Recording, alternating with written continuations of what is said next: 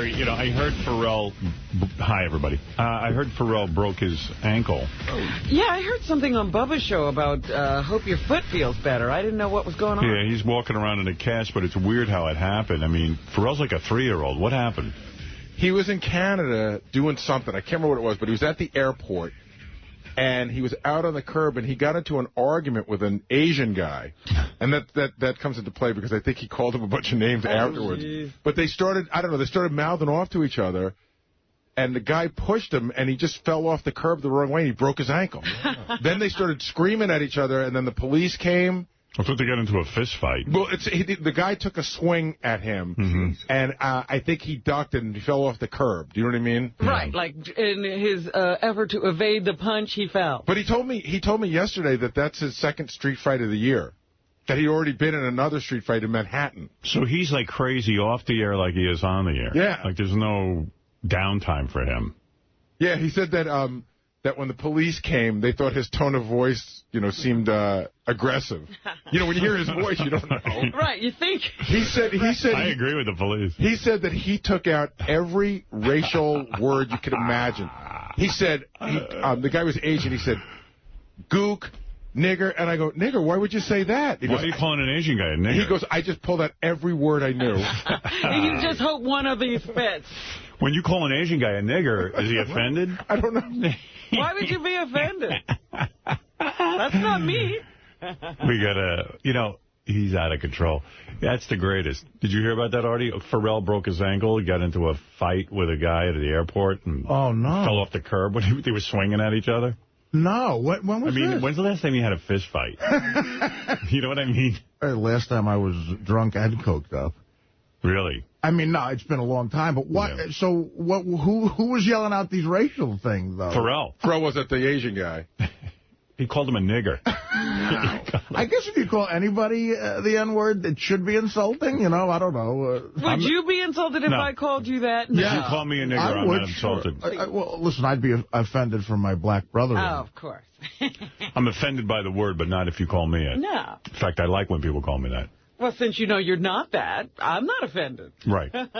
Exactly. When did this happen? Last night? No, a couple of days ago, maybe even last week. He talked about it on a show. Yeah.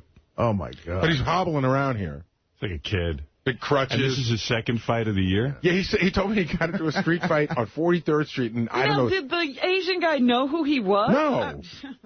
How is there an Asian on this planet doesn't know who Pharrell is? You know, I'm thinking maybe he didn't like one of his sports opinions. That's right. He told me that the Boston Red Sox were assholes. He hates the Atlanta Thrashers. You know, I'm really into hockey. He said hockey was horseshit. We were at a wedding together a week and a half ago, Pharrell, and I sat with him in 34C, and he's, like, hilarious at a wedding, but you could also see how maybe he could get into a fight because... You know, he yells out his opinions about everything across the table. And how far does he carry that whole 34C name? Like, does he call her 34C in person? It was awkward because... Funny. You know, it was Would it be great if every woman was named after her bra size? Like Robin's like Double D. She's 36 Double D then, right? I remember from yesterday. That's a mouthful. Let's go to 36 Double D with the news. That's pretty good. Let's go with 36 Double D with the news. Is that my new name? You want to know something? When we started this whole thing, we should have called had you. Names. You shouldn't have been Robin Quivers. You should have been 36 Double D. Yeah. I got to admit. You know how big that would have been? I know. I would have been everywhere. Yeah. It would have changed. It would have been the 36 Double D show. But just to make it not sexist, me and Benji would have to be 42 Double Bs. And by the way, you know when you got measured the other day for your waist size? And yes, it was one of my favorite days in the history of my career. We found out your waist size is a 55. Mike Morse wrote a song about it. Oh. I think it's I Can't Drive 55. Something I Can't Drive. It's not he can't drive 55. It's his waist size is 55. Right. All right. Let's start off with that. Yeah, Artie Lang is barely alive. How much longer can he survive? Every day he gets a little more wide. His waist size is 55.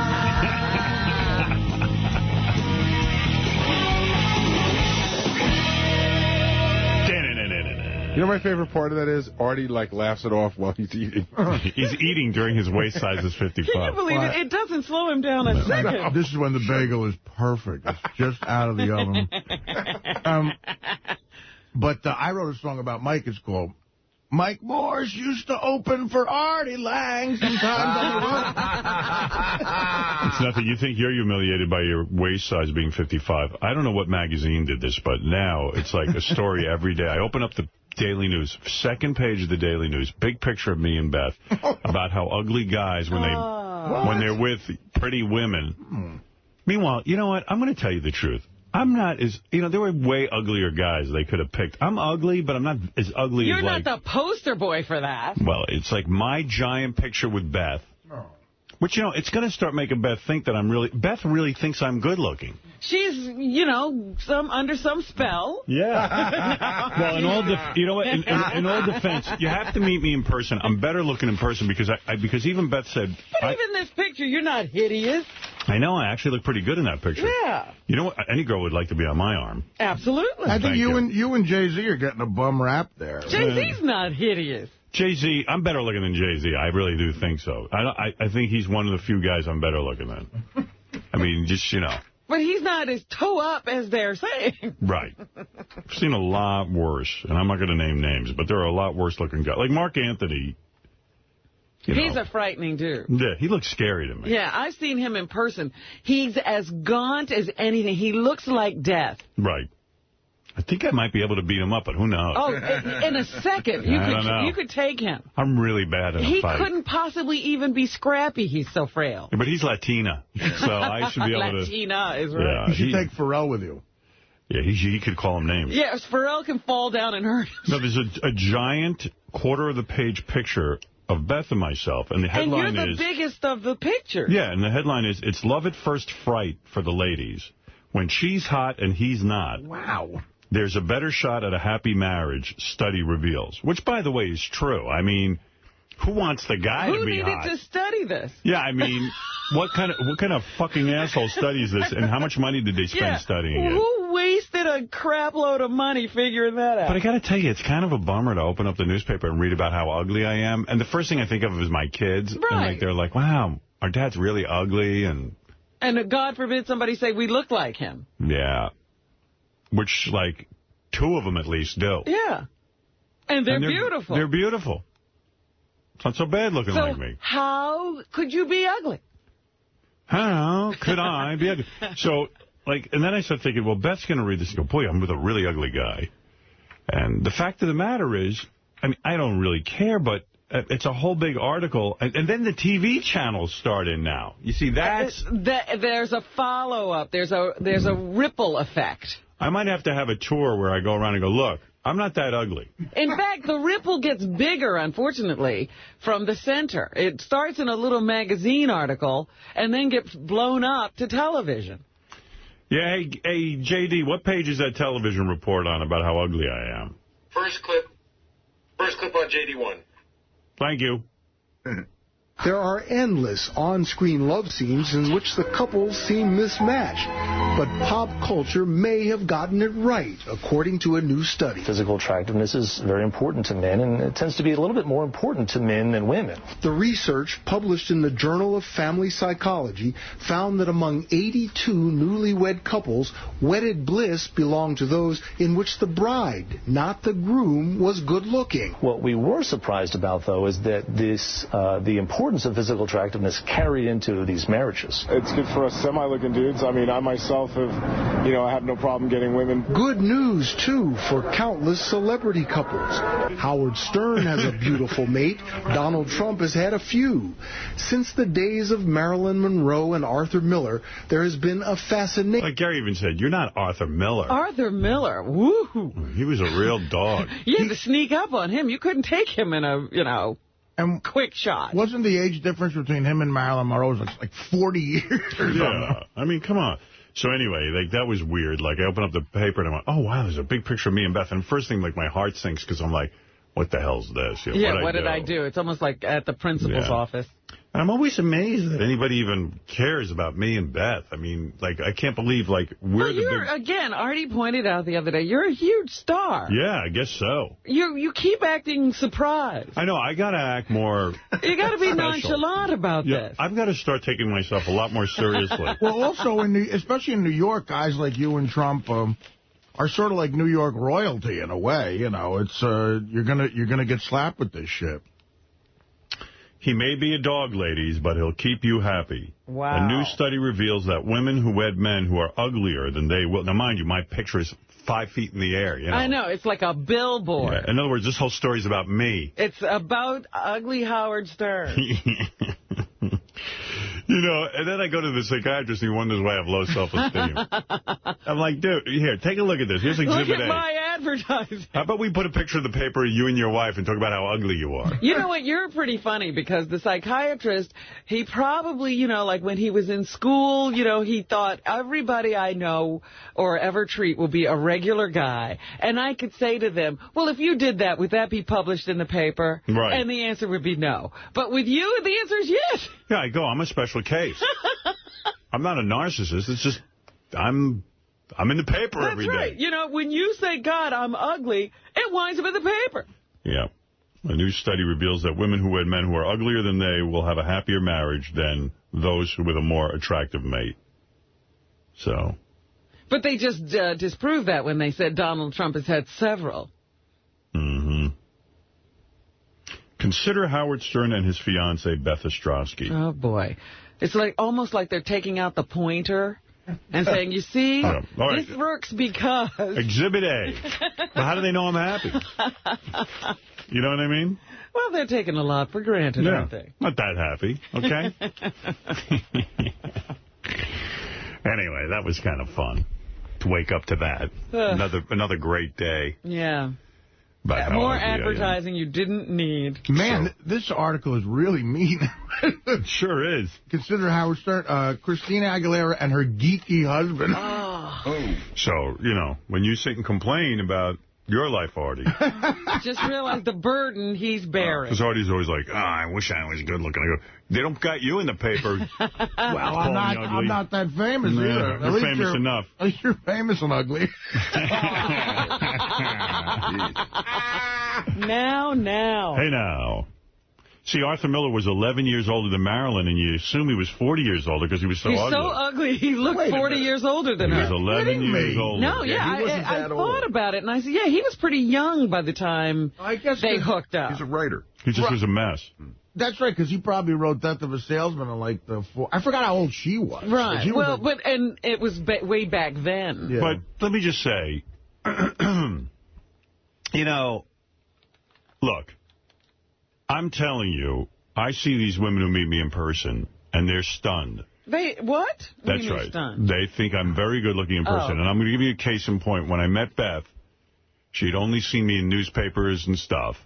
And she said to me, I used to think you were hideous, but when you walked in, I thought you were very good looking. So, there's proof that I'm good looking. All right. And you know why I have that effect on Benji? He always stares at me. Thinks I'm hot in real life. I seriously, no joke, yeah. There are scientists now that can look at your face and say whether you're good looking or not. That's right. Let's get one of them in here. You have to have scientists confirm? I think you're a handsome guy. I really do. Thank you. I think you're very handsome yourself. What scientist should we go to? They do a study about symmetry. It's called the Bullshit Science Club. Any kind of bullshit science you want, they can back it up. They're doing a study on turpentine baths right now. The science that can tell if you're good looking is honest chicks who are hairdressers in Jersey. They'll tell you. Yeah. You're ugly. Those are the best scientists. Jersey hairdresser. It's so true. They're dead honest with you. Yeah, well. You're fat looking. What happened to you? I'm just happy women consider me for my money. I never thought I'd make any money. Ain't nothing ugly about that. Right. So I'm glad. I'm glad I got enough money where someone will look at me and go, you know, maybe he's worth it. You have a good-looking bank account. Right. Hey, by the way, not only was I geeky this weekend with my chess, but I got to see the advanced screener of the new Battlestar Galactica premiere for this new season. Really? You know what? I was all ready to make fun of you. Now I'm envious. Yeah, well, I was going to give it to you, but I am so scared of these warning labels. Oh, have they They put you within an inch of the fear of your life? They sent me a copy, and it says, you are very lucky. You are... I said, yeah, well, tell me something. Now I'm handsome? However... It goes, you are very lucky. You have been selected one of the few people... You know what? Now I'm pissed. Listen to this. One of the few people who are going to see the premiere episode of Battlestar Galactica for this season. So but let me tell those MFers, long before you ever would even take a look at the thing, I was a huge fan. Well, hey, stop competing. I'm just saying. I'm obviously more important. I don't care about how important you are. You're not lucky. Now I'm pissed, and I'm never watching again, and I'll badmouth it. Good. You'll watch it. Anyway, so... On the slide. Yeah, well, anyway... It says, you are so lucky that you are one of the few people who gets to see Battlestar Galactica. And I felt lucky. And then it says, as you can see, this CD or DVD is specially watermarked. So that it has, and if it falls... We can track you. Yeah, and if it falls into the wrong hands... Well, whose would those be? We can sue you. And I went, oh, my God. So now you're afraid to give it to me? Yeah, because first of all, I don't, you get a DVD from someone. After a couple of weeks, like Gary gave me a bunch of DVDs. I forgot he gave them to me. Yeah. I mean, I don't want to get sued. Now you have to destroy it because you don't want it falling into the wrong hands. And I was going to bring it in because I know you're a fan, and then you could give it to Ralph. He's a fan. And I went, fuck this. No more distribution from here. No more. I mean, a special watermark. I mean... it's amazing. Why don't they make these things just burn up after you watch them? I swear to God. And I went, I never read the disclaimer. And then I'm like, oh, my God. I never have met someone... I'm going to go to jail for giving Robin a DVD. Yeah, but you see, you're perfect for this type of thing because I've never met someone more conscientious about getting somebody back something. I mean, you're like... I am. In personal life, you're like... Yeah, but can you imagine being arrested and thrown in jail? What are you in for? I distributed a DVD. Yeah, I was nice and lent Robin my DVD of Battlestar Galactica. Meanwhile, the first episode is so good. It is so brilliant. It probably sucks. Oh, no. It was so good. Whoever's writing that is just so smart. F Battlestar Galactica. Did you see it? Yeah. Yeah. Now, how come you get a copy? He's special, too. I can get one from Sci-Fi. Oh. But I didn't get the... What's Sci-Fi? Sci-Fi channel. Is yours specially watermarked? No, I mean, it is, but I didn't get the warning letter that you got. Did you see the case? Open the case and read the whole thing in the case. Right. What it is they're nervous that, not that you'll pass it along, but that someone will either give away spoilers or post it online. Like, if it gets posted online, they can detect where it came from. Right. Well, give Robin your copy. Because he doesn't want to be in trouble. No, I don't. I really don't. I don't need aggravation. Because, everybody guns for me. They do. They're always looking for me to fuck up. Yeah, Howard Stern in handcuffs. You don't even know. You don't even know. Every minute, there's just, oh, you did this, you did that. Well, I was just thinking about that Shia LaBeouf, or whatever his name is, being arrested for smoking. I mean, they're cracking down. They're cracking down on people who are famous. It was really good. Yeah. It was real good. And you know what's great about me? You two geeks. The reason, it is one of the best shows. The best show on television is In Treatment, but this show is right up there. Battlestar Galactica was the best show when it first started. I mean, it's got a lot of competition now, but that was some show. Well, probably it's fallen off. Nah. But anyway, it's terrific. I'm not looking forward to this season. It was terrific, right? Absolutely. And I was so excited when I got it. I'm like a little kid, and I'm like, oh, I can't wait to watch this. I know. They've been starting, to rerun the old episodes in anticipation of the premiere. And I get excited every time I see it on my TiVo. Yeah, it's cool. Yeah, it was really cool. You know what? I'm the perfect guy to send this to, too, because they're worried about, information about the show getting out. You would never. You're not a spoiler. It's not even a question. I can't even remember the episode. I know I loved it when I was watching it, but if you asked me what happened in it, I couldn't even tell you. Wow. That's how fucked up I am. Well, I am amazed at people who can remember, minute details and character names. That's why I'm blown away when Artie can recite scenes from movies. I watched the entire Battlestar Galactica, loved it. I couldn't tell you one piece of dialogue, right? I couldn't tell you dialogue. I couldn't even tell you the plot. It's just when I'm watching it, I'm in the moment, and then I forget it. You enjoy it. Yeah, you don't clog up your brain with all that stuff. Maybe that's called being normal. Yeah. I don't know. Why would you remember it when you could just replay it again? I'm quietly listening to you two all by yourself eventually get to call me an asshole. Right. I'm working on making you into an asshole. Why would you? Clog up your brain. That's normal. Right? I don't know. What an asshole. No, I actually do. I actually envy your ability. But in a way, it is clogging up my brain. It's effortless, though, that you take that stuff in. It's not like you have to study. Now, I don't necessarily want it in there. The other cool thing is that Battlestar Galactica, and this is smart, Sci-Fi has called an end to the series. In other words, they're going to make a real ending. Yeah, they're doing that now, which is good, because you don't wind up stretching something out until you've lost the vision. Which is the problem with the TV show Lost. It just won't end. It's got to have what the problem is, it's so popular that they just keep making it more and more absurd. And you know what? It's like a nightmare at this point. Yeah. I can't stop having the same nightmare. Someone said to me, just stop watching it. Yeah. And I said, I don't think I can. I've invested years into this thing. I keep thinking there's going to be an answer, so I'm hanging in there. Yeah. You know why the Sci-Fi Channel can do stuff like that nowadays is I think because of DVDs.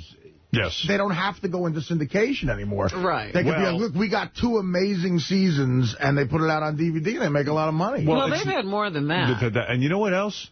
They're smart. They're canceling Battlestar Galactica, but they just announced they're having a prequel to Battlestar Galactica. Uh-oh. So the whole new cast. Kiss of death. Oh, no, I like that. No, because that Star Trek prequel, oh, my God, did that suck. Well, that's Star Trek. Battlestar Galactica will not. They'll get it right? Yeah, as long as it's the same team of guys. What, are we going to have the Starbucks parents? I saw a thing on the Internet yesterday. Hey, who sent that to me? Richie Wilson, I think. Some dude, again, went out and made a Batman and Joker fight scene on his own. Oh, really? It's on the Internet. One? Yeah, it's on the Internet. He didn't have the rights to it, so he can't sell it or anything. So he put it on the Internet for free, but the guy spent a fortune. And is it as good as that other one was really good? This one's great. Yeah? It's Batman. Listen to this. It's Batman, Joker, Alien, and Predator. Ooh. It's fucking nuts. And it's really good. Because that Alien Predator series, it irritates me because it's so bad. You're like this, because Batman's all right, who do you think would win in a fight? Batman, Predator, Alien. Batman fights Predator, Joker, and Alien. Who do you think wins? Well, how could Batman... Is he fighting them all at once? No. No. First he fights the Joker. Okay. The Joker... I'm not going to tell you because I want to ruin it for you. But then Alien is fighting Batman. Well, he could definitely beat Alien because Alien's stupid. Right. He does. Yeah. But then he has to fight Predator. Now, Predator's a good hunter. And has advanced technology. True. And strength. But Batman has his weapons. That's correct. I'm going to say... Who wins Batman versus Predator? Now, for real or what they did in this movie? For real. This movie is real. I think this was actual footage of a real fight. These guys fighting. Yeah, I do. It was a UFC tournament. I'm going to say Predator versus Batman. Now, you don't want the answer because you want to see this thing on the Internet. I'll give you the link to it. But I'm going to... Wait a minute. Could Batman be beaten? Is a Cape Crusader in trouble? What can Joker do? Like, what are his powers? Does he have any? The Joker is just insane, and retards fight like crazy, He's got retard strength. Yeah. But, you already know Batman can always beat the Joker. Right, that's easy. But Alien and Predator, Alien could beat him if he got to shoot that goo. Right. It depends on which Joker and which Batman. I think Cesar Romero's Joker could beat George Clooney's Batman. Robin, you're taking this topic way too seriously. She won't even give me an answer. I think Predator, actually. You think Predator? Yeah. Well, I'm not going to tell you. All right, I have to go look. Let me see if I have a website for you to go look at this. Hey, anybody know the name of that website, Richie?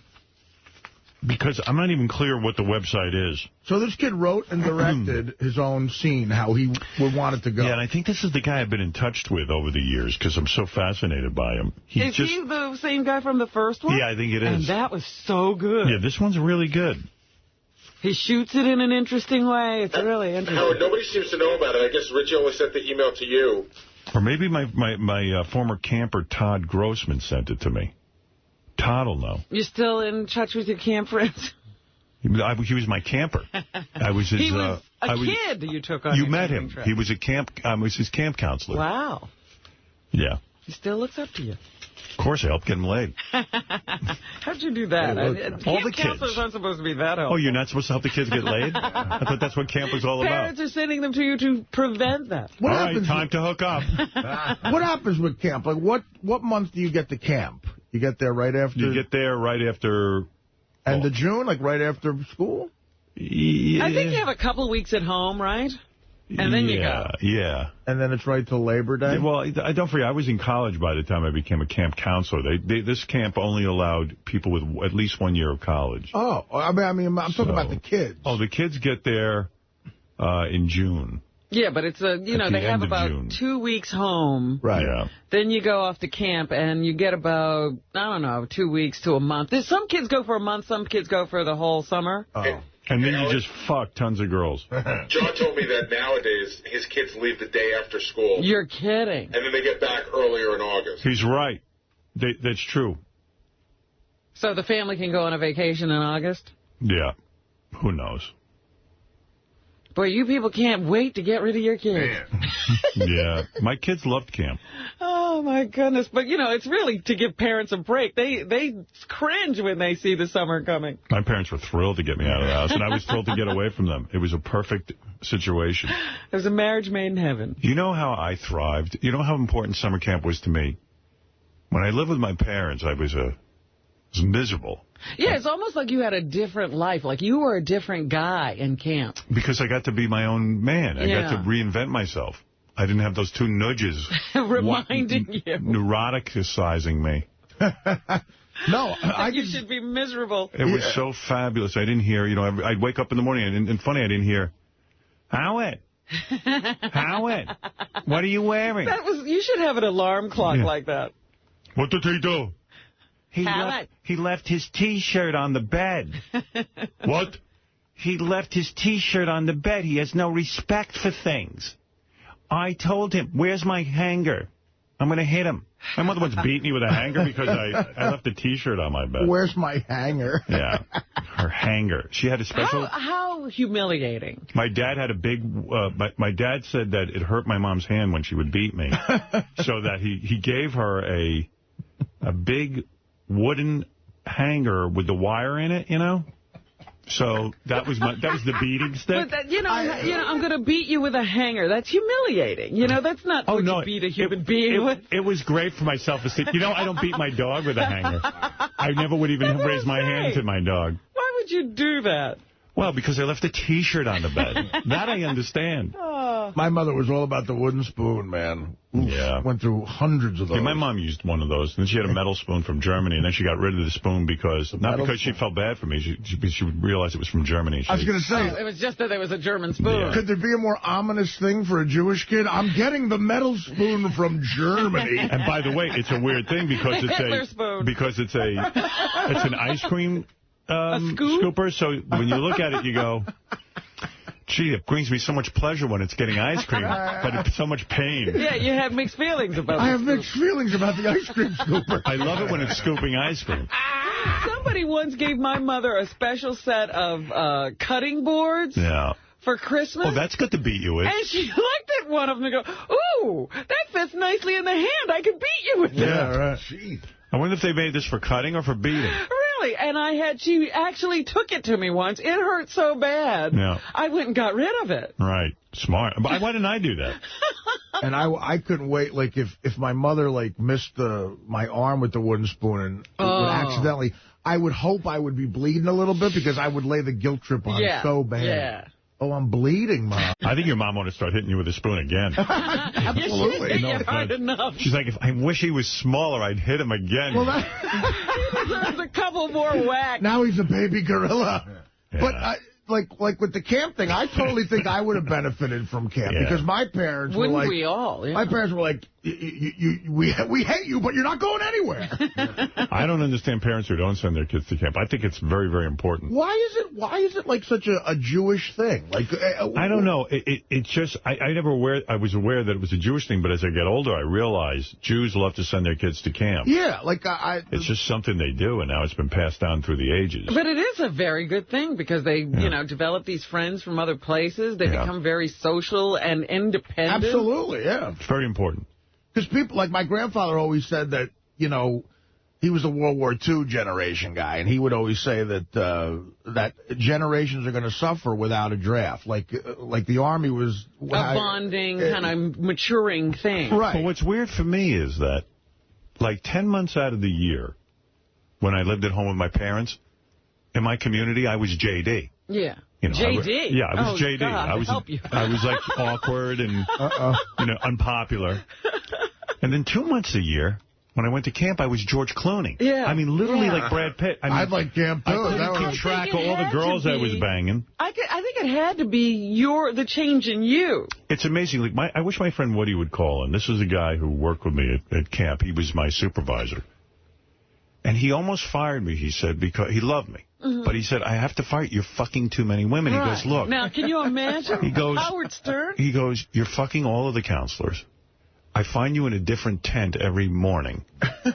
You're like Hawkeye. I really am supposed to fire you.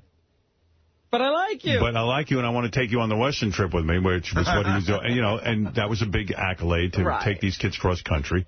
He said, but you've got to slow down. I said, I don't know that I can. Thank God you realized there was another side to you, that possibly there was a good life for you. I would fuck each female counselor from every division at least once. Easily. But without problem. Wow.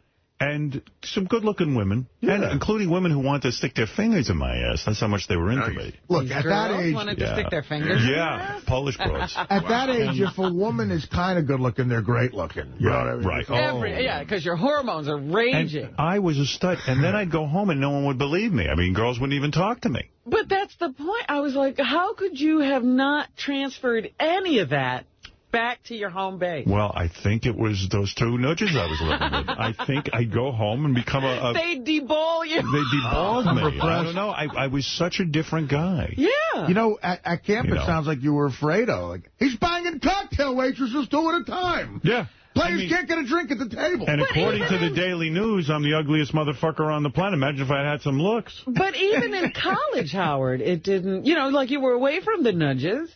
Nah, I wasn't any good in college. What was the problem? I don't know. I started doing drugs. I had very low self-esteem. I was very nervous about what I'd do with my life. I became very, very introverted and scared.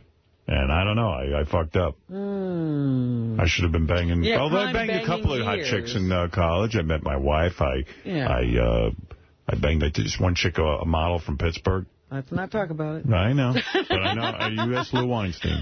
But those were few and far between. All right. I was no stud in college. But what about, you had to develop a rap, though. But even during college, I was a counselor. That's when I'd go fuck all these girls. Yeah. But you have stories of going to colleges and sitting in a... Yeah. I mean, a girls' college, you couldn't get laid. Only would fuck all the girls when I was at summer camp. Summer camp was magic for me. Mm-hmm. I changed. I became a very cool guy. Well, people have that sort of... That's a movie, Yeah. The kid who's like a nerd at home, and then he becomes Shades of Blue. And guess what? In camp. You wouldn't believe how nervous I was that the worlds would bleed into each other. Like, what if my camp friends saw me being the super nerd at home? That's what I'm saying. It's a great movie. Imagine my cool friends and all the chicks who were fucking me find out I'm a douchebag at home. Right, because you even stayed in touch with your camp buddies. Throughout the year. If they had ever found out what you were at home. Like, I was dating the hottest chick at summer camp, and then she'd come visit me and say I had no friends and no life. And, I'm sitting in my room fucking reading comic books. Right, what happened? She goes, oh, my God, I'm dating a douchebag. Honey, could you hold my lunch money? Because they're going to take it when I get to school. I love it. It's a great movie. I am not optioning this. Well, you know why it's a movie? You wanted to direct yourself. I'm directing this. It's a movie you would like, because you say you like sort of like the makeover movies. But that's why he likes those teen movies, because Nerd he to had Cool. that. Yeah, I had that. I had the Nerd to Cool thing. You know where it helped me was what was that movie with playing Patrick? baseball. What was the movie, Artie? Can't Buy Me Love. Yeah. Patrick Dempsey, yeah. That's a real good film. Yeah, that's me. Well, what about where the girl makes him cool. Yeah. Yeah. And then he gets too cool for her. Right. Like fucking every chick. Yeah. And then she busts him. That's fucking great. That chick was hot in that movie, man. All chicks are hot. Well, they don't put ugly chicks in movies. I hate to tell you, Art. There's this chick on the cover of... There's a chick on the cover of GQ. Yeah. Oh, naked. I saw her at the airport the other day. You saw her? I saw GQ at the airport. Not her. Oh. He's like dating her at the airport. Yeah, he's dating a magazine cover. In my fantasy, I was dating her before. That's the hottest chick. Who is she? Her name is Adriana Lima. Yes. Brazilian model. Lima? I don't know her name. I mean, I never heard of her. Lima, maybe, but she's a Brazilian model. Those Brazilians. Unbelievable. She's so hot that I literally had to look up her name in the magazine. That's hot. Yeah. You start looking up a girl, she must be hot. Yeah, she's super hot. Playboy centerfold. Oh, they send me Playboy every month. Let me see that centerfold. Well, they know you're a fan. Well, I had the big profile in the magazine. That's the greatest thing a guy could ever accomplish in life, banging a centerfold. You didn't bang a centerfold, did you? Uh-oh. Who are you talking to, me? Who, Artie? Ask Artie how many he's banged. I think that was a yes. Let me tell you something. The worst moment in the history of this show was when, after Pauly Shore fucked Jillian Grace, and we got him on the fucking phone, and we said, how many playmates have you banged? And he went, I don't know. I just read he's still doing it. I just read that he was making out with one girl in the morning, and then they saw him making out with another girl in the afternoon. You know, I don't know what's with Pauly Shore, because a lot of that stuff he films for, like, the Internet, like, I was going to play a clip the other day. It was Pauly Shore, like, talking about how the black comedians aren't that funny. Right. But then I found out it's a goof. That he doesn't really mean that he wishes he was black. Nobody wishes he was But it's a really... Did you ever hear the clip? I heard a little bit of it, yeah. And hey, Gary, where is that? It really makes you hate him, but the fact that it's a bit makes you go, not bad, Paul. It's pretty funny, actually. Oh, here it is. JD1 in light blue. Yeah, I got it. Thanks. No, I'm not playing the race card at all. I'm just saying the bottom line is I need to be black, because if I was black, I'd be doing good. I mean, all the black comedians are doing good. First of all, Cat Williams. Okay. Him and me, when it comes to the funny meter, are probably the same. Okay. But because he's black, and he's got like my hair, like it's the same thing, and he's got the girls, he's like a pimp, and that's his shtick, and he's like a Cat Williams. He's got all the specials, and Cat Williams is so funny, and he's such a genius comedian, and oh my God, you got to see Cat Williams. I'm like, because he's black. D.L. Hughley, Monique, Cedric the Entertainer, Martin Lawrence, Charlie Murphy. Do you know who this guy is? Yeah. Eddie Murphy's brother. Yeah, he's funny, but the reason why he's even working is because he's what? White people are screwed, and especially in my industry. As a comic, I'm screwed. I mean, don't you understand how the world is? White people are going to be picking cotton within, literally within 3 years. It goes like Persians. It goes like... That's funny, right? Yeah. Yeah, you see, as you let it play out, I never heard the whole thing. You could tell it might be a goof. Right, that's like funny. white people are going to be picking cotton soon. Boy, Miss April, the Bavarian beauty. Woo, Playboy. Where'd they find her? The Bavarian beauty? Yeah. I love when chicks put on high heels with, like socks. Why is that a turn on? I don't know. It makes me mental. That chick... This look right here. See how she's got the socks with the shoes? They're halfway up her calf. They're like Elliot Spitzer socks. Oh, look at her tits. They're perfect. That's the quintessential Playboy chick now, the blonde with the tits like that. Look at the ass. Oh, my God. Those tits aren't real. No. Who cares? But you know what? They're good, though. Hey, speaking of tits, we're doing the man boob contest today. Is it today? Yeah. Oh, I'm glad I showed up. Guys with big, giant titties. I can't imagine what I'm going to see. I'm not talking about, a little bit of, a bump there. I'm talking about full titty. There was a guy you showed me. They, hung. Someone said last night, I don't know if we got it together, they said, blindfold Artie. Yeah. Have one of the titty guys, and then have one. Get a super hot chicken and see if he can tell the difference. And what pick are the out real breasts? Yeah. Which one is a woman's breast or the man's breast? I would like to think I can do that. I would hope I can. I've seen some of the man tits. You'd have to wear gloves because you might feel the hair on the dudes. Oh, all right. But other than that, maybe you couldn't even tell. Then someone said it'd be even funnier, though, if we just get two dudes. Oh. And I go, yeah, but Artie might Artie feel up each one. But Artie might Jenny Jones us. Remember the guy who killed people because someone called him gay on TV? Yeah. Oh, that guy, yeah. You'll take off your blindfold and see two dudes. And that's the end of us. No, be like, hey, Artie, kiss the one you think is a girl. That'd be great. That's really I wouldn't a commitment. I wouldn't turn the gun on you guys. I just kill myself. Hey, if I get a hot chick, you think you could tell the difference? I'll try that. All right. You see, but with the rubber, though... Well, what, you want to use your hands on a man? No, I don't. If you feel hair on the breast, you're going to know what to do. You know. Yeah, unless we get a hairy girl. I got to find a chick with hair on her tits. Oh, they're around. I went to school with a few of them. Yeah, I remember a girl who had giant hair on her tits. Like coarse hair. It's always around the nipple, the ring of the, what do they call it, areola? The areola. Yeah. And it's like these tons of fucking hairs. I mean, thick black hair, like a dude. Right. And I'm like, man, these poor chicks. But what they can do is they got to tweeze it out. Right. Someone told me that their father had sex with Jackie O. The dad would always tell him he had sex with Jackie O. What a dad. And that she was hairy. Oh, yeah? Hairy bush or hairy titties? No, all over her body. She was like a bear. They're covered in hair. Yeah. I could see that. She's dark. Yeah. She's Sicilian. Sicilian? I don't know. There was a really cute chick that I went to school I'm in bed with a bear. And you feel like a bear. I'm the most powerful man in the world. And I'm with a bear. Why am I fucking a bear? Your beehive hairdo was what attracted me to you, and your pillbox hat, but these hairy boobs, I don't know. Where's Marilyn? Where's Marilyn? Oh, she's with that ugly guy, Arthur Miller.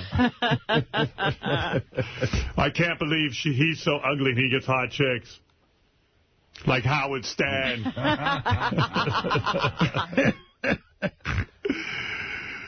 They call Mark Anthony Skeletor. That's funny. Yeah, he is. He really is, if you've ever seen him in person. Why don't you tweeze your nipples, then I'll bed you. Welcome to my bed. Why don't we both shave, then we'll fuck.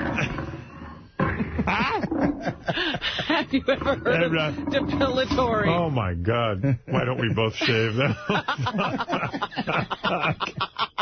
But you just think of the caveman. He had to deal with that. The caveman didn't seem to mind. Yeah, but all the gals had hair then. That was the standard. Jackie O was supposed to shave her. I mean, imagine Jackie O had big hairy nips. Oh. I can't fuck my wife during the full moon.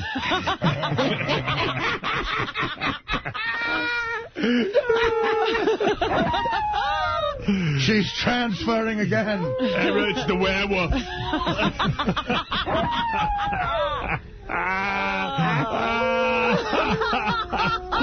That's Jackie. She's barking at the moon. Jackie. It's time to chain up Jackie. It's a full moon.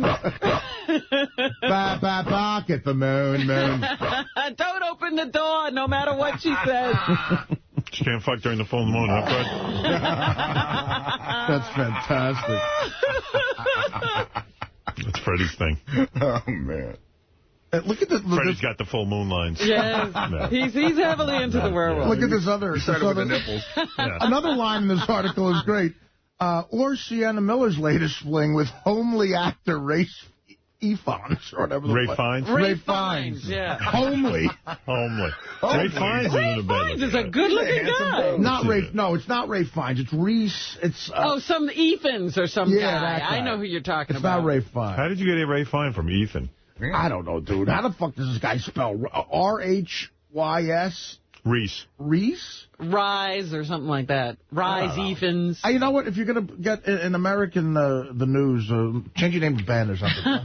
Yeah. And where was I was talking about Jackie O. Fuck you. Yeah. And her hairy nips. Yeah. Sweetheart, I bought ribbons for your nipple hair. Oh, God.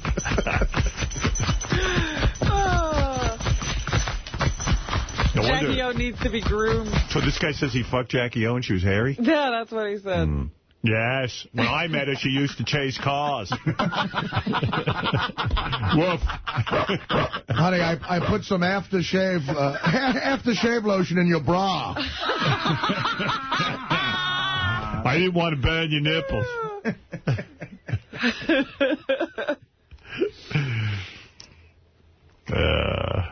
Anyway, so that was that.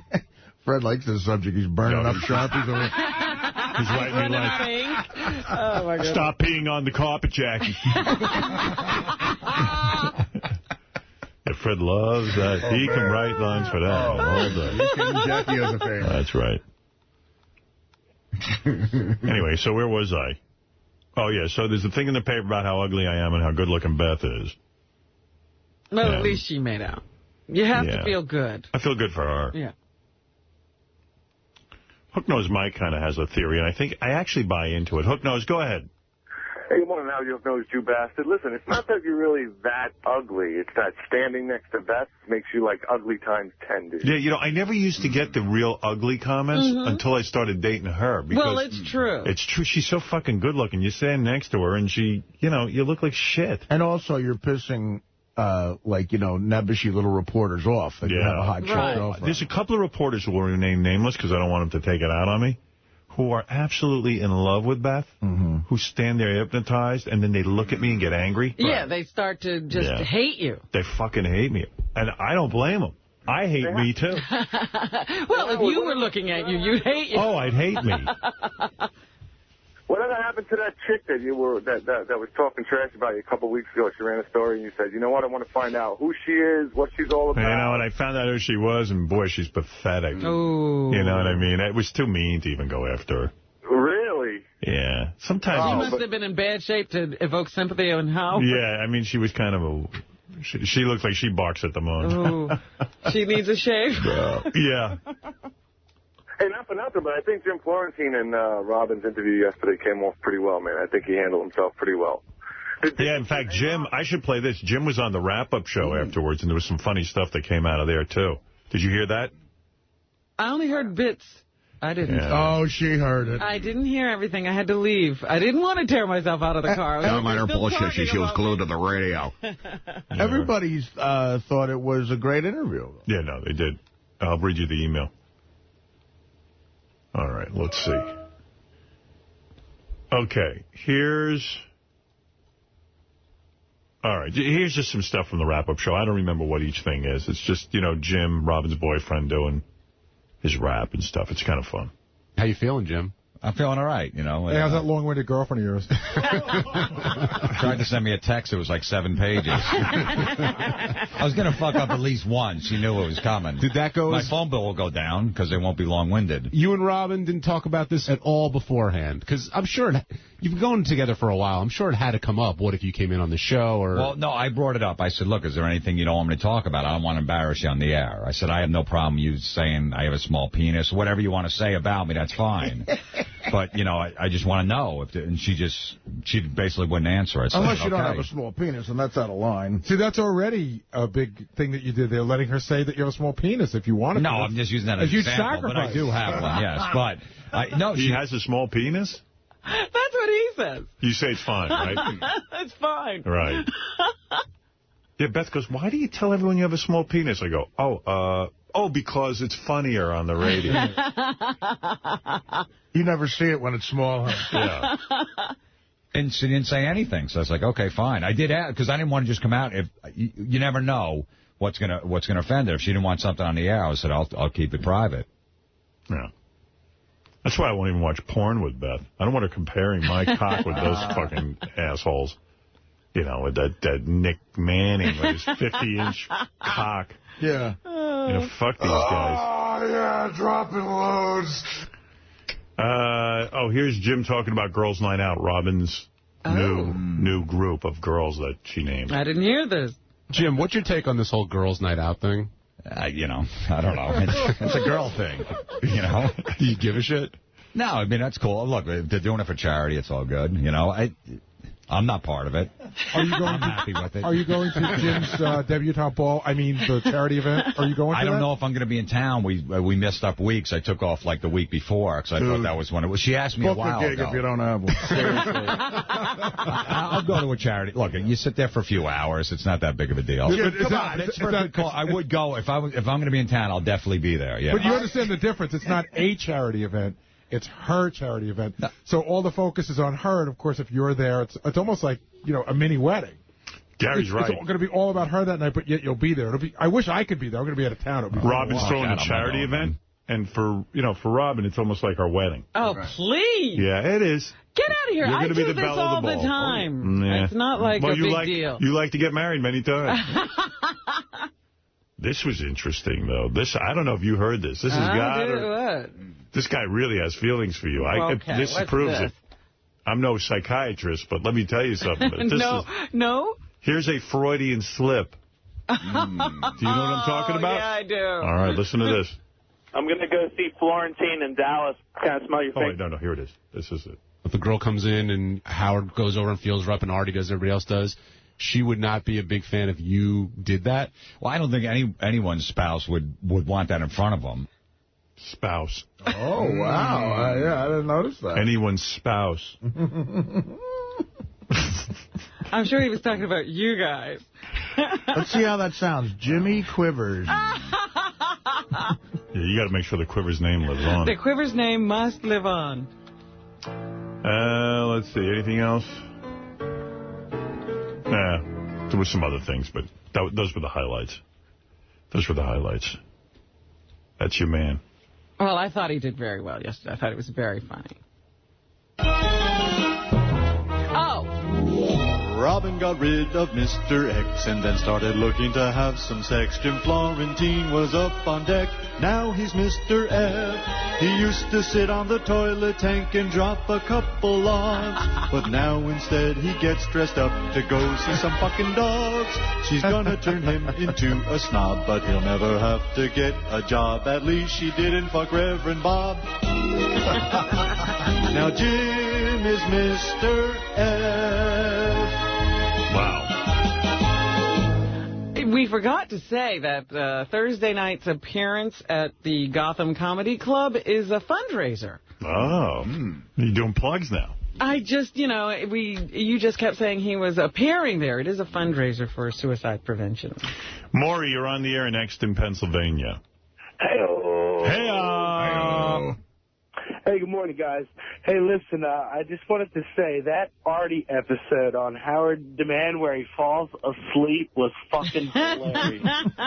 Yeah, Artie on... Which Howard, one? That's a good one. We got a catalog. He means the most recent one. I know what he's talking about. Yeah, that's on Howard TV currently.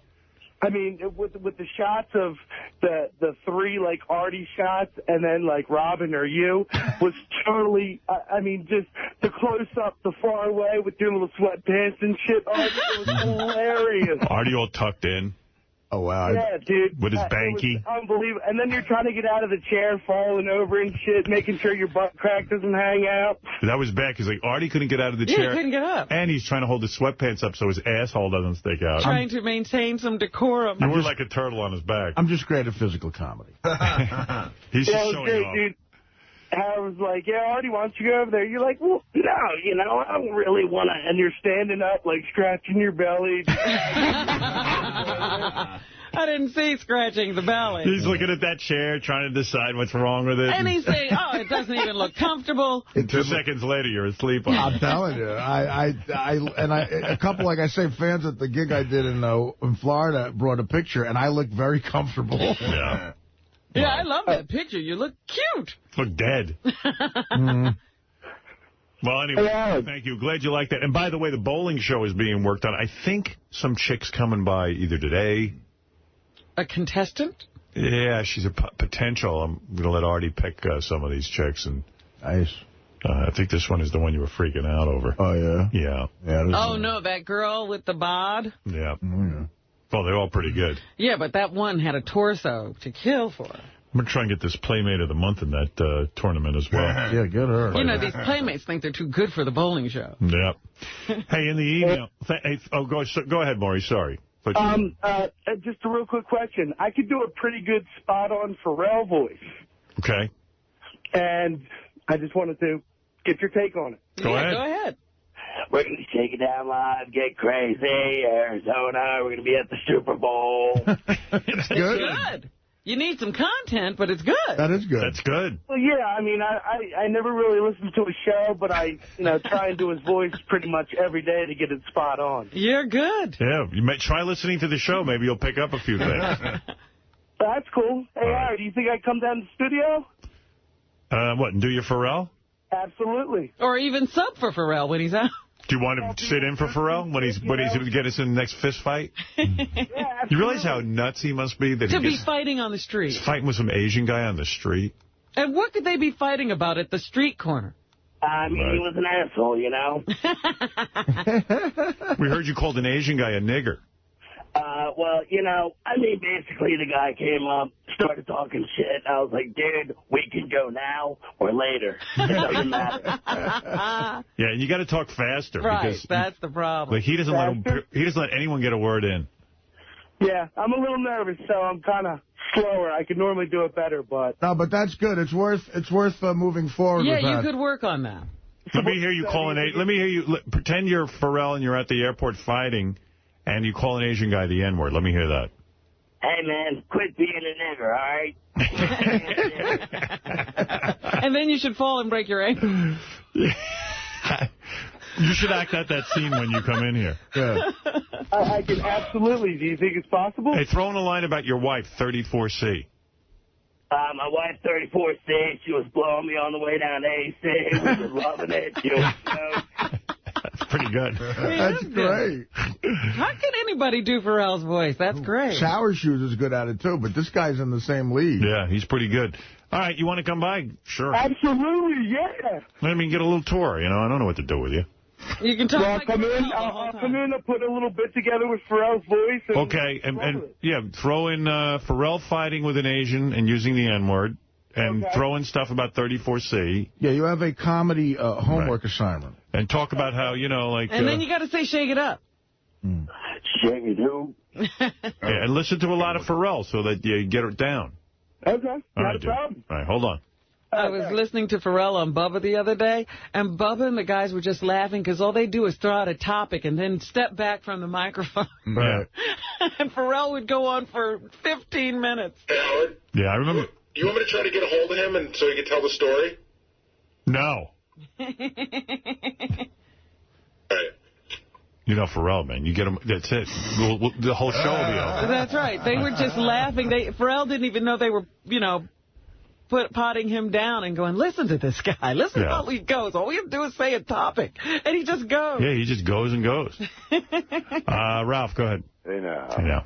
Two things. One, I thought Robin was real. It was really nice to hear, like, a different side of Robin. He's sort of sweet and, like, almost vulnerable. Like, you were saying things, Robin, that you, like, I don't know, you sounded different yesterday. Like, you weren't all loud and shrieky. Almost vulnerable. That's what I'm And you're kind of quiet. You let people talk. It was nice. Ah, shut up, you bastard. Because her boyfriend was here and she... Yeah, she was subservient. It's almost like she gets very girly. Yeah. I tell you, the cock tames them. Right. You should show that side of yourself more, Robin. You don't have to be so... What if we just get Jim in here more? Ralph, if I was in the presence of a man, maybe it'd become... Ooh. That's why you're so quiet when I'm with you. The other thing, and this has been... I'm worried about this. This has been bothering me for a while now. What's Gary doing going to Baghdad? He's got a family.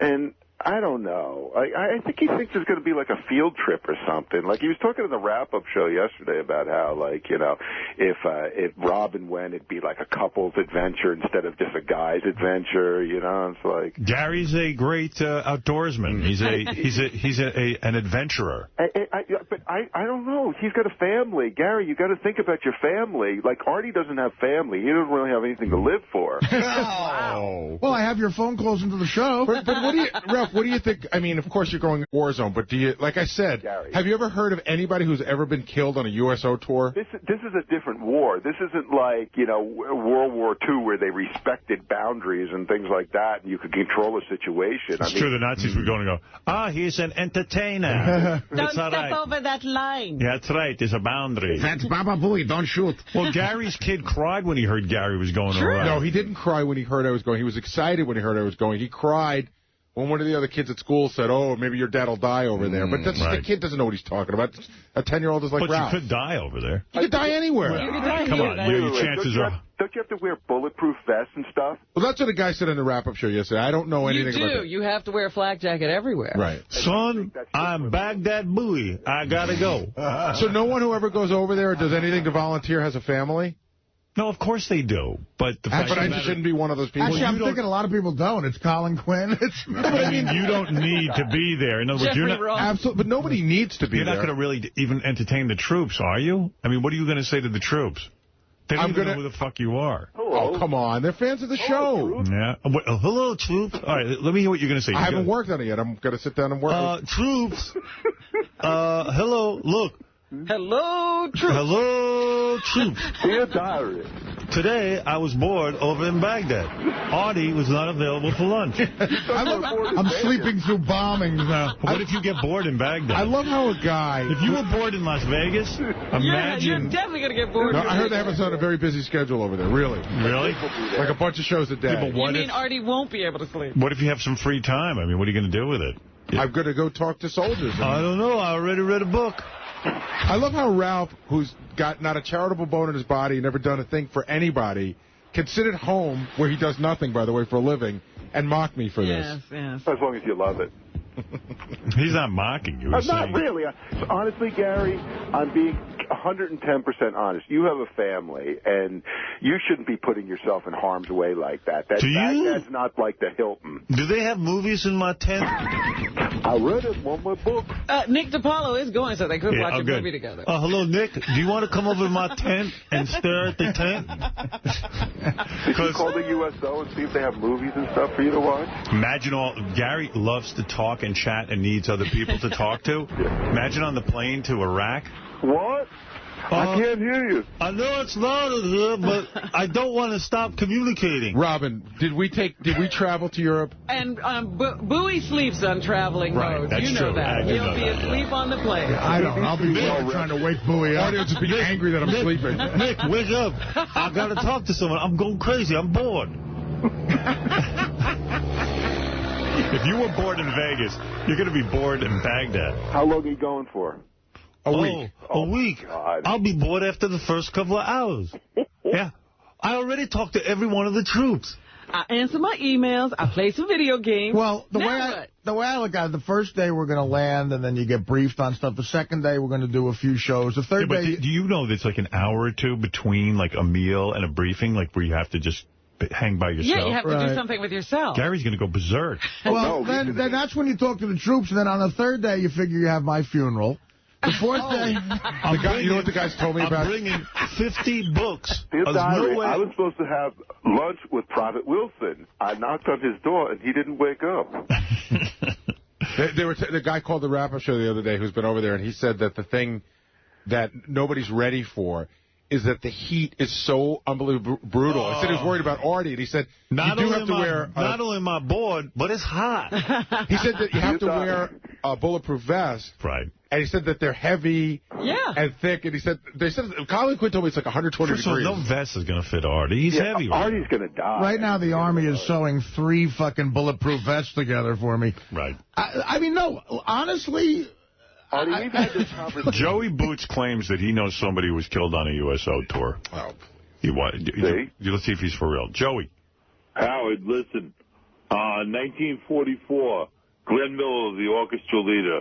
He was flying to France to entertain the troops during World War II. His plane never showed up. He died, and they never found his body. It was a plane crash. That's how Glenn Miller died? Yes, absolutely. It is. 28, he's right, 28 USO entertainers were killed. Yep. Right, but it's a plane crash. It wasn't an actual war. Maybe we shot How down. do you know he wasn't shot down by the Germans? Right. They shot him. I'm telling you guys. We got him. We hate his music. I mean, it literally is. We crossed the line. Then, like, in the mood? Take that, you clarinet player. We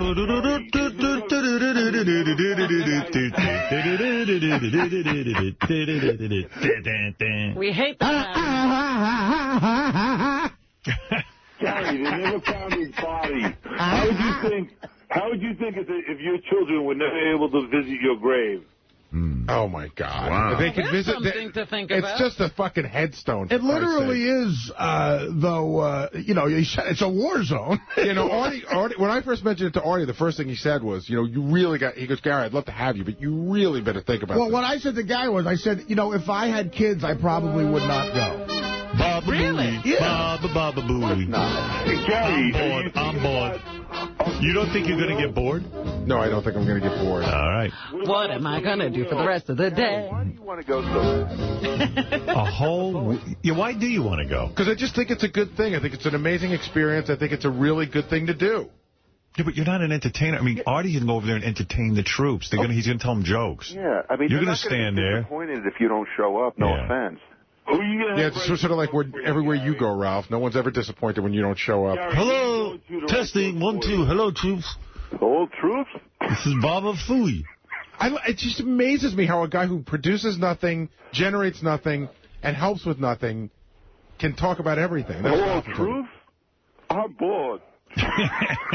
But in a way, though, with the guys that are going over there, if it is me, Florentine, Dave Attell, and Nick, those are like 4 sort of like headliner guys, and Gary could introduce a guy. Yeah, he's a great host. Yeah. He's a brilliant host. I'm hosting. After I host, I'm bored. I'm bored now. Now I have to go back to my tent and wait for the next hosting opportunity. But what if you're all in the same flight and the flight gets shot down? Then we'll all be dead. Hell will be a lot funnier the next day. The comedy will be set way back in time. That comedy club in the sky. Go ahead, Bubba. I don't know how it... Hey, I left Gary a whole bunch of email on this, voicemail on this very subject. I agree with Ralph 100%. Which I deleted immediately. In the military. And these helicopters go down all the time. You always hear the malfunctions. Yeah. I mean, you're putting yourself at risk. You're not playing at Carolines. The snipers out there. I'm telling you, man. And you're taking my Jimmy? Yeah, now I don't want to go. Really, you guys are not the best of shape either, man. Thanks, Bobo. What are you, a doctor? I'm Bob Dope. But Gary, you better bring so many reading materials and a DVD. Fuck you, I'm fine. You get bored so easily. I get bored. Oh, am I often bored, Howard? Yeah, you went to Vegas. Okay, aside from that, bored in Vegas. Aside from that, how often have I ever complained about being bored? Well, I'm not around you, but I can guess. Guess, you know what? Don't guess. Don't assume, Howard. You know what happens. You were in Vegas. Look, there you are walking around bored. Wow. You are never. Hey, wait, the other question is, Artie, 120-degree heat for a week. How the fuck are you going to survive? I keep saying that. I was talking to my trainer yesterday. I said, Artie's got to do something to get ready. Well, the tents, I know, are air-conditioned. Sal's got on the buoy mask, and he's got a big towel on his head, and he's walking around just, like, waiting for something to happen. He's just bored. Has your training regimen started yet, guy? What are you talking about? Have you started training, to get in shape? I'm not going to fucking war. Jesus, I'm not going into combat. You never know. What would I train for? Hello, troops. Really? What would you have me do?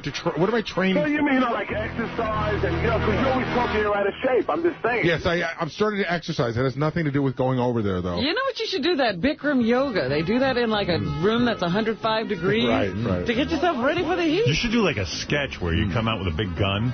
and like you're shooting the enemy, and I don't know, like a sketch kind of humor thing, you know? Yeah, it's funny. I already talked to the USO lady the other day too, and you're not allowed to do any humor about killing people. No, about Muslims and no burqa, no religion, no. Because I asked Sal if he went over. That's a big chunk of material. I asked Sal what would he do if he went over, and he said, "I go right at it. Fuck the towel heads, let's kill him." I said, "Yeah, you'd be right off the tour. You're winning over the whole crowd." All right, thank you, boys. Bye, man. All right, later. Bye for now. My plan is to try to lose weight, of course, before, because I assume I'm going to drop, 30 pounds that week. Yeah, but you got to get ready, really. I feel like John Candy in Stripes. You guys got a 6-week training program? A real tough one? Which is perfect for me. You got to wear a pack and a bulletproof vest. I mean, that's you're going to be like a troop. You can carry like 50 pounds on you. I'm Private Lang. You would have been a great military leader. Guys, fuck it. We're going to sleep tonight. Fuck the war. All right, look, we got to take a break. There's a lot going on today. Man boobs contest. I want to take the winner of the man boobs contest over to Iraq. There's some boobs. You guys want to see boobs? You guys want to feel someone up? But you know what? It would be great if a really smoking hot young actress came like the Bob Hope days. Sure. Well, that's what. Why are you taking Baba Booey? Really? Listen, Gary. You should take Gary was very aggressive in asking me to go. He wanted to go after I said I was going to go. And I said, Gary, listen, I gave him the rap about the kids, but I said, Gary, it would also be a lot of fun to have you. I'm sure they'd love you as fans of the show. And then Gary talked to my guy, and he said, are you going to be available to eat lunch with him every day? Yeah, yes, I'll be right next to him. Yeah. Replace me at any time. No.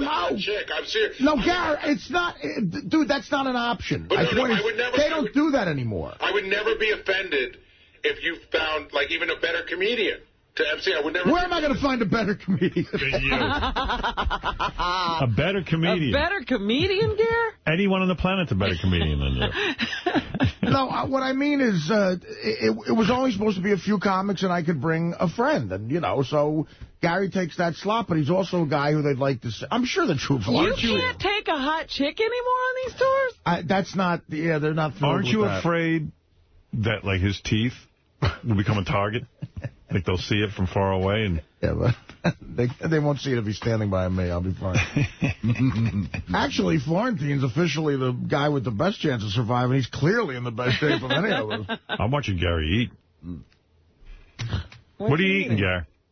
He's digging breakfast has come. A mushroom, egg white omelet with some avocado on the side. So how come you're so heavy? You seem to be eating fine. Avocado. I just started, I'm just starting to try and lose some weight and exercise, so I haven't had sugar in 8 days. Oh, it must be a tough day for you. It is, you know what? But I got right by Cupcake Wednesday, 2 Wednesdays in a row. Oh, I forgot. It's Cupcake Wednesday. See, I was running late this morning, so I didn't go buy the cupcakes. Right past the cupcakes. No, I went in this store. Pull out the couch. Yeah, that's when it got me, Cupcake Wednesday. Last Wednesday's when that happened. Well, get the couch. You ate so many fucking cupcakes, you fell asleep. Well, that was on top of a bagel, and he had started with 2 pieces of pizza. Yeah, what did you eat last night? Did you have pizza last night? Uh-oh. What did you eat before you got here? Oh, no. Oh, no. What did you do? Nobody forgot your menu from last week. What did you do today? All right, it was Easter the other day, so there were leftover. My mother made this fucking, lasagna?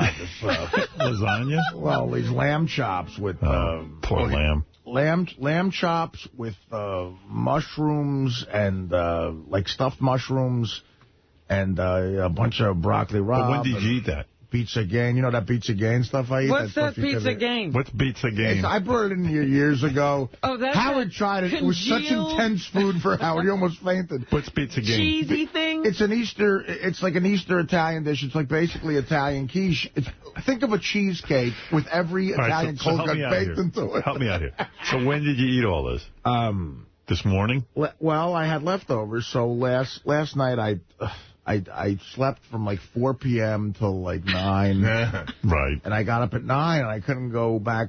And what was the Beats Again calling you from the refrigerator? Yeah, so I heated up a bunch of the lamb chops. How do you heat them up? Do you heat them up in a microwave? Yeah, that's because you can't wait. That's all I know how to do. Because when you're hungry, it's got to happen quick. Yeah, right. I mean, fuck. My mother always turning on the oven. And my mother, you know what I got to take a picture of? When my mother leaves me food, the Post-its all over the food. And yet she wants you to lose weight, but she keeps feeding you. Well, honestly, if I just ate what my mother gave me, I'd be all right. It's no way Pizza Gain is on a diet. Well, but I like that. Like, everyone writes me letters. They go, you better help Artie. You got to do this. I go, his mother is feeding him. Yeah, she's stuffing not the me. refrigerator. My mother never left me heroin, but that would be a good mother. Nice so mother. I go in and I heat up the lamb with the stuffed mushrooms. Now, when you say lamb, is it like almost a half a lamb you're eating? It's they cut it up, but it's like, you know that amazing like rack of lamb they give you? Oh, it's unbelievable. So how much? Sliced. What do you think? Do you think you're eating half a baby sheep or something? Probably. Yeah. So I stuffed mushrooms, and my mother fries peppers with oil and garlic, those big, long, green hot peppers. It's unbelievable. And amazing bread from Calanders. Oh, my goodness, there's bread, too. Calanders and Newark. And I heat up a big dish of that, and then with that, but while I'm waiting for that to heat up, I'll have Beats Again. Right. In other words, you find something to eat while the microwave is taking 10 seconds to heat everything. Right. That's exactly what I do. I have to. And the Beats Again is cold? Is that supposed to be eaten cold? No, the Beats Again. The Beats Again is supposed to be eaten with the tinfoil still wrapped around it, but he does. No, the Beats Again was like in tinfoil. It was the right temperature to eat. It could have been a little hotter, actually, though, Robin. And that's exactly how I think. I think, what am I going to eat while the 30 seconds... I do that. When I order Chinese food, I get those dumplings because I eat the dumplings while I'm waiting to, like... You know. It's so sick. But the thing is, and this is what kills me, is the fucking Pepsi that I drink in between. How many Pepsis? I got one of those ice machines that makes that great crushed ice. I get a big... Where did you get that? What kind of refrigerator you got? I don't know. It came with the house. Crushed ice? Yeah. Yeah, it has a regular cubes crushed and water, and it makes that really slushy ice. About an hour before I eat, I put a glass in the freezer. It comes out all frozen. I put the ice in there, and I poured a Pepsi over that. It's heaven. And wow, I mean, I don't have crushed ice. I would like that. Really? I have crushed ice. It's pretty basic with a lot of refrigerators. I have a regular... Well, you have that Sub-Z thing? Yeah, they don't do that. I love those. I've got an ice machine. Oh, okay. You know, but it's not crushed. You can probably get it crushed, I'm sure. But no, I've seen your refrigerator, like the Sub-Zs. Those are amazing. Yeah, they're great refrigerators. I got that. I got that down the shore. The Sub-Z thing. What do you got? Do you got the kind with the glass on the front so you can see what's in there? Yeah. Oh no, that's going to be my shore house. But aren't you like, you know, that they say people who are messy? Those that's a terrible thing for you. Those kind of refrigerators never look right. I'm not messy though. Do you have everything? Well, your mom's Post-its are going to show through the glass. Well, don't you think that's bad when you bring chicks over there? Like they're going to see your mom's Post-its in the refrigerator? It's like, literally, they say, don't heat up bread, it'll get soggy. Don't eat the Beats Again cold, Artie. What she does, my mother, again, my mother used to write me when growing up. My mother would write me like angry notes about something, and then underneath she would write something she needed at the store. And so I would get these cryptic notes in like the 10th grade. I'd come home and a note would say, take your shoes off before you go in the kitchen. And then there'd be a line and it would say basil. So it's like they didn't make any sense. So tell me something. This morning when you woke up, did you eat? No, because I was running late. So I ate the Beats Again. I had the lamb, and then I had a piece of Italian cheesecake, which is made with the ragout. How soon after you eat that big a meal do you shit? Almost immediately? It's got to happen. 2 a.m. I got up. Take a big dump? Yeah, and I saved different sections of the paper for different shit. Oh, really? Yeah. You must have read the whole paper. I was thinking, what do you do? What do you read at 2 a.m.? The business section of the New York Times. 2 in the morning, you wake yourself up because you're about to shit the bed. Yeah. I run in because the business section is great. You read about all the stocks I have losing me money, and then back in the business section is obituaries. But yeah, so that was a big meal, and then I got up today and I got here and I was running late, so I had a Hawaiian punch and my bagel.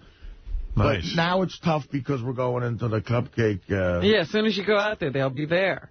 Artie, this pizza gain is for you, not those whores, you fuck. I can just picture the notes in that clear refrigerator. Really? Yeah. All right, very good, Artie. I'm proud of you. You seem to have limited yourself to a nice dinner, one portion. Right. And that's something to applaud. The cheese. There you are eating. We have a videotape. It's on TV of Artie just eating. You played at holiday time. That's my favorite. It's sped up Artie eating. Is that during the Ryan Felipe? What do you do with the mic? I'm trying to hide my...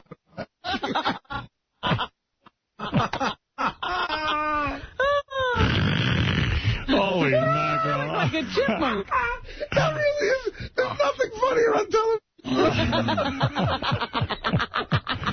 You're right. Why are they wasting time with those sitcoms? Watching video of Artie consuming food in super high speed.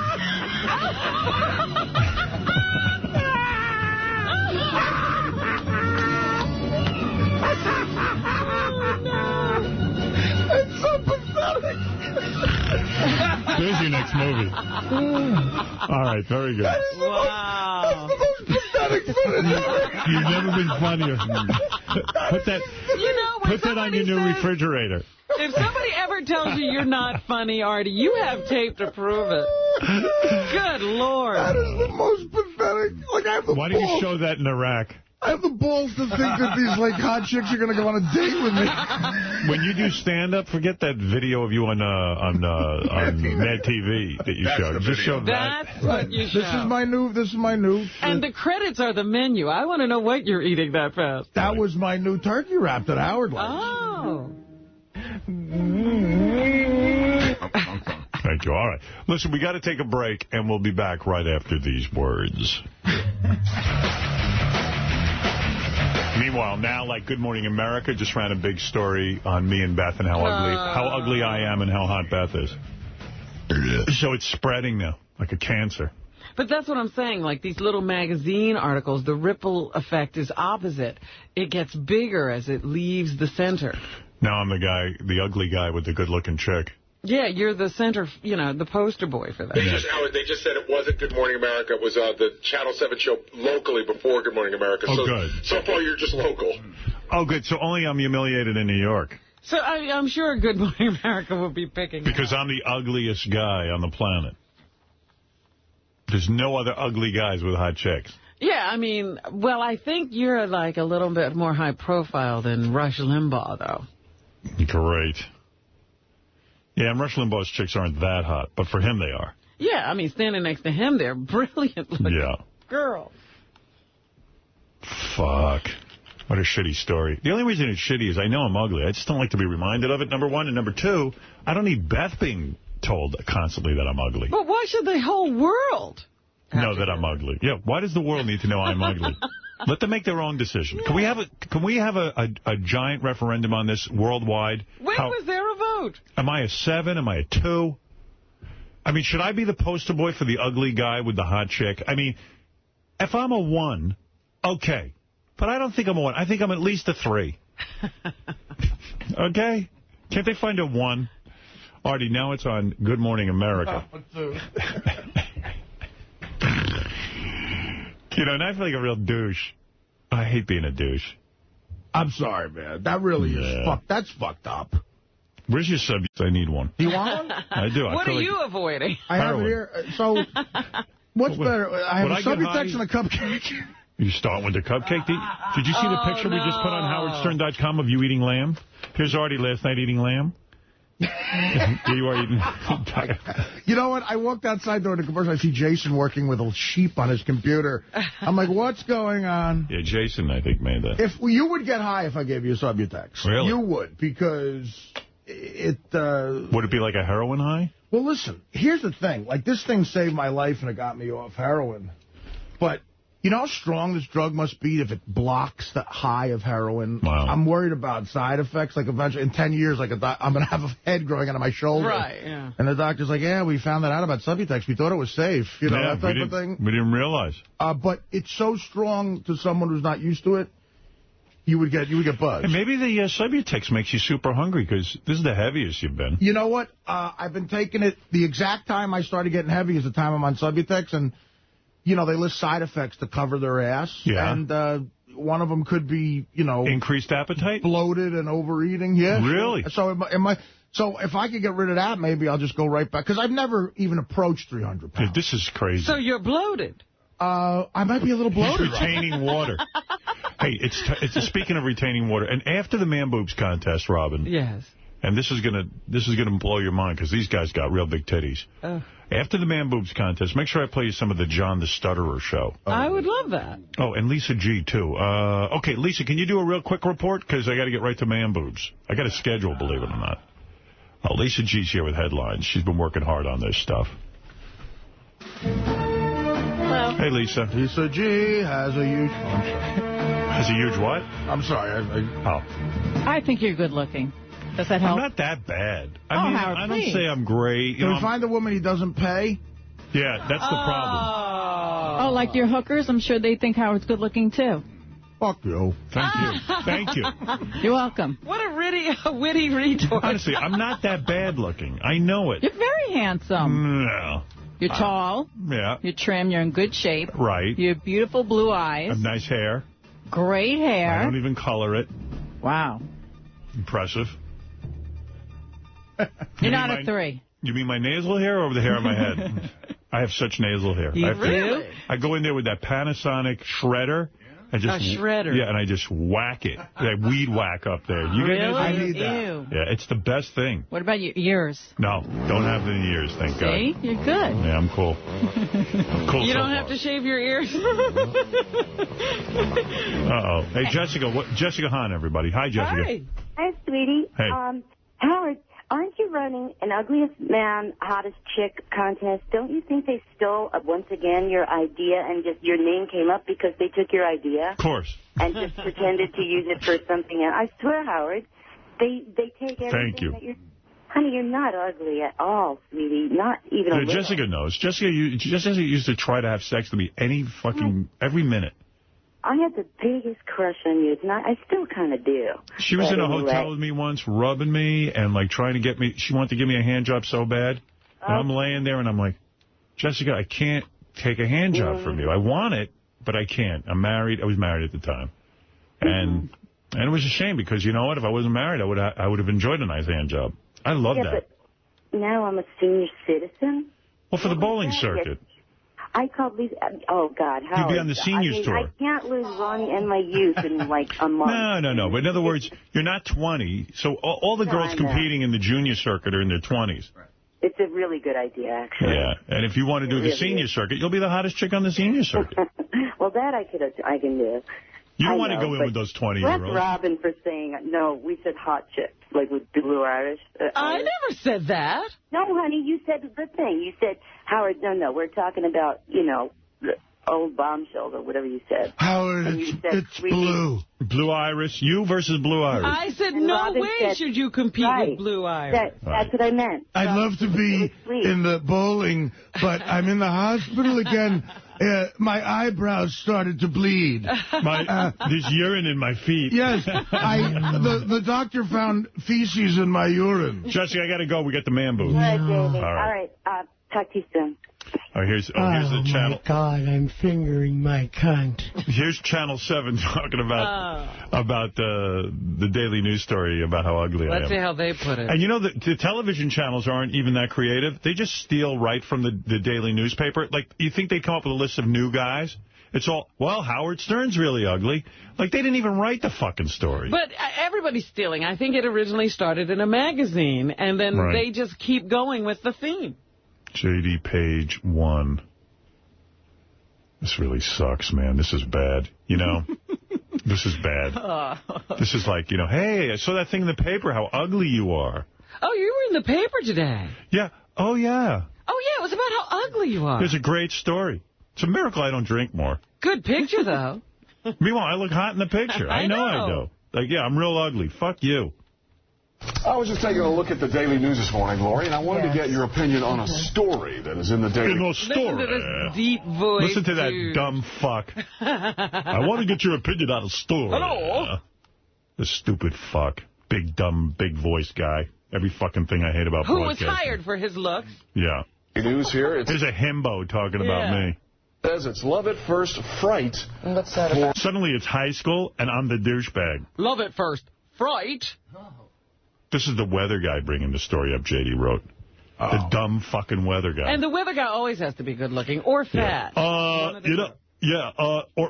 gay and fat. Hi, I have a really big voice, and I'm stupid, and I never could really make a living other than doing the weather.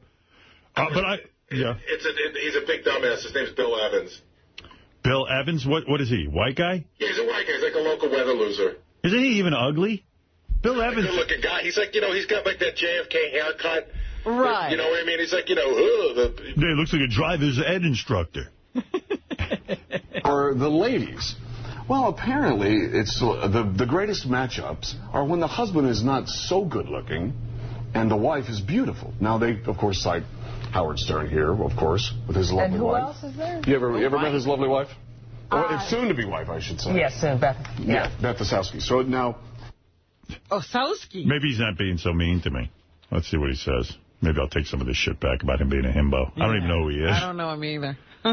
You go down and you see it's Mark Anthony and J-Lo. Okay? Okay. No, I don't know. Mark Anthony's a pretty good-looking guy. Have money. Mark Anthony's a good-looking guy? I'm better looking than Mark Anthony. Is that what he just said? And I'm a pig.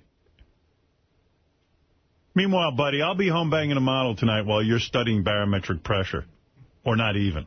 Yeah, I was going to say, is he really studying? He's not being so mean, but... Well, is that all of it? Oh, there's the guy. That's Bill Evans. He's not even that good looking. See, that's why I asked your opinion. So what you're saying is... Oh, he's on the Scott and Todd show? Can you imagine the yucking that goes on in there? Oh, hi, Scott and Todd. How are you? We're pretty good. How are you, Bill? I'm pretty good, too, over here. Hey, I was just reading in the Daily News about ugly guys. I mean, Scott Shannon's pulled back like a fucking, like Joan Rivers. Priscilla Presley. Yeah, he looks like Priscilla Presley with a chin implant. And he's like, yeah, those ugly guys. That's right. I thought it was kind of interesting to bring up on the air today. Howard Stern's in there, of course. Yeah, Scott, that ugly hound's What do you say, Todd? I say we all sound alike. This is Todd. I'm not the weather guy. Oh, you're Todd? No, I'm Scott. Oh, you're Scott? Oh, I'm Todd. Then who are you? I'm Bill Evans. You don't have to necessarily be looking good. As long as it makes you laugh. Yeah, there you go. See, that's what people ask me all the time. How did I get my beautiful wife dated? I said, the reason is because I'm funny. You look at a bank account with a lot of zeros, that'll make you laugh. Well, I don't have any money. That'd make you laugh. All that good. He's funny? This guy's funny? Yeah, look how funny I'm being. You should hear me on Scott and Todd. It's a laugh riot. I've never heard Steve Martin say I'm funny. Bill Evans said it. Yeah. Yeah, Steve Martin would never be that pompous. I'm funny. Yeah, I'm like a regular Lou Costello at home. That's why he gets the ladies? I'm lucky. I'm the weatherman and I'm funny. Wow, God gave me so many skills. Why do you think Scott and Todd chose me? Scott and Todd are the two funniest guys on the planet, and they think I'm funny. If Scott Shannon calls you funny, you know what? You're funny. You're damn right. I mean, Scott started the Super Oldies format. I think he knows something about funny. What a hilarious idea. Todd, are you working with Scott or Priscilla Presley? I mean, for God's sakes, here's the man who started pirate radio in Los Angeles. I think he knows something about funny. I have a tape of me making my wife laugh. He's Mr. Zoo, Morning Zoo. I mean, lots of guys can be funny unto themselves, but I can make a room full of my wife and her friends laugh. Yeah, and they're funny experts. Right, Beetlejuice? I don't know if you know this. My wife's best friend is Albert Brooks. She hangs out with him all the time. Anyway, he wasn't so mean, but I just wish the story would die a slow death. A fast death. Yeah, but bringing it up even. But in what circles is that guy considered funny? That really aggravates me. I was reading in the paper today about how ugly guys with hot chicks, that relationship will work better. Just some observational humor. Now, what do you think of that?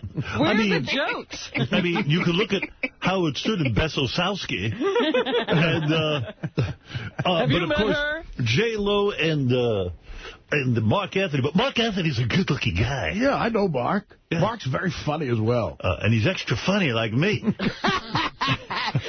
He's a load of laughs. We funny guys have to stick together. It's called a triple threat. Good-looking, funny, and good-looking. Hey, Ed. Ed in Boston, you're on. Hey, Howard. Hey. You're not blowing, you're a fat fuck. Anyways, 2 quick things. What is that? Got a name for your bowling tournament. Should be the Howard Stern Polish Your Pin tournament. All right. And then... Well, you're funny like Bill Evans. How good did Robin get it last night from Jimmy? Hey, did you and Jimmy bang last night after your triumphant... No, we didn't see each other the rest of the day. No. I was wondering that, too. I was wondering what Ed was wondering. All right, Lisa. Yes. Can't believe you didn't bang Jimmy after the triumphant appearance. Well, you have to be in the same place. Yeah. Anyway, you were saying, I'm sorry to interrupt. Yes. Certain Stern staffers have been known to keep less than perfect hygiene. Now, Artie Lang claims to Howard 100 News that it has been 10 years since he has been to a dentist. Oh. Richard Christie even went last week to get his teeth cleaned. Artie! It's been about 8 years. What's going on, man? I just never get a cavity. That's gross. No. But still, to get a cleaning, a little checkup. Make sure the gums are in order. I went right before I went to Toronto to do dirty work, so that's, oh my God, that's 11 years. You've got pretty good breath. I've never smelled a bad breath on you, so... Again, and it's not from extra, it's just I brush my teeth twice a day, sometimes 3 times a day, and, Do you floss? Rarely. I use Stimudents. Those are the best. Yeah. Thank God for them. I don't know what I'd do without them. He eats so much sugar. Yeah. But you heard he brushes it 2 whole times a day. Well, and sometimes 3, Howard. Sometimes 3. All right. Go ahead. Yes, that's disgusting, and Artie should change that habit. Go ahead. Robin Quivers' group of fundraising women known as Girls Night Out has gained a lot of attention since its inception a few weeks ago. But it's finally happening. But listen to this. Howard 100 News has found another charity organization called Girls Night Out. Oh. Just discovered that. And it's run by a serious subscriber. His name is Doug Studer from Ohio. A guy runs Girls Night Out? He and his wife. Fuck you! He's the only male in the group. Right. He's their Jason. Last year, 1,200 women attended GNO events, and they raised $25,000. And Doug says he got the name from a song by the Judds called Girls Night Out. And he said, it's fine that you have the same name. Wow, isn't that nice? Isn't that generous, and he would love for you to attend his event in October. Kind of sucks that somebody has that name. Yes, I guess we'll have to go back to the drawing board. Oh, there's the website. Yeah. All right, Girls Night Out. I think you should call it Girls Night Out and Jason Kaplan. Anything else? Because I want to get to man boobs. Okay, finally, we told you about Video Caddy's direct competition known as Video Perch. And Scott DePace's nemesis, Jason Kaplan, is apparently speaking out. Scott recently told Jason not to comment about him to Howard 100 News. But Jason has completely disregarded the request, saying, quote, I endorse neither product because I think they are both useless. But if you're so dying to tape your goddamn golf swing, the Video Perch is my product. Oh, for God's sake, that's mean. War has broken out. Yes. Kidding. That's terrible. All right, thank you. Lisa G., everybody, from the Howard 100 Newsroom. She does a great job. She's on the scene 24 hours a day. She really is.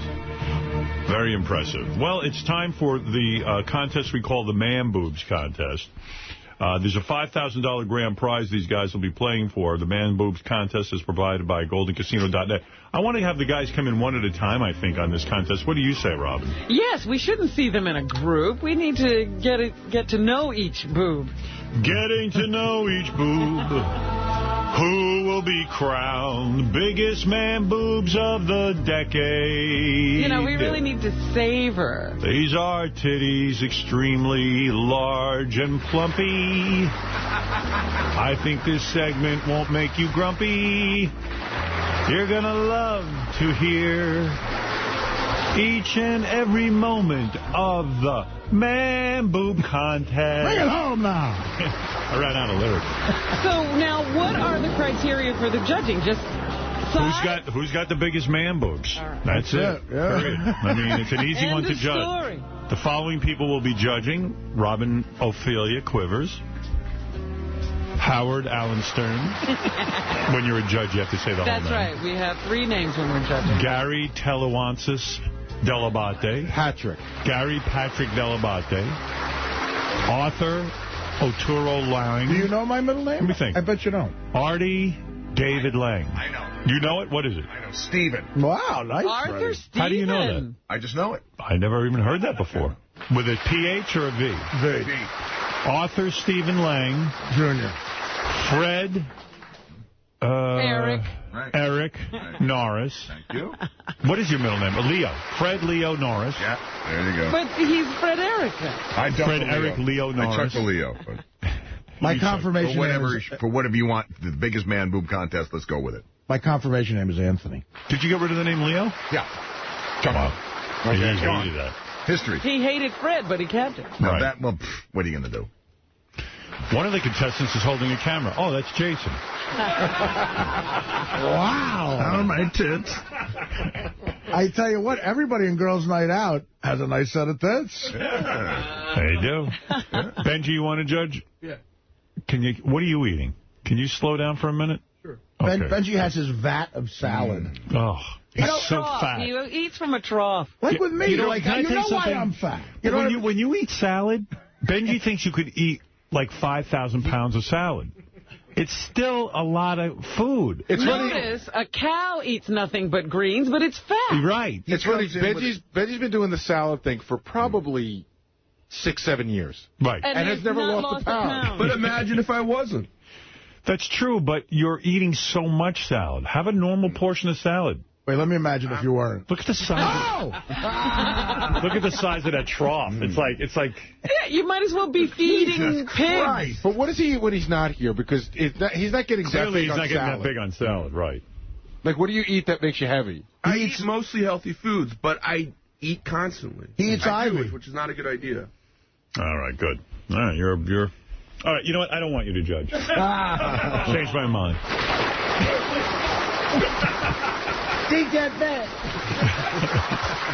My favorite is the Mike Walker game. And Benji, just like anybody else could be in the room. Like a roach could be there. Howard, the roach. What do you think? The snakes go right over Benji. Oh. Benji doesn't need to judge. He's busy with that salad. One time I wanted to include him. He's busy eating that salad. All right, let's go. Benji Tiberius Bronx. Maybe Benji will judge. Maybe even I'll even ask Will and Jason and Ganji's opinion. All right, let's see. Let's get a lot of judging because this is important to the guys. It's a $5,000 prize thanks to GoldenCasino.net. By the way, they have a great blackjack, roulette, craps game, and much more absolutely free. Check out GoldenCasino.net today. All right, our first contestant in the Man Boobs. Do we have a theme for Man Boobs? Music? Theme music? No real theme we music. don't. Other than all right. So this is without theme music. Here is contestant number 1, Shane. Shane is a huge fan of our show. Come on in, Shane. How are you? Hey, let me get this. I don't even know what mic. Hardwire A. Hardwire A. Shane, how are you? Doing tremendous, thanks. You? All right, good-looking man. Thank you so much. You don't strike me as a particularly fat guy or anything like that. That's what everybody tells me until I can take my clothes off. All right, so you're a heavy-set guy. What do you weigh, Shane? Can I ask? I weigh about 260, you 280. fat load. Right. And how tall is he? How tall are you? 5'10" inches. 5'10". You say 6'2" with the boots. So you didn't have the man boobs from birth. It wasn't a weird defect. When you gained the weight, you got the man boobs. Out of the vagina, out of my mother's womb, I was actually with the bitch tits. No kidding. Do you think it's hormonal? Definitely. Did you have them as a kid? As a child, and since I got heavier, that's how they got bigger as I got heavier. Were you ever able to work out and see them go away, or were you always going to have some tit?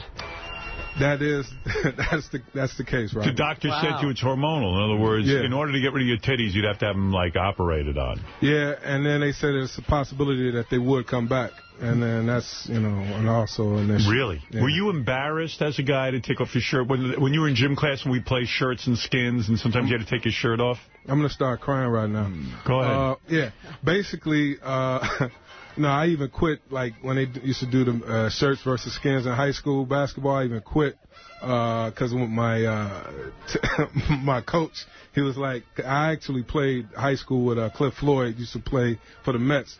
But anyway, the guy, he's like, hey, I told him before practice, I said, Coach, please don't, I got a man boob problem, or I got a boy boob problem at that time. Yeah. So then he was like, okay, I got you. So then during practice, he was like, well, Shane, you get on the skins, blah, blah.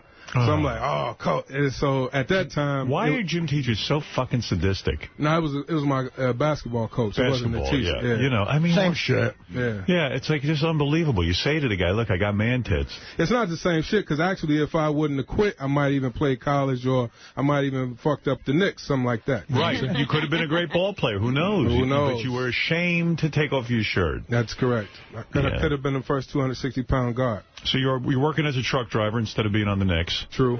Because of your man-tit problem. Right. See, the man-tits hold you back. Yeah. Now, since you're unemployed, you're not a truck driver anymore. DUI fucked me up. DUI? Yeah, ridiculous. Are you drinking because of your man? I should be drinking right now, but I'm not. You would think how. But when you're a truck driver, the one thing you can't do is drive drunk. I mean, you gotta. This is your livelihood. This is how you make a living. It doesn't make sense. True indeed. But you know, basically, I was separated from my wife and everything. I was quite depressed. What went on there? What happened with you and your wife? Yeah, well, a little physical action. I was a little jealous, possessive, and stuff like this. Did you push her around? Is that what you're saying? I put in a couple of headlocks. I never punched her or anything like this. Goodness. And so there's nothing wrong with a headlock. No, that's what I'm telling her. I'm like, I didn't punch you. I pushed you on the bed, whatever like this. Why did you put her in a headlock? Was she cheating? Or no. It was just some things that just didn't look right. Like one time we were at the car dealer, and I walk away. I went down to where she was down in Virginia to go get her to take her back to Chicago, and so I went. I walked away, and I came back, and she had like I could see her bra. Right. Well, I told her, I said, you could flirt with the salesman, to get a deal on the car, right. And so... Next thing you know, her bra's sticking. Right. And then your clothes are off. So was her dress opened up, too? No, it was like just like a V-cut sweater. Do you feel she intentionally went over to the car dealer to show her titties? I don't know, because when I asked her about it, she said, no, I didn't do it. I don't even know what you're talking about. So then when she was playing games with me, I was like, oh, well, that's what frustrated me and pissed me off. So, honey, you need a little headlock. Man, I think it got way worse than that. I'm not telling the whole story. Really? What happened? So you got her home and put her in a headlock? No, I didn't really get it. I got in the parking lot of I don't even want to talk about that. That's a little bit too... Come on, you got to give it up. You were in the parking lot of the car dealership, and you said, honey, why are you flirting with you told her to flirt with the guy to get a deal, and then you got jealous because you saw her bra strap. Exactly. And then you put her in the headlock in the parking lot? A little more, like huh? Yeah, it was, How much worse does it get than that? I spat on a little bit, saying, you fucking slut, I'm married to you, you're disrespecting me and my people, and stuff like this. You got my name now, you can't be a fucking slut out here. Now, I noticed you're a black man. Is she a black woman? Yes, that's true. Did she fight? Black women I don't fight have jungle back. fever, that's right. Black women fight back. They don't sit and let you spit on them and put them in headlocks. Well, I kind of selected my wife. She was a choir. Lightweight. She's a choral, very religious type of woman. Good. Halfway virgin, but like I said, she's been around. What's halfway virgin? What does that mean? She only blue guys? And you married her? Or took it in the ass? Hey, well, no, she wouldn't do that. Right. But she's a good girl. Yeah. You don't want them too good. You know what? A piece of advice, if you're not going to tell us the whole story about spousal abuse, don't say, I'm not telling you the whole story. I did. I didn't want to be like, yo, hey. All right, so it's embarrassing. I just fucking do. I just threw my... They were trying to take me to jail the other day because I had I had a boxer dog, like 2 months old, and the friggin' thing's taking dumps all in the truck and shit like this. And then so my mother wakes me up and this is after I lost my job and everything, because the dog took a shit on the property of somebody's business, and so they like clean it up. They didn't even see that he did it. Right. So I'm like, oh, well, it wasn't me. So then I let him go. I said, well, look. I said, well, okay, it wasn't me. I let him go. And then they called my company and emailed them and everything, talking about it's my fault that I didn't clean it up. And so they fired me because of that. So then I tried to get with another company, and they told me, well, because of the DUI, it came up just recently on my record. So now the dog pissed me off, took another shit in my mother's apartment. Let's see your tits.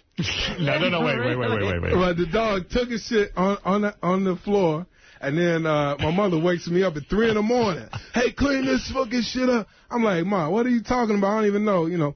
So then I wake up, and then I'm slipping and dog pissing shit. So then I throw what do you call it? You abuse the dog? No. What was it? I did like a hike when they spiked the ball. I spiked them on the fucking ground. Yeah, and then they broke it. The dog? You don't think that's abuse? I think I got a problem with that. I don't know. Yeah, you got an anger problem. You're spiking the dog into the ground? And so I took him to the She seemed like such a nice, peaceful man. I am. What happened? You just get your fuse goes, right?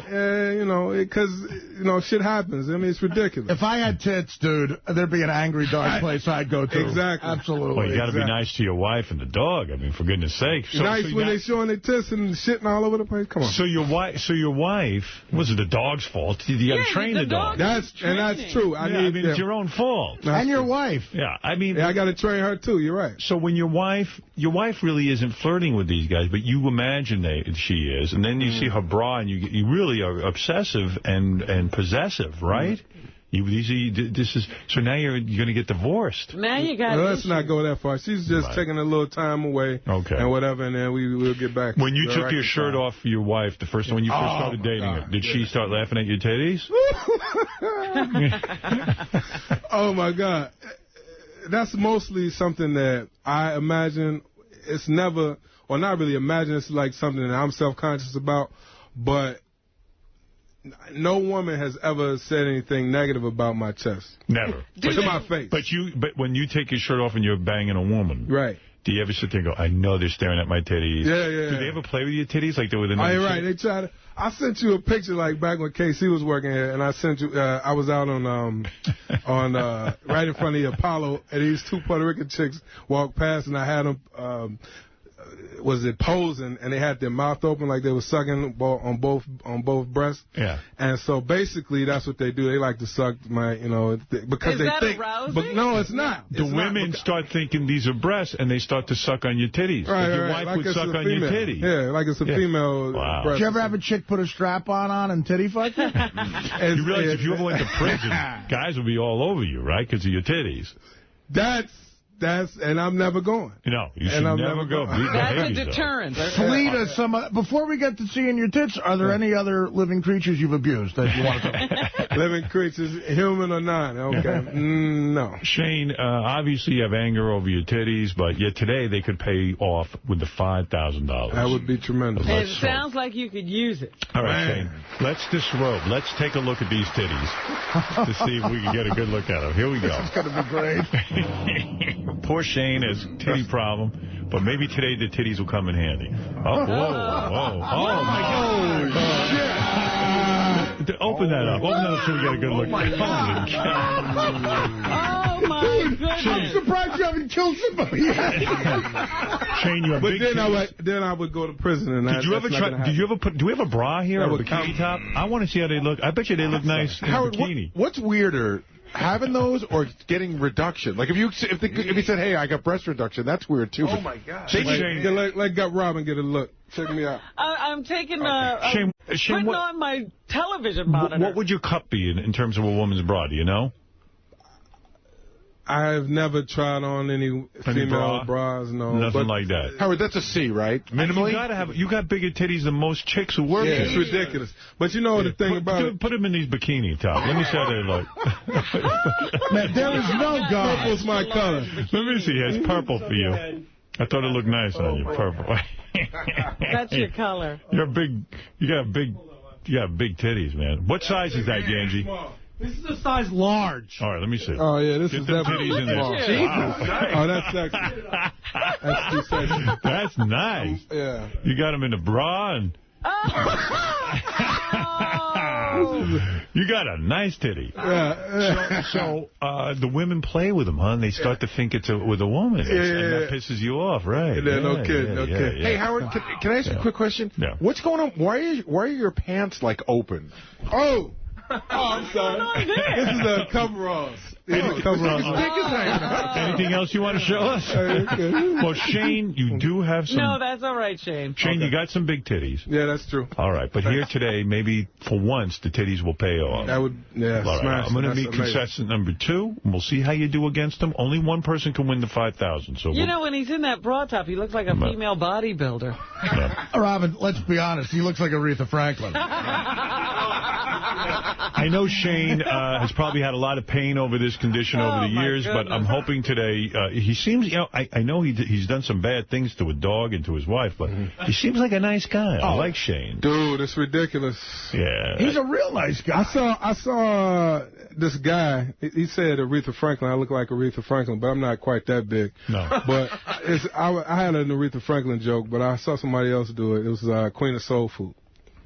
Queen of Soul Food. Yeah, your areolas and nipples are big, too, which is which is very sexy. Yeah, which is sexy. You know what? I need some baby oil to really do it justice. Here you go.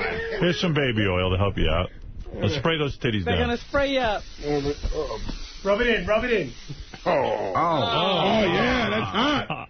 They look nice. Oh, yeah. Way to go, Shane. Artie, I didn't think you would think it was sexy. I know. No, he likes it. I like it. He's standing back there, he's boned up. He loves real titties. All right. Well, Artie, Robin, Gary, all the judges, please remember Shane, okay? Oh, yeah, that's hot. All right. Impressive, right, Robin? Yeah. Impressive. I didn't think we were going to see that much on Shane. All right, here's Jeffrey, contestant number 2. He says he's always had man boobs. He got him real... Hi, Jeffrey. How you doing, Howard? How you doing, my friend? Great to meet you. It says you're in really good shape in college, but you still had man boobs no matter how much you worked out. Because that's what we were asking Shane. I said, you know, if you worked out, do you think you can get rid of them? He goes, I've always had them. Well, I wouldn't say all of college I was in really good shape, but definitely my junior and senior year, I tried to, thanks to working out a little bit, and ephedra is an amazing drug, which is now illegal, I think. Definitely lost quite a bit of weight, and still had them. I mean, I felt more confident to wear things that were T-shirts and things that were a little tighter and things like that, but still had them. And did you ever ask a doctor why you have this? Howard, I totally think it's a genetic issue. That's what Shane believes as well. He says it's just something you're born with. Did you ever consider getting a reduction? You know what, Howard? That at this age in my life is just, I can't cross that bridge yet. That would be just... too much for me, I think, to handle. Maybe how old a guy are you? I'm 27. All right, and you got a girlfriend? I do have a girlfriend. Does she play with your titties? Does she use them as a sexual... You know what? I will say every now and then when she is quite ample, she's quite busty as well, I guess. And whenever I try to you know, get a little pinch or something like that, she'll do the same thing to me, and I don't like that very much. But does your daddy have nice titties, too? You know what, Howard, the reason I listen to you, Howard, I've listened since I was 8 years old. Thank you. My father turned me on to you when I was 8, said, listen to this, you'll love it. He's a PhD, a real smart guy, told me, the reason I'm here, I was very nervous, said, you have to do this. You'll be 50 years old and say, why didn't you go on the show? And he said, if Howard's to ask you, tell him to look at my titties. Yes, my father has some man boobs. Wow. He won't be on this show, unfortunately. Shane, what about you? Did your daddy have big titties? He had a big cock, though. He did. Well, that's good. But he didn't pass it on. What about so do you find sexually your girlfriend will use your titties like an imagination with a woman? No, not like that, no. But I mean, just joking around or something like that. She'll grab them and go, I love these titties. She hasn't said that, but she'll laugh and make a joke. Were you embarrassed in front of women? Like the first time this girlfriend and you know what, Howard? I got to say, I think something you can respect, too. Kind of that, when you know that a girl's kind of down with you, and you know that it's worked out, or she's got enough drinks, or the roofies are kicked in, or whatever you got going, you just let it go, and I've never really worried about that. Like Shane, a girl's never said anything to my face. Did you look at Shane's titties? You think can you beat his titties? I don't know. I don't know. Shane looks, and no offense to Shane looks like National Geographic over here. Thank you. I'm a little worried. He's got some great tits. I'm going to the gym. I'm with the 5,000. I'm going to get a gym membership. I thought the picture that I sent. And a personal trainer. I'm a television producer. I'm a photographer too. GWGreality.blogspot.com is my website where I do photography. And I thought the picture I sent. Let me see your titties. Take it to open it up. I wanted to ask, do they get embarrassed to go to the beach? What do they do? Yeah. I'll bring that up. No. Shane, you get embarrassed? I was going to go. I never go to the pool or anywhere where I got to take my shirt off. Have you ever been in a pool and just wear a shirt? Oh, that's what and then they try to kick me out of here like, oh, sir, either you got to take your shirt off or you got to... Do you pull them aside and say, look, I got a man titty? They don't give a shit. They're like, hey, we're going to either something about to die or something from the chlorine. They probably just want to see your titties. Yeah, they just want me to be embarrassed. Yeah, right. Take it off. Security guards at municipal pools are not the most sensitive.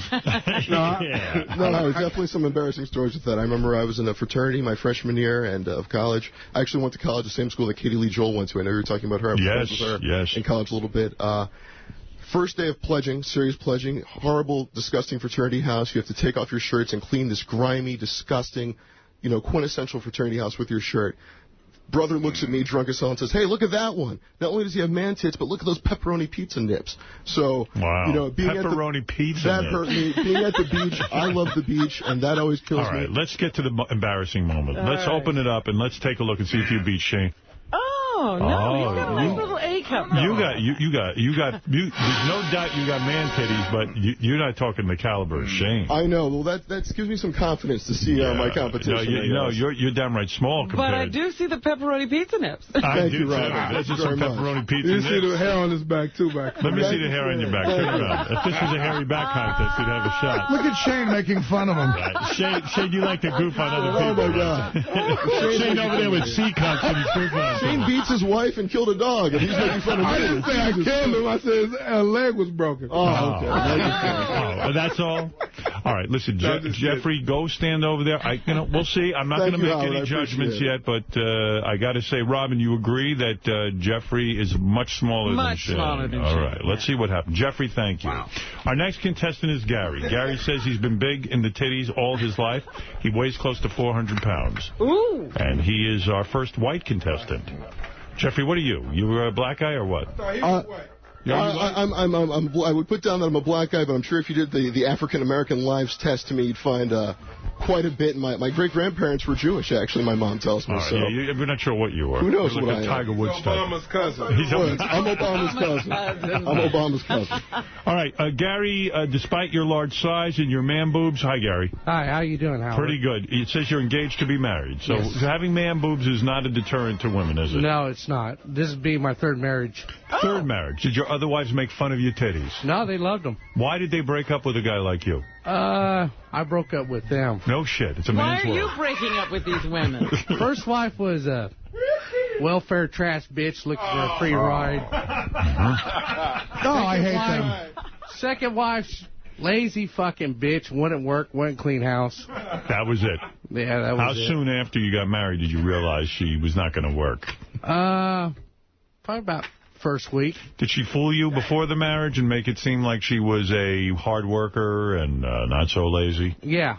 Yeah, I should have married her mother. Her mother took better care of me. Yeah, I got to tell you, you're the first guy I can see the titties through the rope, so you might have a shot here. Hell yeah, baby. Shane is impressive. Jeffrey, too, but Shane really has got him. Hey, Howard? Yeah. Can I give a shout-out to my brothers?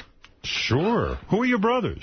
Lost Dutchman Motorcycle Club, Peoria, Arizona. Lost Dutchman Motorcycle Club? Yes, sir. That's a tough group. Yeah. If nobody better fuck with you. Guess not. You're That's not how kidding. he's gotten through in life with his man boobs. That's a tough group. Yeah. That's no guys who just like to go riding motorcycles on Sundays. Oh, no, all the time. Those are real men, the Lost Dutchmen. I know of them. Yeah. Yes. Do they have a clubhouse? Did you ever have to beat up people who disrespect the Lost Dutchman? If they disrespect them, yeah, they get their ass kicked. Who's crazy enough to disrespect the Lost Dutchman? You got idiots out there. A lot of dummies. Right? Yeah. I would never challenge a motorcycle club. I mean, you got to be out of your fucking mind. Does he get all dressed up in the leather? I've got my cut and all that, yeah. Do the guys in the club know that you're here? Oh, yeah. And do they know about your issue? Oh, yeah, they're supportive. They love your man boobs. Exactly. So were you embarrassed to take your shirt off as a kid? Is that maybe what drove you to the motorcycle gang? A little bit. Yeah. No, not gang, motorcycle club. Club. Yeah. Is that what made you join a motorcycle club? In other words, to say, hey, I'm a real man here. Just because I got titties doesn't mean anything. It's a family tradition. Yeah. So you can fight, huh? Yeah. You've been in bar fights? Yeah. You kick a guy's ass? Yeah, I've had my ass kicked, too. No shit. Yeah. Not afraid? Not afraid. I respect that. Yeah. What kind of bike is he on? He's got to have a big bike. Yeah, you got to have a big motorcycle. Big bike. Yeah. Real big bike. What do you drive? What kind of motorcycle you got? I've got my Yamaha for sale. I'm buying a Harley if I win. Oh, very nice. That's what you do with the part of the money for my marriage. All right. Well, let's hope this one works out. Now, it's time to see your man titties. Have you seen Shane over there? Do you think you can beat him? Can you beat me? Come on. I don't know. He ain't got nothing on me. Let me see. Let me see what you got. Here we go. Go ahead, Gary. Do-do. Whoa. Holy jeez, I don't know. Gary, those are big. How about this? Gary, I have one question. Where do you get your jeans? No, Artie can't find jeans. The big men's store? Yeah. What size waist are you, brother? 62. I like Artie's laughing. He's a 55. Artie, you're 55. Oh, but I mean, Gary, we hang. We're Gary would like to be 55. Artie, yeah. You're about 80 pounds lighter than me. You're almost there. I know, and I'm going to join your club. Do you look at Artie and think, wow, he's a nice, thin guy? No. You don't. I don't think anybody does that. Those are massive titties. They are. Look at that. All right. You got to take it into account. What do you bra size? You're a D. I don't know. He might beat you, Shane. How many pounds do you weigh, though? And how tall are you? He's a bigger guy than you. I'm 390. I'm 6 foot. Oh, he's like 100 pounds. Ooh, my God. Those are some titties. If I was his size, my shit would be down to my waist. And hairy. Robin, are you and big areolas and nice nips? I got to say. Those are nice. What about you? You ever put on a bra top? No. You never mattered. Let me see what they look like in a bikini top. See if you can just make them look You got pretty. one big enough? I don't know. Yeah, the C's. Oh, my God. This is a C cup. You might not be able to fit your titties in. See, that just might cover up my nipple. That's how I like my ladies to wear their bra tops too small. All right, hold on. There you go. I bet you these titties are going to look nice in a bra. Yeah, corral those things. I got to tell you, Gary, do girls play with them? My old lady does. Yeah, and she treats them like they're woman's titties? Yeah. Do you like that? Too damn small. That's too small. Look at that. He slips right out of his top. Oh, but on a beach, you'd be arrested. But that's so hot when a chick's tits come out the side. You piss off. You got nice titties. Look at the size of those. Holy shit. It's too small. That's sexy. I like when the titty comes out the bottom. The bottom, the side is coming out everywhere. You're crazy, Howard. Gary, you're wild. You're wild. Well, Gary, you got a shot in this thing. It's really, I mean, no offense to Jeffrey, but I think it's coming down between you and Shane right now. And unless our last contestant, Alex, has bigger titties than you, this is going to be a tough decision. Because, you know, I see that Shane has a nice shape to his titty. Right. But they got some hang. But Gary's got more side titty. Look at that. Yeah. What are you? Oh, my goodness. Those are nice. Your titties go all the way around to your back. Yeah. Look at the size of those titties. Gary, you're out of control. You got to start living healthier. Actually, I'm trying to lose weight now because I just found out I'm diabetic. Yeah, there you go. And, you know, he could be on Biggest Loser. Yeah. You should go on Biggest Loser. Man, I got to make a living, though. Yeah, that's the problem. How do you free up time? What do you do for a living? Truck driver. All right, very good. And that was our first guess. And you know not to have any DUIs, right? No, that's the thing is back in the day, I used to do a lot of methamphetamine. Mm-hmm. Got down like to 200, and I still had tits. You still had titties. You know what you should do? Instead of the methamphetamine, do methamphetamine, and you'll lose weight. Crank, coke, chicken feed. Didn't you get thin on that shit? He said he was down to 200. 200. Oh, you were? He still had the titties. Oh, keep doing that. If you still had those titties with a nice thin body, you'd be hot. I like that guy. Get rid of that facial hair. Yeah. Oh, no, man. That's my favorite slave, you know. Do you ever go to the beach? Out? Or you don't show your titties? No, I never go to the beach. Right. I don't blame you. Because who needs all the... You don't need all the fucking guys commenting on your titties. Yeah. Good for you, and congratulations to the Lost Dutchman having a nice member like you. Gary, what does your bathroom smell like? Fine. My old lady cleans it. Just curious. Gary, I wish you the best. It's going to be a tough decision. I'm going to get to Alex, our last contestant, so we can make some sort of intelligent decision. We've had fun with our man boob contestants. Yes, we're talking about man boobs, man titties, whatever you call them. This is the biggest man boob contest, sponsored by our good friends at GoldenCasino.net. Uh-oh. Here is Alex. We have a winner. Wait a second. Alex, hi. Hello. Okay, Alex, it says here you're a huge fan of the show. Yes. You listen to the show every day? Yes, I like it. Okay, thank you.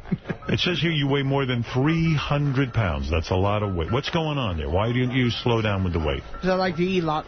You like to eat a lot. What do you eat? What do you like to eat? What got you so fat? Ham and turkey and all kinds of... It says here you like hot wings. Hot wings. Hot wings. Yeah. Now, it says here you're single. Single. All right. Do you have a girlfriend at all? No. When's the last time you got laid? I tried to get her laid, but she said no. She said no to you. So have you ever had a girl? Yes, I did. You did? When? I was going to get married to her, but she said no. All right. How many... Everybody's always saying no. So how many... in other words, how old were you when you lost your... How old are you now?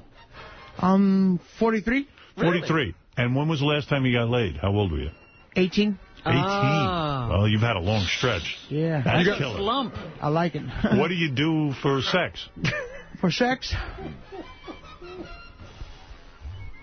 He beats up. Oh, man. You beat off? Beat off. Beat off, right. In the shower. Yeah, right.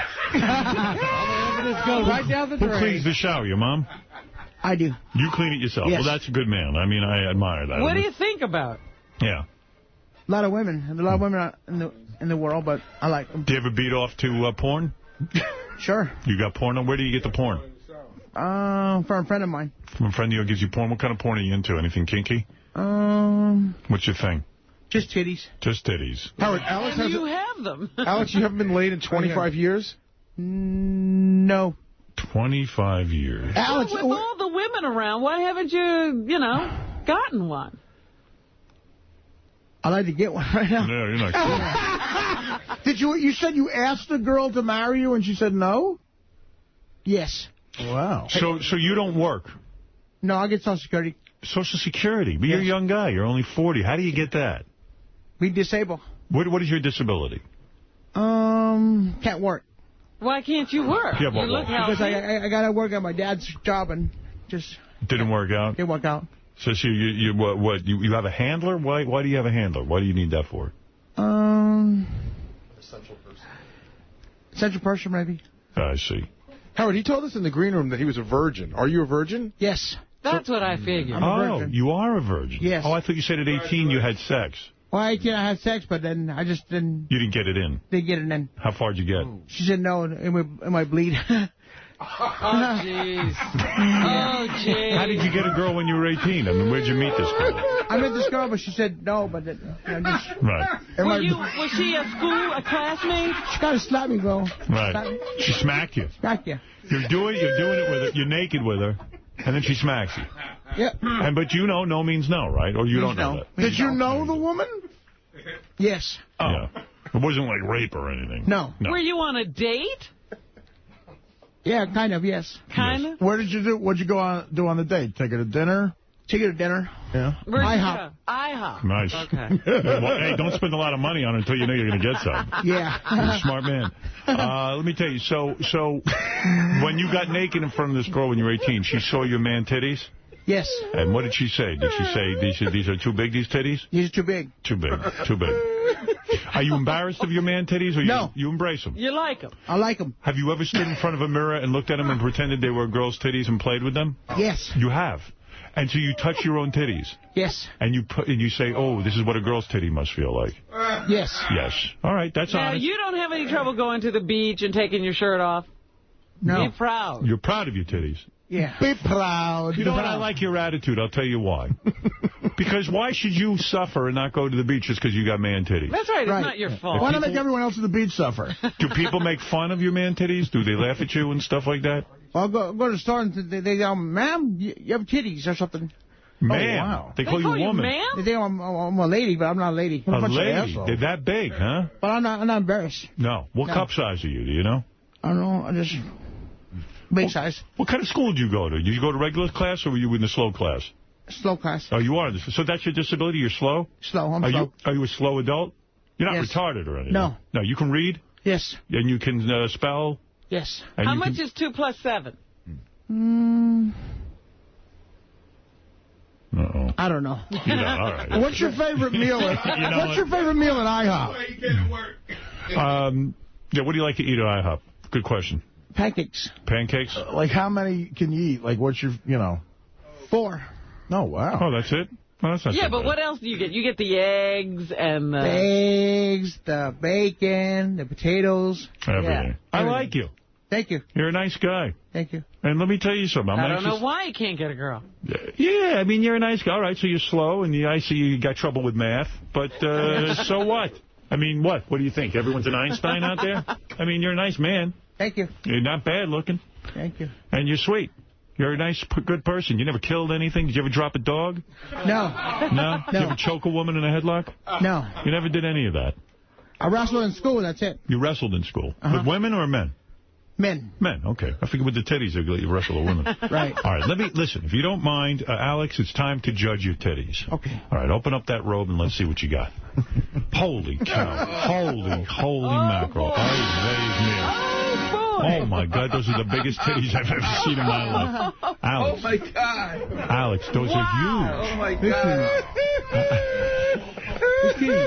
Howard TV, I'm going to have to make this into a 2-part special with those titties. Those are the biggest titties I've ever seen. Yikes. Yes. A lot of tortillas. Yeah, I mean, I'm going to have a hard time with the judging here. I'm looking at Gary. Gary, you got big ones, too. And Shane. I mean, Jeffrey, forget about it. You can go home. But, I mean, no offense, but... Yeah, I mean... This guy's got flat titties. His mine are way fuller than Let all me these. ask you two guys a question, the two previous guys. Mm-hmm. Do you think your titties are bigger than this gentleman's? Than Alex's? Who's got the biggest? You guys tell me who got the biggest. Look at the size of his titties. You're flat. This is all over here. You're saying inside. Yeah. This is not going to win. Shane. Hey, be nice. Don't grab a guy's titties. Don't spike Alex. Yeah, leave him alone. Who do you think, Alex, who do you think has the biggest titties? You or those guys? I do. You do? Yes. Let me take a frontal look, as I'm looking at this. Gary, who has the biggest titties over there? Come on, Robin. You better take a good hard look. This is Alex. You got massive titty. That's bigger than most women. Right. Let me see how they look in that bra. Put them on a bra. Let me see. I need a bra. Give them a bra. Have you ever put on a bra at home? Yes. You have. That's when you're pretending you're a girl and you're feeling yourself up? Mm-hmm. Yeah. All right. Yeah. Stuff those things in there. Oh, my God. Look at those titties. That's hot. Now, his nip is sticking out of the bottom of his... Très joli, Alex. Très joli. Alex. Yes. Now, you have a handler? What, this guy travels with you all the time? Because you got to be watched, right? Yes. What kind of shit do you do that gets you that you have to be watched? Like, what could you get in trouble with? Like, you get into trouble? Yeah. You do? Trouble. Like, what kind of trouble? Like, when you're in a slow adult and you got a handler, what are they afraid of you doing? Like lighting yourself on fire or something? Yeah. They are. Mm-hmm. Hey, I think the handler's here, Howard, if you want to... Yeah, where's your handler? Is he out? Is this guy outside? Right, hold on. I'm gonna make sure you're okay. Would you know how to light yourself on fire? Oh. Yes. That's a tough job, right? Are you a hard guy to handle? I mean, do you have a lot of problems and stuff? Let's ask, is he able to take care of himself? Can he cook? Yeah, can you cook? Can you feed yourself? Or you got to have the handler do that? I tell you, Howard, this is Albert. Albert the handler. I need Albert the handler. What do you charge? What's happening? How you doing, man? How's he doing, all right? He's doing good, man. You got some big fucking titties. Who entered him in this contest? Somebody. I did. You said you guys some big titties. You could win $5,000. I'm a fan of the show, man. Thank you. He's a good kid. He's awesome. He's a good kid. And is he hard to handle? I mean, you got to watch him all the time? No, he's a great dude, man. He's a great dude. He is. What are they afraid that he's going to do that he needs a handler? Well, my man, he can tend to overeat, and he's got, he's a diabetic, so, You got to watch him. He'll take off, man. He'll eat that. Yeah. But could you leave him alone in the house for 3 days? If he doesn't go on a, Diabetic, yeah. Oh, does he have a Prada? He might be Prada Willie. You could go into a diabetic coma, right? Right. Right, yeah. You got to be careful. It's a good thing. You got a good handler here. Okay, all right. That's nice to meet you. According to what he said, I could use a handler. All right. Yes, Artie. No, believe me, you could. I'm Teddy. Well, let me tell you something, Alex. This is a tough one. This is tough. I'm going to tell you, there are 4 contestants. It's time to judge. It's time to judge, Alex. Okay. And believe me, Alex, you got to be on the show every day. Okay. All right. We've got Shane, Jeffrey, Alex, and Gary. Gary and Alex, I should say. I should say your names in order of the way you appear. Wow. All these guys found jeans that fit them. I can't do that. Yeah, every one of these guys has jeans, and you don't. There are pictures of the guys on the website or not? I don't know. Jason? No. They're not? Okay. All right. Maybe later. It's time to decide, Robin. I hate to put you in the driver's seat, Robin. I'm going to go to you first, I think. Come on, Robin. This is tough, guys. This is tough. By the way, our good sponsor, GoldenCasino.net, even made this possible. They put up $5,000. They allow us to award it to one person. You can't split it up. And I like all you guys. I like all you guys. I really would like to see you get the money, all of you, but it can only go to one guy. You understand that, right? Yeah. Sure. Okay, all right. All right, I'm going to, could each of you just lift up your breast for me? All right, that unusual. Each man is lifting his breast for you, Robin. Why are you asking him to lift them? Because I want to see, step back, Gary. I just need... You want to make sure none of them are fake? I'm voting for Alex. Alex is number 4. Alex, you've gotten the first vote. How do you feel? Feel good. All right. What would you do with the $5,000 if you get it? Buy some clothes. Buy clothes? Yes. You're a clothes horse? Yes. Or a clothes elephant? I'm elephant. A clothes elephant, okay. Yes. All right. Would you ever consider breast reduction? No. No, okay. Oh, my God. Do you know what breast reduction is? Yes. Yes, he does. Same as 2 + 7. 2 + 7. All right. Let's go to Gary Delabate. All right. I have a question. Okay.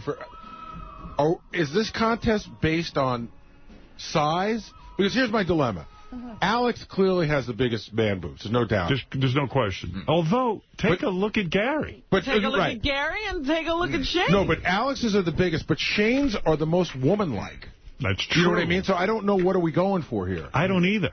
That's why I said hold them up, because I needed to see volume. I mean, if you shaved Shane, right, and you didn't show his face, you would think that's a fat chick. Yeah, Shane, put those down for a second so I can see them up. Yeah. Wow. I see what you're saying, but Gary's are...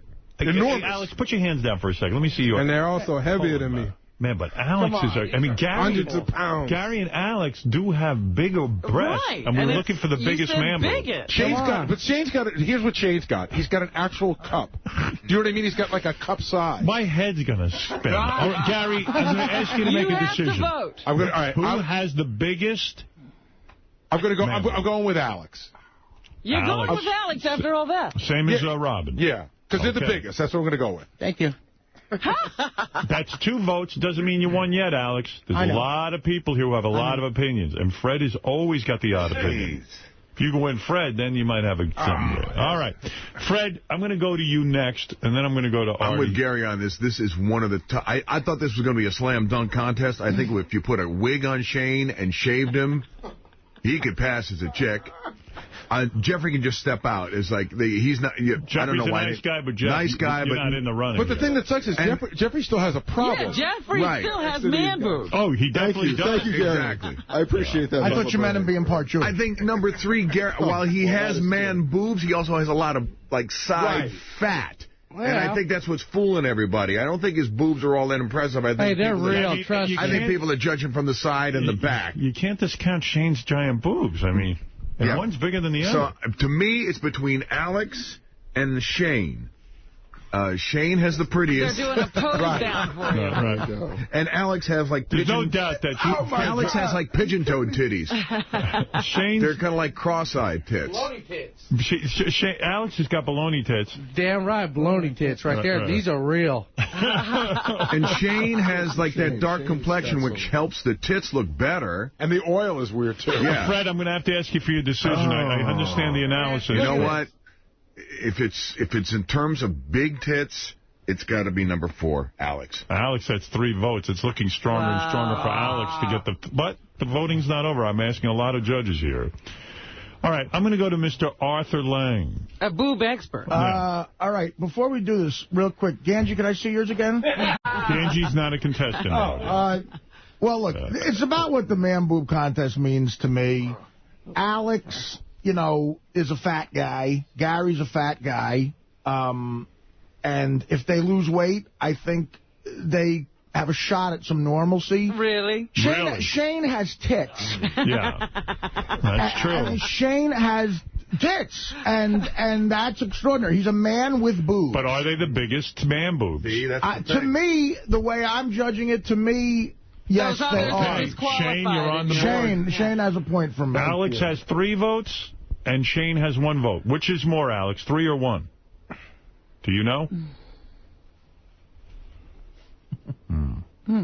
Take a guess. I think 3. 3 is more. Very good. Yeah, see, so far you're in the lead. You're in the lead. Shane is coming up on you, but you're ahead. I couldn't even clap my hands. All right. Let's go to our next judge. I'm going to allow Will to give a comment, and then I'll go to Benji, and then I'm going to give the final word. Go ahead, Will. I think it's very easy to be sympathetic for Alex, but this is on man boobs alone. And Shane has the nicest breasts of all the men. Nicest or biggest? The biggest, but they're boobs. They're boobs. The rest are kind of just fat. As long as you're saying they're big. Agree. Shane has a big smile. Shane, that's 2 votes for you. Alex, that's 3 votes for you. Obviously, you know more about man boobs than I do. Gary and Jeff, I'm sorry, no votes on the board yet. And Gary, you've got some set of tits. Can I say something? Yeah. Can I say, when he's carrying his boobs, he's wrapping all of this around and he's on listen, the side. The voting's going on. If you're going to keep lobbying, that's not fair. Hey, Alex is really being a gentleman. He's I'm sorry. letting you vote. Please forgive me. Could Alex have one day where people aren't jealous of him? Yeah. Do you get that a lot, Alex? Do other people try to, they're jealous of your man boobs? Yes. When you're on top, they always try to shoot you down, Alex, right? I still don't understand something, Alex. No matter how this goes, I want to know. You say you almost had sex when you were 18. How far did you get? Was she nude in front of you? Yes. She was naked. Where were you? In the bedroom. Did you play with her titties? Yes. Did you touch her vagina? Yes. You did. And but then, you just couldn't. And your penis was erect, and you went to put it in, and she said no. She said no. Wow. She said, take it out. Oh, you got in? Well, you got in. I got in, but she said, take it out. So you didn't even blow your load? No. Ah, for Christ's sake. Did she have clothes on? Yes. Right. Oh, she had clothes on. Yeah. So I'm just proving that nothing means anything. Right. Thank you, Artie. I lost my mind for a minute and thought we were getting the real story. Well, so who did you vote for? You voted for Shane. I voted for Shane. So what is that? 2 to 3. 3-2. All right, I'm going to give my vote. Okay, Benji, I'll let you go. Go ahead, Benji. Okay. Hey, Jeffrey, you have really cute tits, but you're like a high school girl about to blossom. You don't win this contest. No, Jeffrey knows. He's not in their league. Okay. And Gary, just a fat guy, really pretty pink nips. Oh, come on. He's got big tits. You're now, Gary. Alex, if you got your nipples recentered, which is surgery that could do that, it would improve your tits a lot. But Shane has beautiful tits. Those this are is real not a tits. beauty contest. It's not about beauty. Yeah, there's no question Shane's tits are beautiful. Shane is my winner. All right. Okay, so it's 3-3 now. Yes. And you're putting it all on me. Yes, you're the tiebreaker. I hate being the tiebreaker. Boys, can I ask you a favor? Do you mind doing some jumping jacks a little bit? Just jump up and down so I can see the titties flop. I need to see a flop factor. I'm not trying to bust anyone's balls. Go ahead. On your mark and set, go. Jumping. Jesus. Okay. Gary can't even jump. Thank you. You can stop now. Howard, by the way, see you in hell. Thank you, boys. Thank you, boys. Thank you. All right, Gary, you're statistically out of this, and I was actually leaning toward you, believe it or not. Oh, I know. But I'll tell you what, it's just a waste of a vote because they need a tiebreaker Howard, here. I won because I came here and met all of you guys. Gary, you're a gentleman. Thank you. Thank you for saying that. So I got to tell you the truth. My vote would have gone to you. I believe you have the biggest man boobs. They're big. But, of course, it would make no difference. We would have to have a recount. And it would come down to me anyway. So I'm going to choose between Shane and Alex and Jeffrey. Thank you. I appreciate you entering. And you're an A-cup, and you're not anywhere near these guys' league. And I don't know if that's need some money. Need something. Yeah, happy or sad. Shane, look, I like you. You beat your dog, I hate that. You beat your wife, I hate that. You can't vote about that, though. Alex, I like you very much. I could see you're a guy, you've probably had a couple of tough breaks in life. All right, so I'm going to come down to it like this. Shane's got beautiful, beautiful titties. I mean, it's nicer than most chicks I've been with. Honestly. You're Naomi Campbell. Thank you. You might put on this wig for a second. I just want to throw that on his head. Let me see. With the wig? Put on the wig. I got a wig. Come on. I got a wig. Oh, baby. Dan Esther. Now, do me a favor. Say, watch it, sucker. Looks like Oprah. Looks like Oprah. Holy Shane. Man. Shane, could you say... He looks like Oprah. All right, listen to me. Shane, could you say, watch it, sucker? Watch it, sucker. Shane, you have beautiful breasts, but I've got to say Alex has bigger... You can't let him win after all this. Alex has a bigger breast. Okay. He does. He just does. They're bigger titties, and it was the biggest man boobs. I'm going with Alex. It breaks my heart. You know what? I like you guys so much. And Thank you. What is that, Alex? Alex is excited. Thank you. Oh, I'm sorry, your acceptance speech. Go ahead, Alex. How do you feel right now? I feel great. Okay, and what are you going to do with the money again? Buy some clothes. You're going to buy some clothes. Shane, I know you're out of work. Do you have any money to give Shane? I do. He's a second runner-up. I wish we could give all these guys prizes. Thank you so much. Oh, that's good. All right. Alex, you get $5,000 courtesy of our great sponsor, GoldenCasino.net. Go on there. Have a blast. Play blackjack, roulette, craps. Which is your favorite game? Blackjack. Blackjack, okay. And what do you have to get in blackjack to win? What's the magic number in blackjack? Go ahead. I don't know. I forgot. All right. Well, you better go and brush up on GoldenCasino.net. Check out GoldenCasino.net today. Okay. So you've won $5,000 or 20,000 pennies. Which do you want? Just cash. Just the cash. Okay. Cash. All right. Okay. I'll give you the $5,000. All right. GoldenCasino.net. What I got to give Shane and Jeffrey and of course Gary some sort of prize. I could give them the bra off my IROC Z28 to wear. That would be nice. All right. Go ahead. Gary, what Each of the guys is going to get $500 cash for B-Ceuticals, all-natural organic skincare products. Go to healthfromthehive.com and give Bees a chance. Do we have anything from Victoria's Secret? Thank you so much. No, we don't. Nothing? Guys, each of you will get $500. And by the way, B-Ceuticals is my cousin's company. And I tell you, they make great products, all from the Hive. I mean, it's really great stuff. Howard, yes. As a truck driver, and there's a lot of my brothers out there that drive too. You bet. You guys keep us up all night, even on the replays. Thank you. And Bubba do. Thank you. Thank you. Gary, thank you for saying that. And Jeffrey, I know... Thank you so much, Howard. Really do. A big fan. And gwgreality.blogspot.com is my site. Thanks so much. And thank you, because, you know what? I know it's embarrassing to take your shirts off. I'm fine. Nah, but okay. You know, you're taking a lot of shit for this. You guys are brave. Shane, you're terrific. You had it wrapped up. I got to say, I had a tough decision there. Everyone did. Shane, you're from Chicago? I am. Southside. You can have tickets to my show there if you want. Oh, that'd be great. June 6th at some theater. What about these other boys? Where do you guys live? Where do you live? Jersey City. I've been trying to Hoboken. I couldn't get Carnegie Hall. I couldn't get a ticket. All right. I'll get your info. And where do you live? I live in Phoenix, and plus, I've got a card to my fiance's uncle's company. Yeah. For any of you guys, it's a turd bus company. What? What do we have? Turd bus. A turd bus? A turd bus? I'll do that. Turd bus. It's a Dream Travels. Turd bus? Yeah, turd bus. And what do? You just make a turd? Yeah, turd bus. Turd bus. Well, you drive a lot, so getting to L.A. from Phoenix ain't bad, right? I could go to L.A. I thought the brother had a turd bus. Yeah. I'm like, man, now that's something we can use on the show. No, I'm just saying, and plus he runs a limo service. April 5th. You're my guest at the Gibson Amphitheater in Los Angeles. Oh, thank you, Artie. Artie will get you into his show. You too, Jeffrey. Right, Artie? You can take care of Jeffrey? Locally, definitely. And then, Shane, you could come see me in Chicago June 6th. Shane, all you guys got your $500 from B-Ceuticals, GoldenCasino.net with the $5,000 grand prize for you, Alex. Maybe you'll go see Artie. Who knows? Alex, I'll be at the IHOP on Route 22 in Newark later. Yeah. Okay. All right. Well, let me say, man boobs. Yes, man boobs are a curse. Yes, it is. Yes, that's true. But on this show, man boobs can win you money, and that's important. You're all good sports. I love you all. Alex, you dance great. Shake those titties. Oh, yes. It's a jiggle show. Nice. Yes, like a woman. You've got tits. You've got breasts like a bitch. Yeah. Your man boobs, Alex, just made you rich.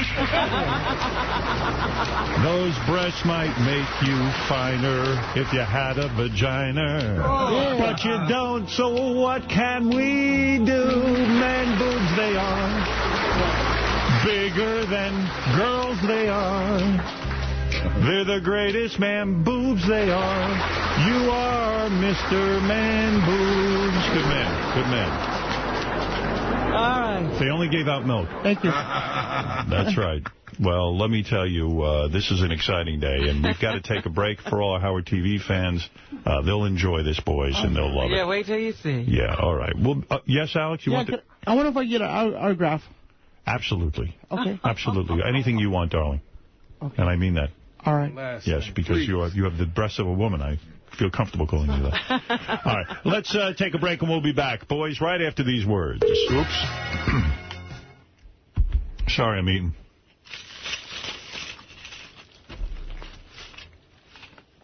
I was chilling a refugee and having a nice sandwich and didn't realize how quickly that song ran out. If that song was another 2 minutes, it'd be perfect. You could have finished your meal? Yeah.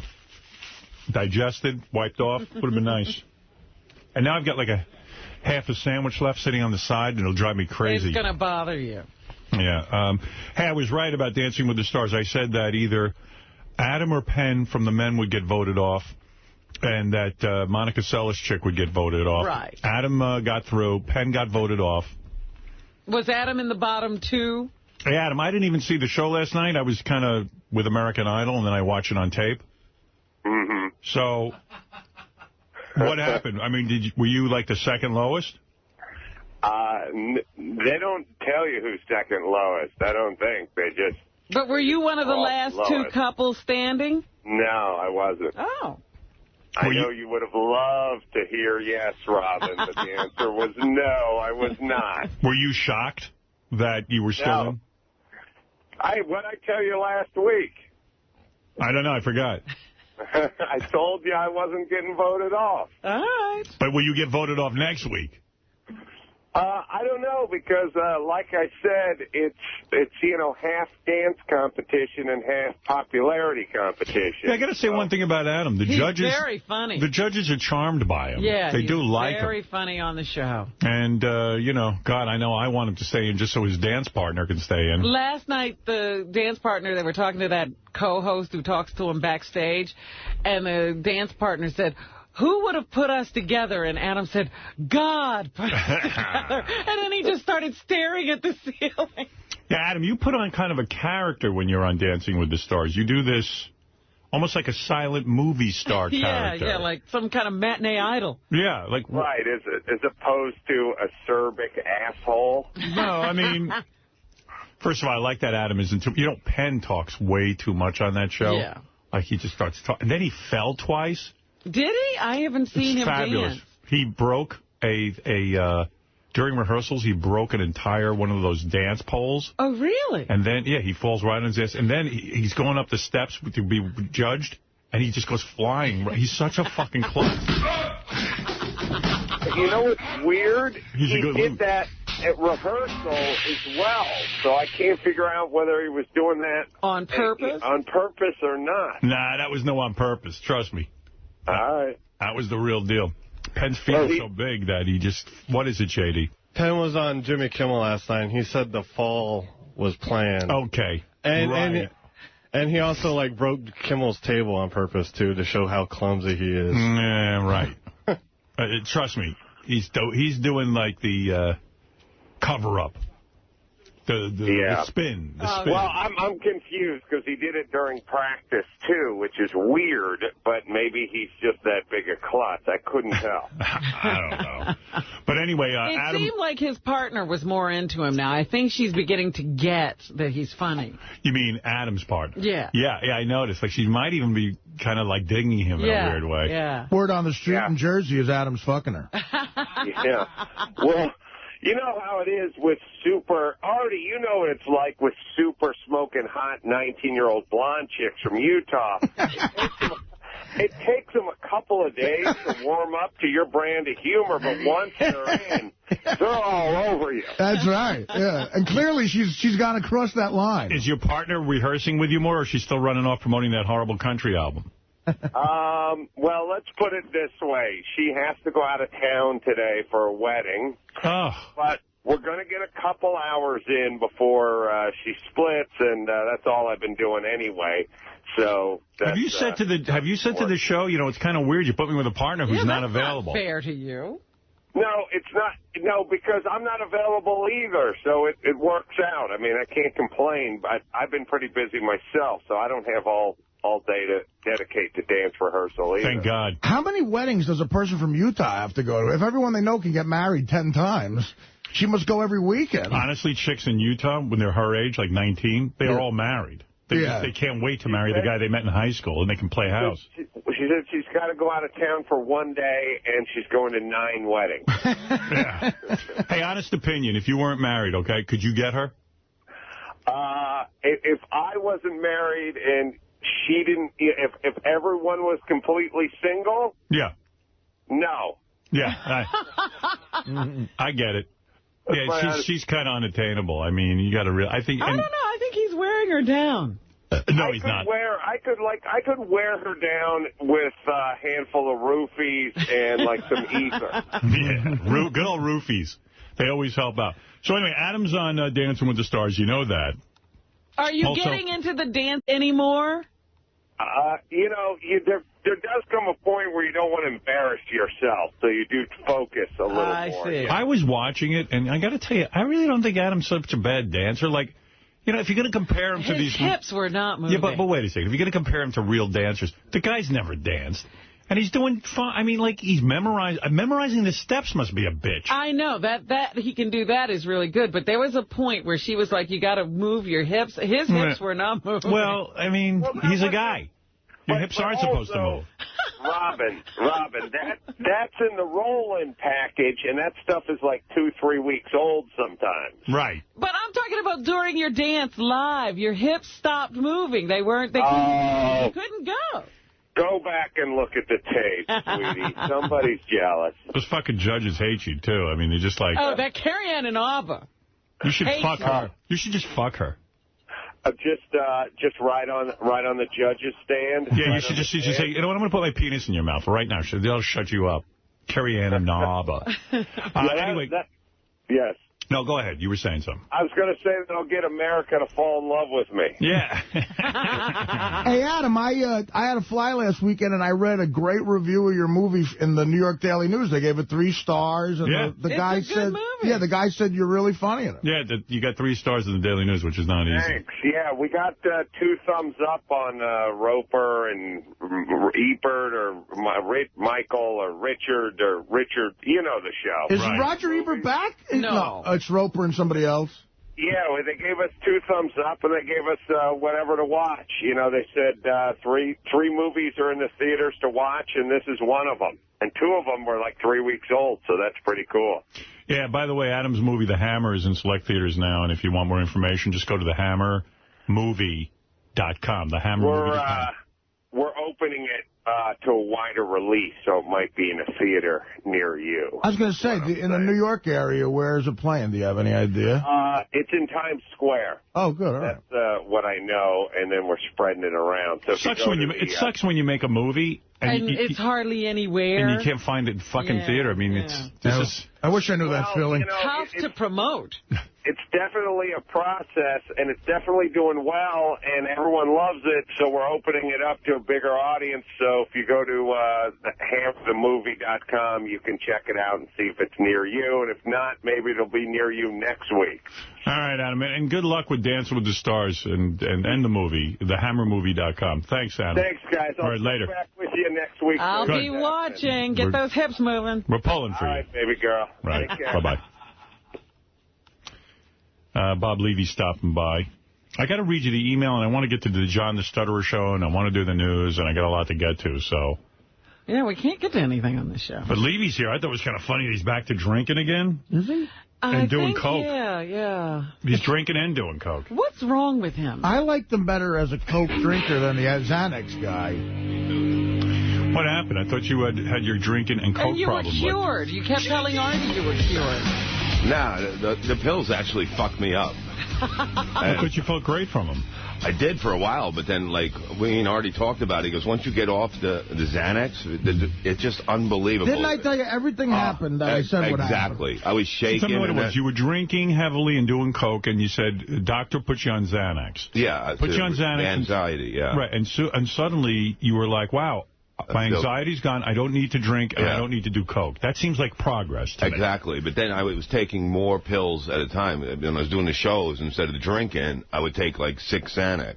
Really? Yeah. That many? Yes. Is there a proper dosage you're supposed to take? You're supposed to take 2 a day.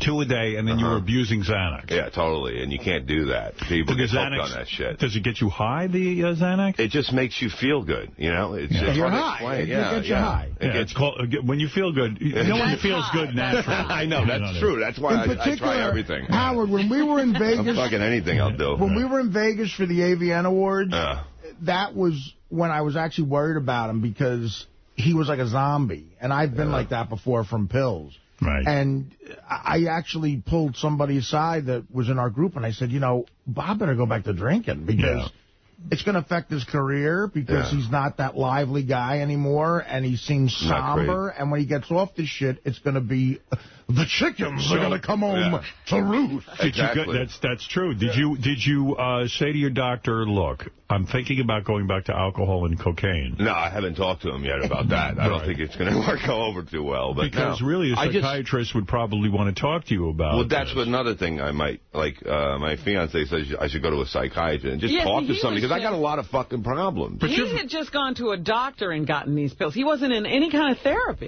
Someone told me, one of the guys that hangs with you, I'm not going to give his name, but on Friday night in Toronto, Bob took pills, booze, and cocaine. Yeah, I actually broke my fake tooth on a bag of coke trying to open it. How fucked up is that? Oh, we've all been there. I know, right, Artie? We've all done that. You were doing cocaine. Well, somebody handed me, because they don't wrap it in a fucking dollar, because there's no dollars in Canada. It's loonies and toonies. Right. So they gave me it in a bag, and I went back to the hotel, and I'm like trying to open it, and it's all tied in knot. And I just go like this, and my tooth just rips out. Oh.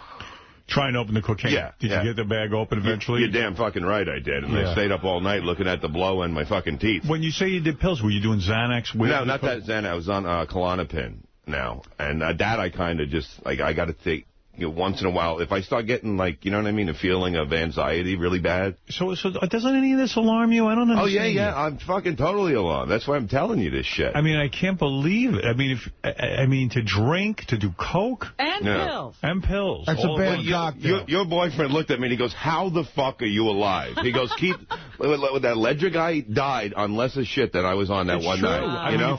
And that's what Jim said to me. If you put together the wrong cocktail of Klonopin and coke and drinks...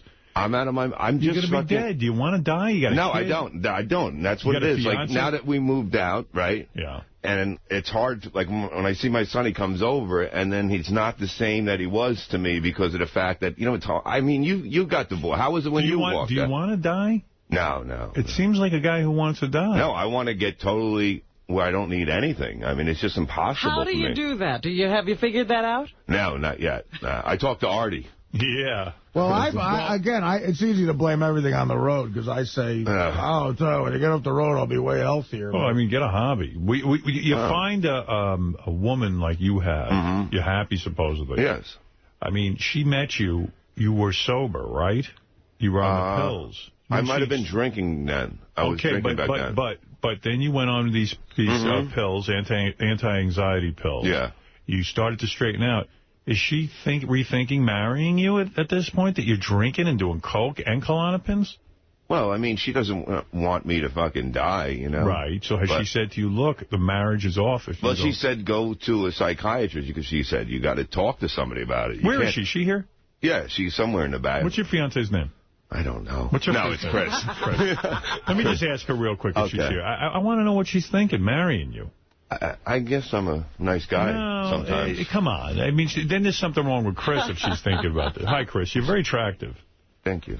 I'll take her. So is your fiance. Hi, you're very attractive, Chris. You really are. I know you can get guys. You got a good body, you got a cute face, got great hair and eyes. Not tits like those other guys, but... No, if you had tits like those guys, well, forget it. You just dump Bob. But, you have your walking papers. You've got great tits. Look, what's wrong with you that you're with a guy who's now announcing he's back drinking, doing coke, and Klonopin all at the same time?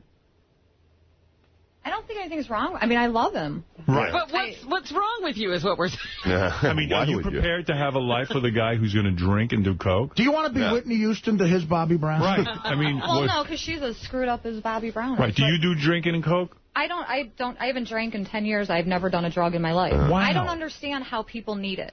So how is this your dream guy? Honestly, I'm not trying to fuck you up here, but what's going on? Yeah, I mean, here's a guy who's really messed up.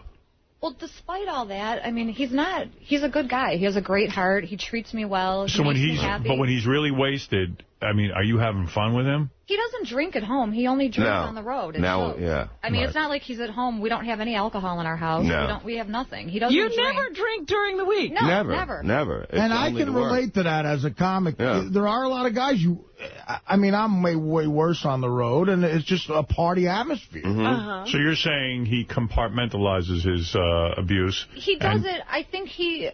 And I don't know, he's going to get mad at me for saying this, but this is what I think, and Artie, you might be able to relate to this as a comedian. I think that he feels he has to be on some kind of high. He has to be drunk or on coke or whatever he's on to go out there and perform in front of people. Like, he doesn't have the confidence in his talent. I don't think... And I keep telling him, you're so talented, you don't need that stuff. Well, if I had Bob's talent, I would relate to that. But, no, I felt that way for years. Yeah. I did of course. But I did sort of get over it, and I think Bob's fooling himself. He wants to drink. He knows he's talented enough not to do that. He can go out there without all that. He wants to get fucked up. When I see the audience fucked up, I'm like, I got to step it up to be at their level, because it's like when you're a sober guy in a room with a bunch of drunken assholes. But you're that's how you performing feel. for them. Like, you're working. No, but They're I'm saying not. that's how the feeling is. If you don't drink and you're in a party at somebody's house, and you're the only sober guy, it is so uncomfortable. No, it's not. That's how I always am. I'm always the sober one. All right, now we're fighting. You say you happy? But can't you have 1 or 2 drinks? I do. I don't drink that much now. I mean, you know, I went to beer again, right? But then I was like, ooh, look at this. She's tequila. clearly annoyed with you. You are annoyed with him, aren't you? No. You're not? I mean, I know Bob's not going to be angry for you saying this stuff. No, it helps me. I think he's going to be angry that you take up his airtime. Yeah, exactly. What are we, fucking Captain and Tennille all of a sudden? Get her the fuck out of here. I got shit to plug. He's not in a partner act. I know. Bob said, go ahead, juggle, bitch. Bob was saying to the guys out there, don't bring my girlfriend in because she hogs up my airtime. No, it's like no. I know, but I like it. It's not her decision. No, I was saying that we're not a fucking like the Captain and Tennille and that shit. Well, you know. So you're jealous of your girlfriend? She's taking a ride. Now I'm going to give me a beer, Howard. You're jealous of her? You're jealous of her? I'm not jealous of her. See what it is? He's jealous. I'm not jealous. Have all the attention. Well, that's true. That's true. He's that mad is very that much. you get the attention. No, it's not at all. It's just that, you know, she took a ride. Shut that shit off. It's just that she took a ride. I go, you want to take a ride? Because she's off. And you know, I said, stay in the back, you know, talk to fucking J.D. But she wasn't clamoring to get in. No, I know that. I just, because last time she was with... This isn't like Letterman. Howard talks about real shit. I know. I'm not mad about it. So your dream guy, yeah. Bob Levy, drinks, does coke, he does Klonopin, and he can't stand when you're on the air with him because you suck up his attention. Well, that's fine. I don't... I mean, this is a disaster. Your dreamboat has docked. Are you in some kind of state of denial? You know, you really think this can work? Oh, yeah. No, Not you. Oh. You, we know things. Oh, look who it is. Mr. fucking Marriage walked in. Look at this. Mr. Know-It-All. Go ahead quickly, Sal. I love them both, but I'm saying this because I love them. They're definitely having big problems. Huge problems. Really? We are not. Well, hold on. She quit a job from Cleveland. She came all the way out here. She got a new job. She settled in. She got Bob an apartment. On the first day, they got into a little quarrel. Bob goes, call that U-Haul truck and get the fuck out of here. No, I made a joke. I said I still got to move his number. It was a joke. And you can't joke around. Look at you. Your fucking marriage is great. You're giving me advice? First of all, great Jesus joke. Christ. Well, listen, this is actually an intervention for your fiancé. We didn't want to tell you. Oh, really? I noticed that now. Jesus fucking Christ. Look, Gary's in here. What the fuck is he doing in here? No, Bob, he's a drama queen. I tell him that all the time. I am not. He likes to make Artie, right? Everything is like a huge issue, and my God, my life is over. My tooth hurts, so just kill me. Like everything is like a huge. That's true. There's Can I explain his stress, though? He's got another comedian comes in here yesterday, Tracy Morgan, and steals his Beat My Dick Like Those. That is now the 15th time. Look. That has stolen that joke. He's fine, really. I want to make sure I plug Bob before I run out of time here with Bob. But because she took up all the... You took up so much of the time. Where are you going to be this weekend, Christine? Sayreville, New Jersey at the Starland Ballroom on Saturday. She'll be waiting for the U-Haul at your house. Christine, you're... Turnpike back to Cleveland. You're a lovely, attractive girl. That's all I'm going to say. Thank you so much. And Bob is a lucky man. But I know he's fine. I know what Sal's saying, though. You made sacrifice. She made sacrifices to come here. Yes, I know that. And you have to really take that into consideration before you blow up and say shit like the U-Haul thing. That was like, it was just like, okay, well. You got scared. Yeah, you know what I mean? It's like, it's weird to be out of the basement. I feel like I'm free now, and I didn't have windows for fucking years. Yeah, there's actual air on your skin. That feels funny. Dude, Microsoft Windows came out like 95. But it's like, it's different when you're out there and you leave your kid. You don't see your kid every day. You did that. I mean, how did you feel when you did that? I felt great. You did? You didn't give a fuck. You're like, fuck it, I'm leaving. I had enough. I didn't feel good at all. But that's what it kills me. It kills me, and it's just more depressed. Well, so drink and do coke. Why don't you take responsibility for your life? This is bullshit. She's dating a guy that farts, and she's telling me this. Bullshit. I'm so hurt. No, I'm just a little... it's another form of depression. This is a life you made. I know. Wow, look at me. I'm a pill popper. I'm worried about you. Now, to answer a question for me quickly. I saw the tape of you on the Internet that is now circling. The Danny Bonaduce? Yeah, this tape of Reverend Bob backstage with Danny Bonaduce, and I thought it was fake. You smacked Bonaduce in the head. I just smacked him, yeah. Why? It's not even clear on the tape. No, because that wasn't even the beginning of when it started. And you were back there with Kid Chris. And no, the Kid Chris wasn't there. It was like... And now there's a boxing match. There is no boxing match. There is. I could take him in the street. The guy's a fucking wise ass, like a loudmouth and that shit. Fuck, I'm not afraid of the fucking dude. But he can go in... No, he just had a fucking attitude. He's like, what the fuck is your problem? You know what he's saying? Wait. You're standing backstage. Yeah. There's the tape. Okay, guys, turn off the tape. No one at home can see that. Yeah. You're standing backstage. Danny's about to go out and do some sort of boxing match. Yeah. Why are you even backstage? How do you get backstage? No, I was a referee in one of the matches earlier. Okay. And Kid Chris was doing his match. Okay. So I went upstairs. He goes, come and meet Phil and all the guys that were boxing, And I'm just talking to him, and all of a sudden he's like, fucking no. What does he say to you to piss you off? At the beginning, I said, I go, how are you going to do in a fight or something like that? And he goes, I'll be fine. I go, but yeah, but Kid Chris is the referee. And he's like, what the fuck does that mean? And I'm saying, because I refereed, and I didn't know how to referee. Right. And I said, Chris doesn't know how to referee a fight either. And he goes, what do you guys got something planned? And I'm like, what the fuck are you talking about? And he just starts babbling. He's like a fucking loudmouth. So fuck it. I'll smack him like a bitch. I don't buy it. All right. Well, you can buy it. I swear on the life of my child. I don't swear on the life of my child. I never did. But Bob, admit it's a phony. No. Bob. Say, I swear on the life of my child that fight with Danny Bonaduce was real. It was a smack. That wasn't a fight. I will never swear on the life of my child. Why? Because I would never do that. But if you're telling the truth, he's not going to die? No, but I would never do that in case he did. All right, so it's fake. I would never do it. No, I would never swear on my child. If that wasn't fake, you look like you're acting when you're for real. That is not me acting. I feel he would swear on the life of his child if it was real. Absolutely. No, would never do that. Because it wouldn't mean anything because it was real. I would never swear on my son. Never. What religion are you? You can't swear. I'm part of everything. He's Jewish. Yeah, he can swear all he wants. Will you swear on your fiance's life? Yes. Okay. Swear on your fiance's life. I swear on my fiance's life. I just smacked him because I was pissed off and I just lost my mind. Swear on your fiance's life. I swear on her life that I fucking lost my mind. And that slap was a real fight. That was a real fucking smack. You two didn't set it up. No. I was pissed off because... You would lie to me? You going to make me look like a fool if I believe you? You want to call... Have I been bad to you? You want to call Danny? Wait, sir. I'm going to talk to you man to man. Have I been bad to you ever? Never. I'm a friend, am I? Yes. I'm asking you man to man. When you wax Danny Bonaduce in the face, I'm asking you to swear on anything. Did you have a real fight with that guy? I want to know the truth. I'm asking as a friend. Yes, it was a real thing. He pissed me off, and I was not in the mood for it. And I wanted to I just fucking flip out. That's how I am. He's a tough guy. He looks like I don't give a fuck if he's a tough guy. I don't buy that he doesn't attack back. I mean, I've never seen... Well, I got fucking thrown by 3 fucking big fucking dudes. That's true. But you know they what didn't I mean? have any trouble holding him back. He wasn't attacking. Well, he had a fight also right there. I mean, if his fight was coming up. But he's so well thought out. He's going to probably worry about a lawsuit, but I don't give a fuck. I'm not going to sue anybody. What do you think, Robin? I don't believe it for a second. All right. It doesn't matter if you... Who was videotaping it? I don't know. The people there that were there. I didn't even know that there was a camera there until later.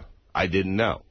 I don't know. I don't picture Danny holding back from whacking you right back, and he did. Well, he can fucking do it anytime he wants. Wow. And you tell me it's real. I'm going to believe you because you're a friend. I'm not going to fucking back down from anyone. If somebody talks to me like an asshole, he goes around fucking hitting people. I can hit him, too. I don't give a fuck. Well, it's sort of like a bitch slapper or something. Well, that's the best way to hit somebody, is to give him a fucking... Smack. A smack.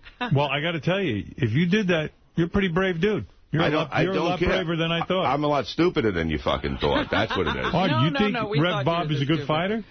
No, I think he's a good fighter, absolutely. I said that before I saw this tape. I've seen him fight. I think you could beat up Artie? Yeah, definitely. I don't think I could beat him up. Definitely. No. Artie's a pretty tough guy. No, I'm definitely. I know I can... You know how to fight? I know pretty good. What are you into Taekwondo? Or? No, I took that when I was younger. But I can throw a punch. Bob, say that we hate each other. Okay, we hate each other. And we'll get a box. I'll box, Bob. Fuck him. 100 grand? Can you get 100 grand? Artie said the tape is fake. Yeah.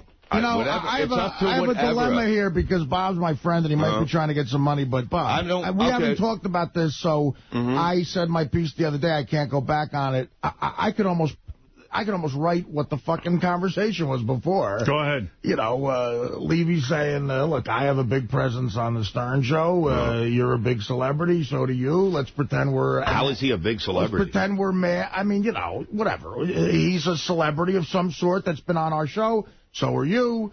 Let's pretend we're going to fight each other. Howard will, believe it. Then we'll get a boxing match to make money. I think that's what happened. Is that what's going on? No, I'm not boxing anybody. I'll fight him in the street. I'd fight him in the street. You fight him in my studio? Yeah, I would. You would? I would.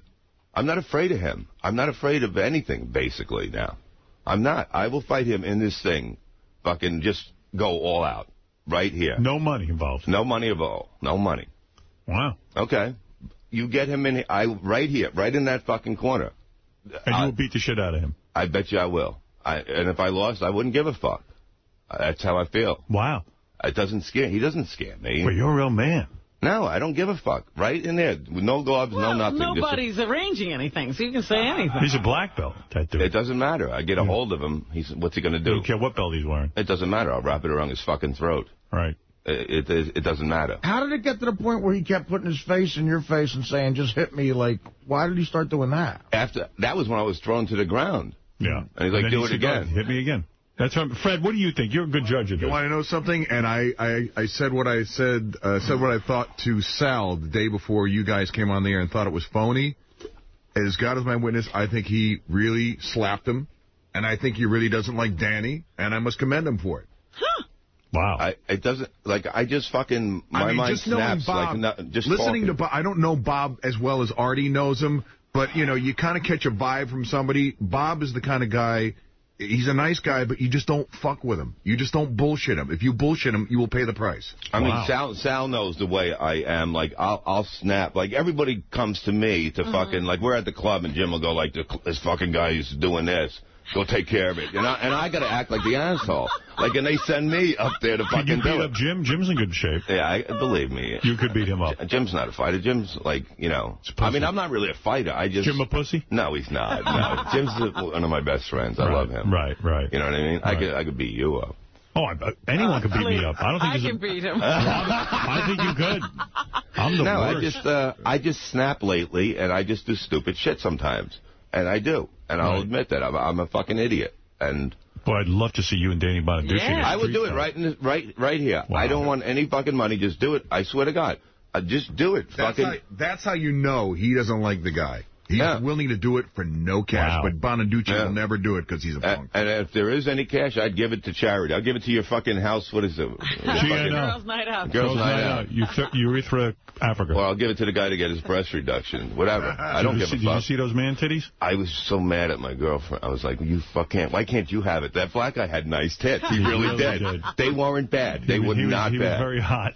He was. I know. When you put that fucking oil on him, I was like, damn. Blue Iris, you're on the air. Very well internationally known nice porn lady. star. Blue Iris. Hi. Listen, Bob. Klonopin is a Class A1 drug. And it's physically addicting. Highly addicting.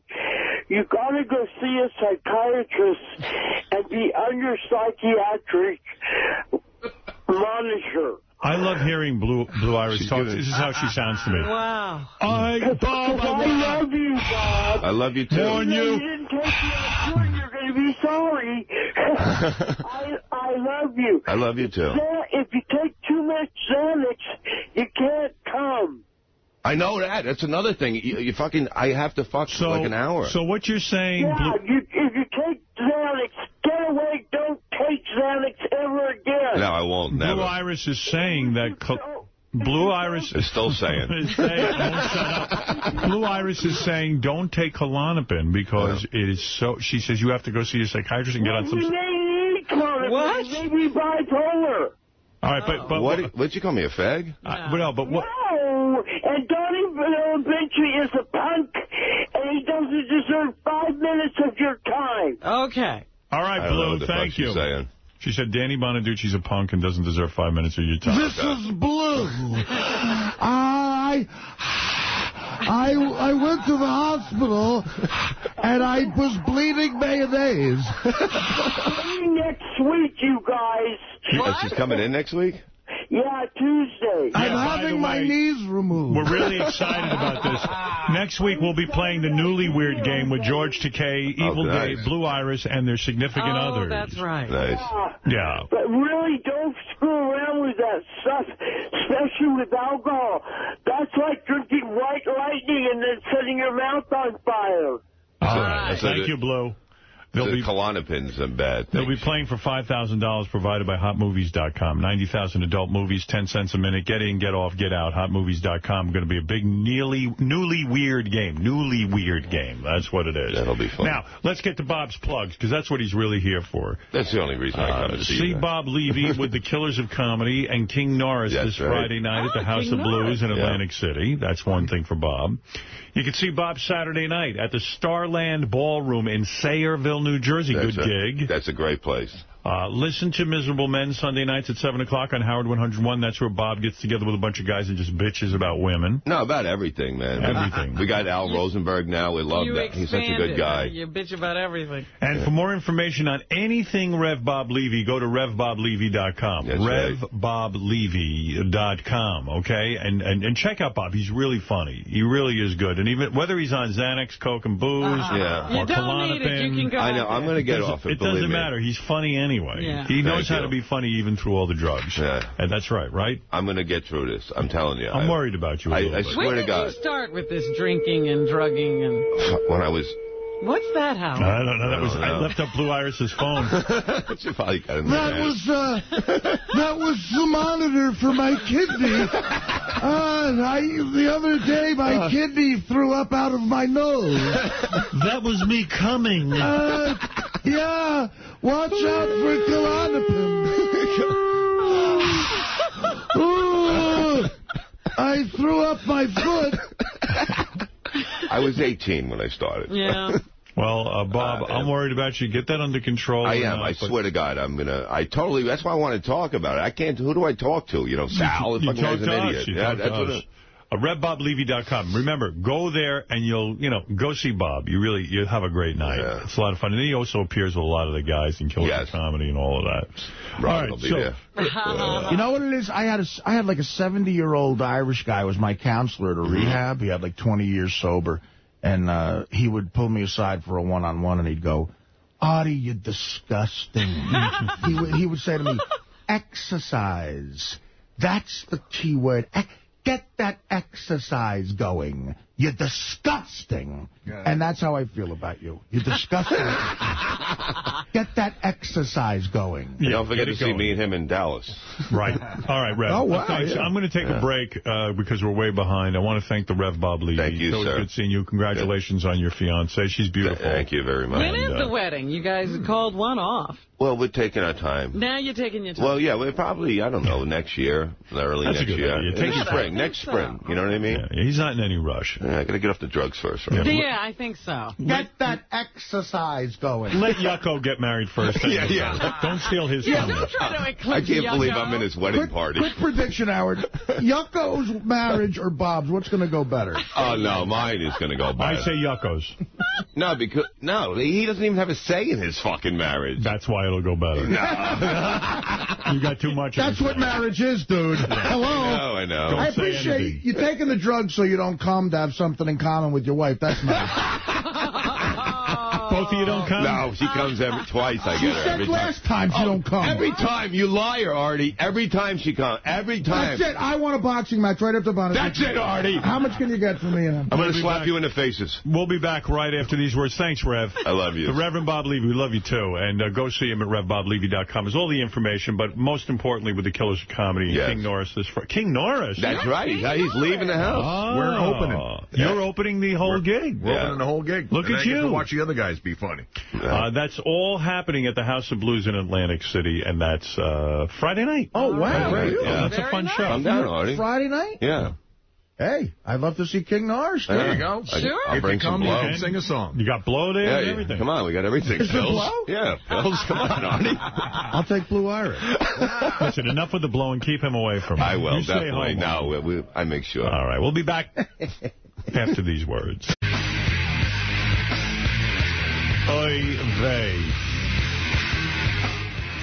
Well, in honor of the newspaper and this story that seems to be mushrooming since the Daily News put a big picture of me and Beth on page 2, we're looking for the ugliest guy who's married to the hottest chick. Evidently, I'm the ugliest guy with the hottest chick, but I can't play because there's a money prize. If you think you qualify and you'd like a chance to win $5,000, please email a recent picture of yourself with your wife to contest@howardstern.com. All entries must be received by April 11th. The $5,000 grand prize is provided by AshleyMadison.com, the largest dating service of its kind with 1.9 million registered users, AshleyMadison.com, catering to like-minded adults in committed relationships. Yeah, so the story's in a magazine, then the Daily News rips it out of the magazine and goes with a big picture of me as being the ugliest guy. Then that guy on ABC News starts talking about how I'm an ugly guy, and then now Regis is weighing in, but I think he defended me. All right, let's hear this. Regis defended me. I think he said I'm good looking. He's not ugly. I don't know. I haven't heard the clip yet. Let me see what this is. Did you see the thing in the paper today about what they consider to be unattractive men marrying these beautiful women? No. And, you know, and let me tell you something. They hold up. What is she saying, oh my? Because you saw my picture. Wait, we missed it. Wait. Come on, now we got to start again. I'm sorry. Did you see the thing in the paper today about what they consider to be unattractive men marrying these beautiful women? No. And, you know, and let me tell you something. They hold up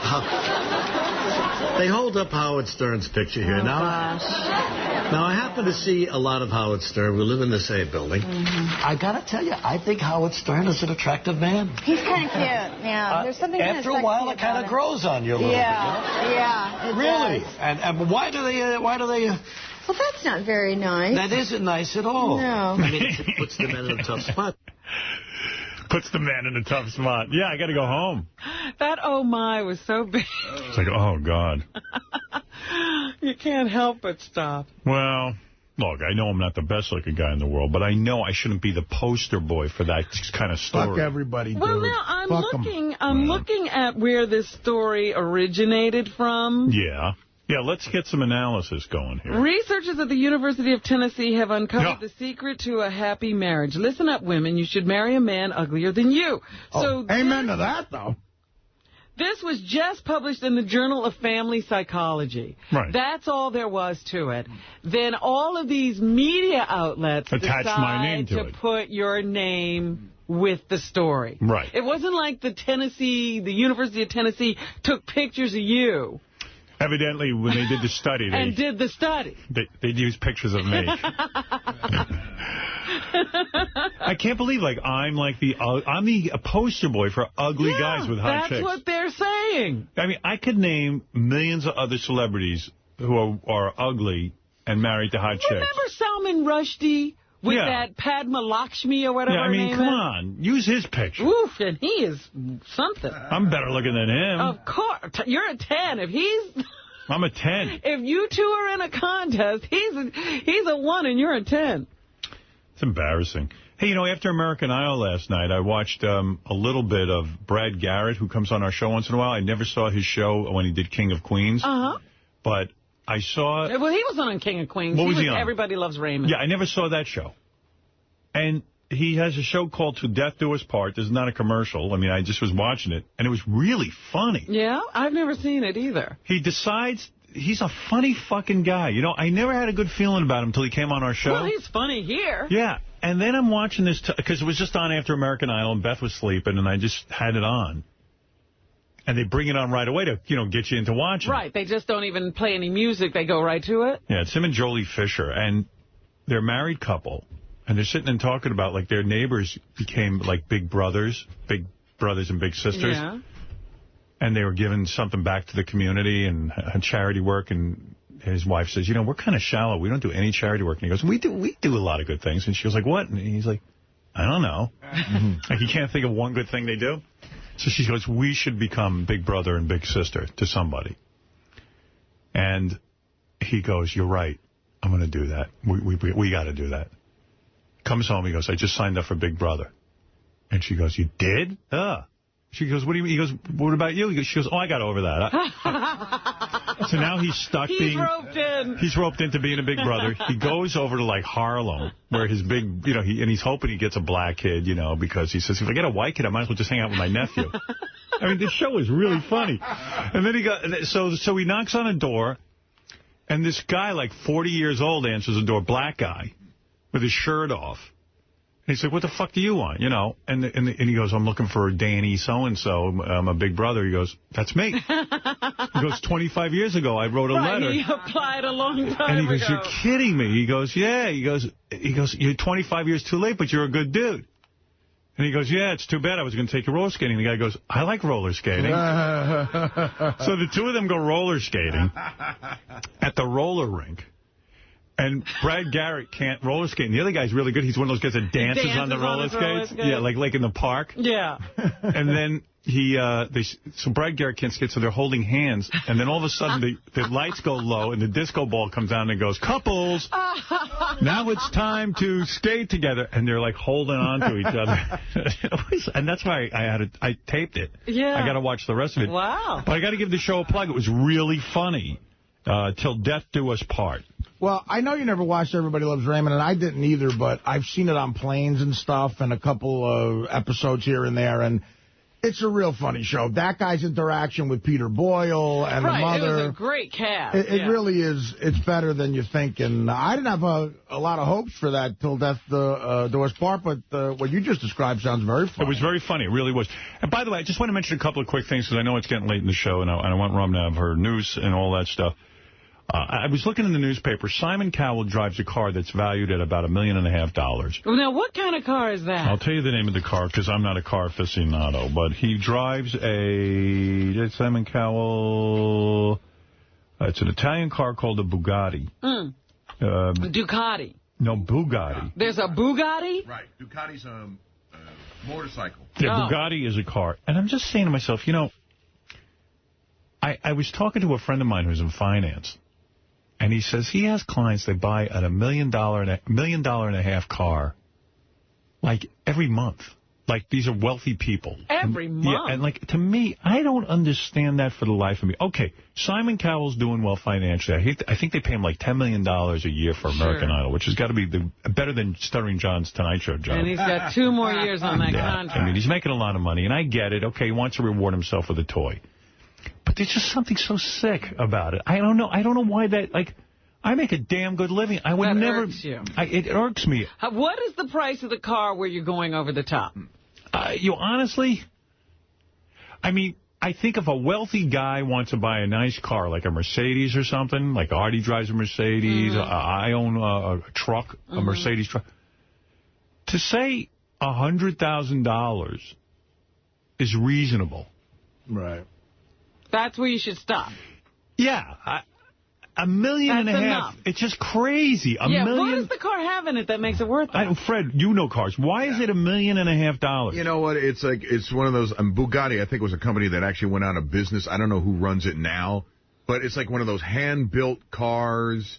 You know, it's like bragging rights. It's like the Maybachs and all that other shit like that. Quite honestly, I think it's kind of a bourgeois thing to buy a car like that. And it also goes down in value. I'd rather buy a classic Ferrari, like, from the 60s or something. Something that actually has some value. A car that was handmade, a car that they don't make anymore, that is special. I mean, he's driving an expensive Chevy, in my opinion. I mean, and it's funny you say that, Howard, because, like, with me, and this is probably a self-esteem issue, too. Like, the Mercedes I have, I think, lists at like $110,000, and I feel like a jerk off in that car. Like, sometimes when I pull up and get Valley, like, I don't know if it's me being like I don't think I deserve to have it. Yeah, you feel like an asshole. And so I feel like an idiot in that car. And there's times when I lived in L.A., this one building I lived in Westwood, the parking lot was filled with those convertible Bentleys. Right. And I don't know. There's no way I couldn't look like a jerk off in a $250. I would just feel like, you know what? I'm sorry. I should be giving money to homeless people. Yeah, I saw a woman driving a Rolls yesterday out of the city of New York. Yeah. And I was like, what are you doing driving that car? I want to move on for 1 second also. Tomorrow, I promise you, I will play you all of John the Stutterer's clips that I have from his show. You were asking me what was his show like. But, I mean, we should play at least one today. Yeah, it's been an interesting time in politics, and I was wondering about his take on Barack Obama and Hillary Clinton and all the fighting in the Democrats and, what he thinks of John McCain. I don't know these answers to these questions. Obama! All right, here's John the Stutterer. This is the opening to his show. I think he's complaining about the Fox News building. We work across the street from the Fox News building, and he's ultra-liberal. He doesn't like Fox News. It irks him.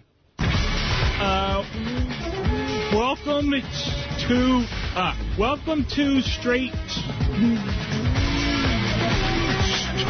Talk on. I mean, I love that he has a theme song too. And it's so urgent that he can't get out a point. Yeah, and he can't say the name of his own show, Straight Talk. Welcome to... Hey, Howard 101. I'm your host, John the Stutterer, and tonight we'll discuss the race for President Reverend Wright and Ronald Reagan, all on Straight Talk. Call 888-STERN-101. I will get to your phone calls and my usual opening monologue.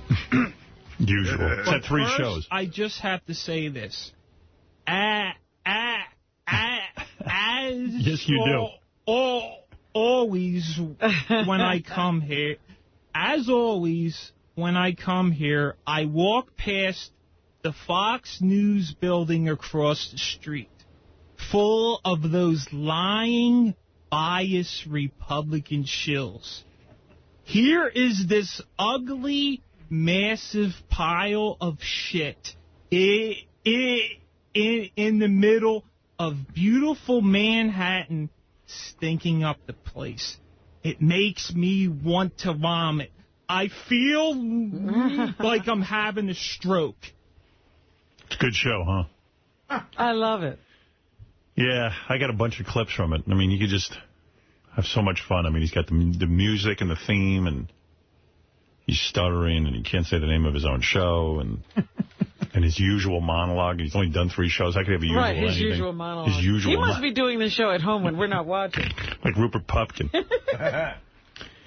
I did get a lot of email. I'll buzz through it real quick because people like to hear what thoughts the audience has. This guy says he saw Ryan Philippe, who was on our show last week. Saw him on Jay Leno Tonight Show. Yeah? He says Leno treated Ryan Philippe like an ass. Ryan seemed clearly uncomfortable. Leno started off with the gay soap opera character, asked Ryan to look at the camera and give his best gay look. Then Leno played his nude commercial. Ryan seemed truly upset and said, I'm leaving, seriously, I'm leaving, and I won't be back. The clips are on YouTube if you want to see them. Howard's interview was totally different. Ryan seemed very comfortable and relaxed, and it was a great interview from someone I was never really interested in, but will now go to see his new movie, Stop Loss. So, I don't know. I bet you he was irked. But she was like, this is just so fucking dumb being on The Tonight Show with Jay Leno. I remember I never felt more stupid. And I go out on The Tonight Show. I bring these 2 lesbians on to carry on. And fucking Jay runs off the set. Yeah, he starts throwing things. He's just pissed. Well, he's about his cunt. That's what he told Gary. No, cunt. Oh, really? Yeah, cunt. Like, who says that? Honestly. I mean, you know. All Howard's about is cunt. Those chicks look so hot, too. I remember them. Yeah, and I mean, you know what, dude? You can't walk off your own fucking show. Throw me out if you're a man. You can't walk off. Be a man. Throw me out. No, he walks off. All he's about is cunt. Didn't he say that, Gary? I thought Gary said... I thought he said... Pussy, yeah. I think he said cunt. He said something about the cunt word. He said... Gary said... Pussy, pussy, pussy, whatever. Yeah, he did say that, too. And he goes, pussy, pussy, pussy. But I thought he used the C word. Someone told me that. No. The best part was... Then I'm wrong. He talked about shit. And he goes... First of all, his whole staff was going back to their room. And he's yelling at me because you've left. And he goes, you know what? He comes here and he shits in my house. He shits right in my house. And then he goes, how come he goes on every other show he's funny, on my show? And then he grabs his cock and he's like, pussy, pussy, pussy, pussy, pussy, pussy. Wow. Well, dude. That was in front of us. And then when the reaction around the world was, it got him huge ratings. He beat Letterman, because then he didn't used to regularly beat Letterman. And then he was like, oh, come back and do the show again. Because, you know, I should have really shit in his house. I should have gone over to his house and taken a big shit in it. I said, no, this is me shitting in your house. The other thing is me being great on your television show, dummy. What about, and wasn't that was that the appearance where Rodney called you? No, that was another appearance. Either Letterman or Leno, I don't know, Rodney called me up. But, you know, the thing is that I gave him a gift. Absolutely. Leno, they wanted the outrageous Howard Stern. I show up, and he goes, you wouldn't have done that on Letterman. I go, no, I'm doing it on your show. And you've done crazy shit on Letterman. I've done crazy shit on Letterman. No, you respect Dave more. And I'm like, shut up. You should have been, well, yeah, but... Yeah, but, I mean, it's just like, just shut up. You wear your insecurity like a blouse. And what's with grabbing his crotch and saying, does he have a pussy? Pussy. Yeah, he's demonstrating with his vagina. I'm telling you, I could have sworn he said the C word. Well, Gary actually heard what he said. Yeah, I remembered that because it's one of my favorite stories. Yeah. Billy, you're on the air. Go ahead, Billy. Hey, Howard, what's up? Hey, brother. Hey, I had a question. I've been trying to call for a while. I've had the Private Parts DVD for, 8 years or whatever. You plan on doing, a special edition? I think it would be great to have a commentary with you guys.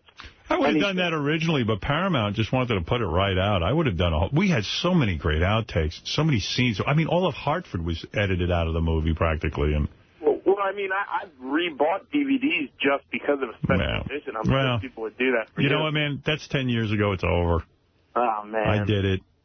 I made a great movie. Fuck everyone. Also, I had a funny thing to say. I'm sort of friends with Suzanne, the Underdog lady, you know? Yeah. And she asked me to be her bodyguard in the Christmas parade this year because my town constantly yells at Howard Stern, and she freaks out. Just goes berserk. So I had to walk beside her with my buddy on each side, and people were just yelling Howard Stern and making her nuts. She was crying in tears. I know. She thinks I'm behind that or something. Yeah, she basically said that you ruined her career. Yeah. But, you know, career. Her career.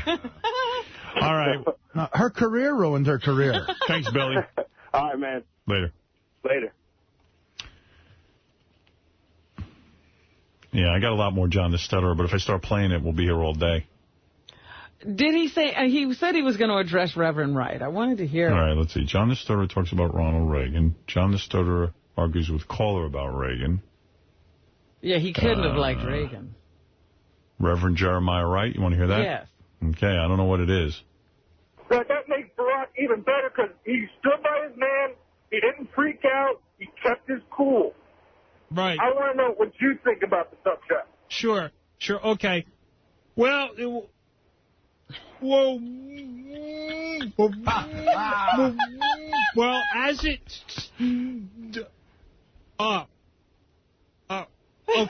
okay, here we go.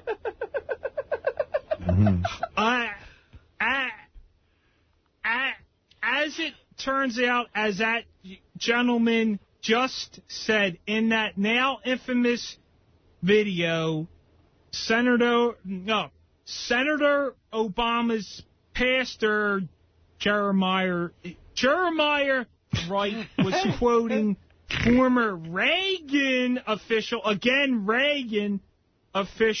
Edward Peck. That lying little weasel and former seminarian.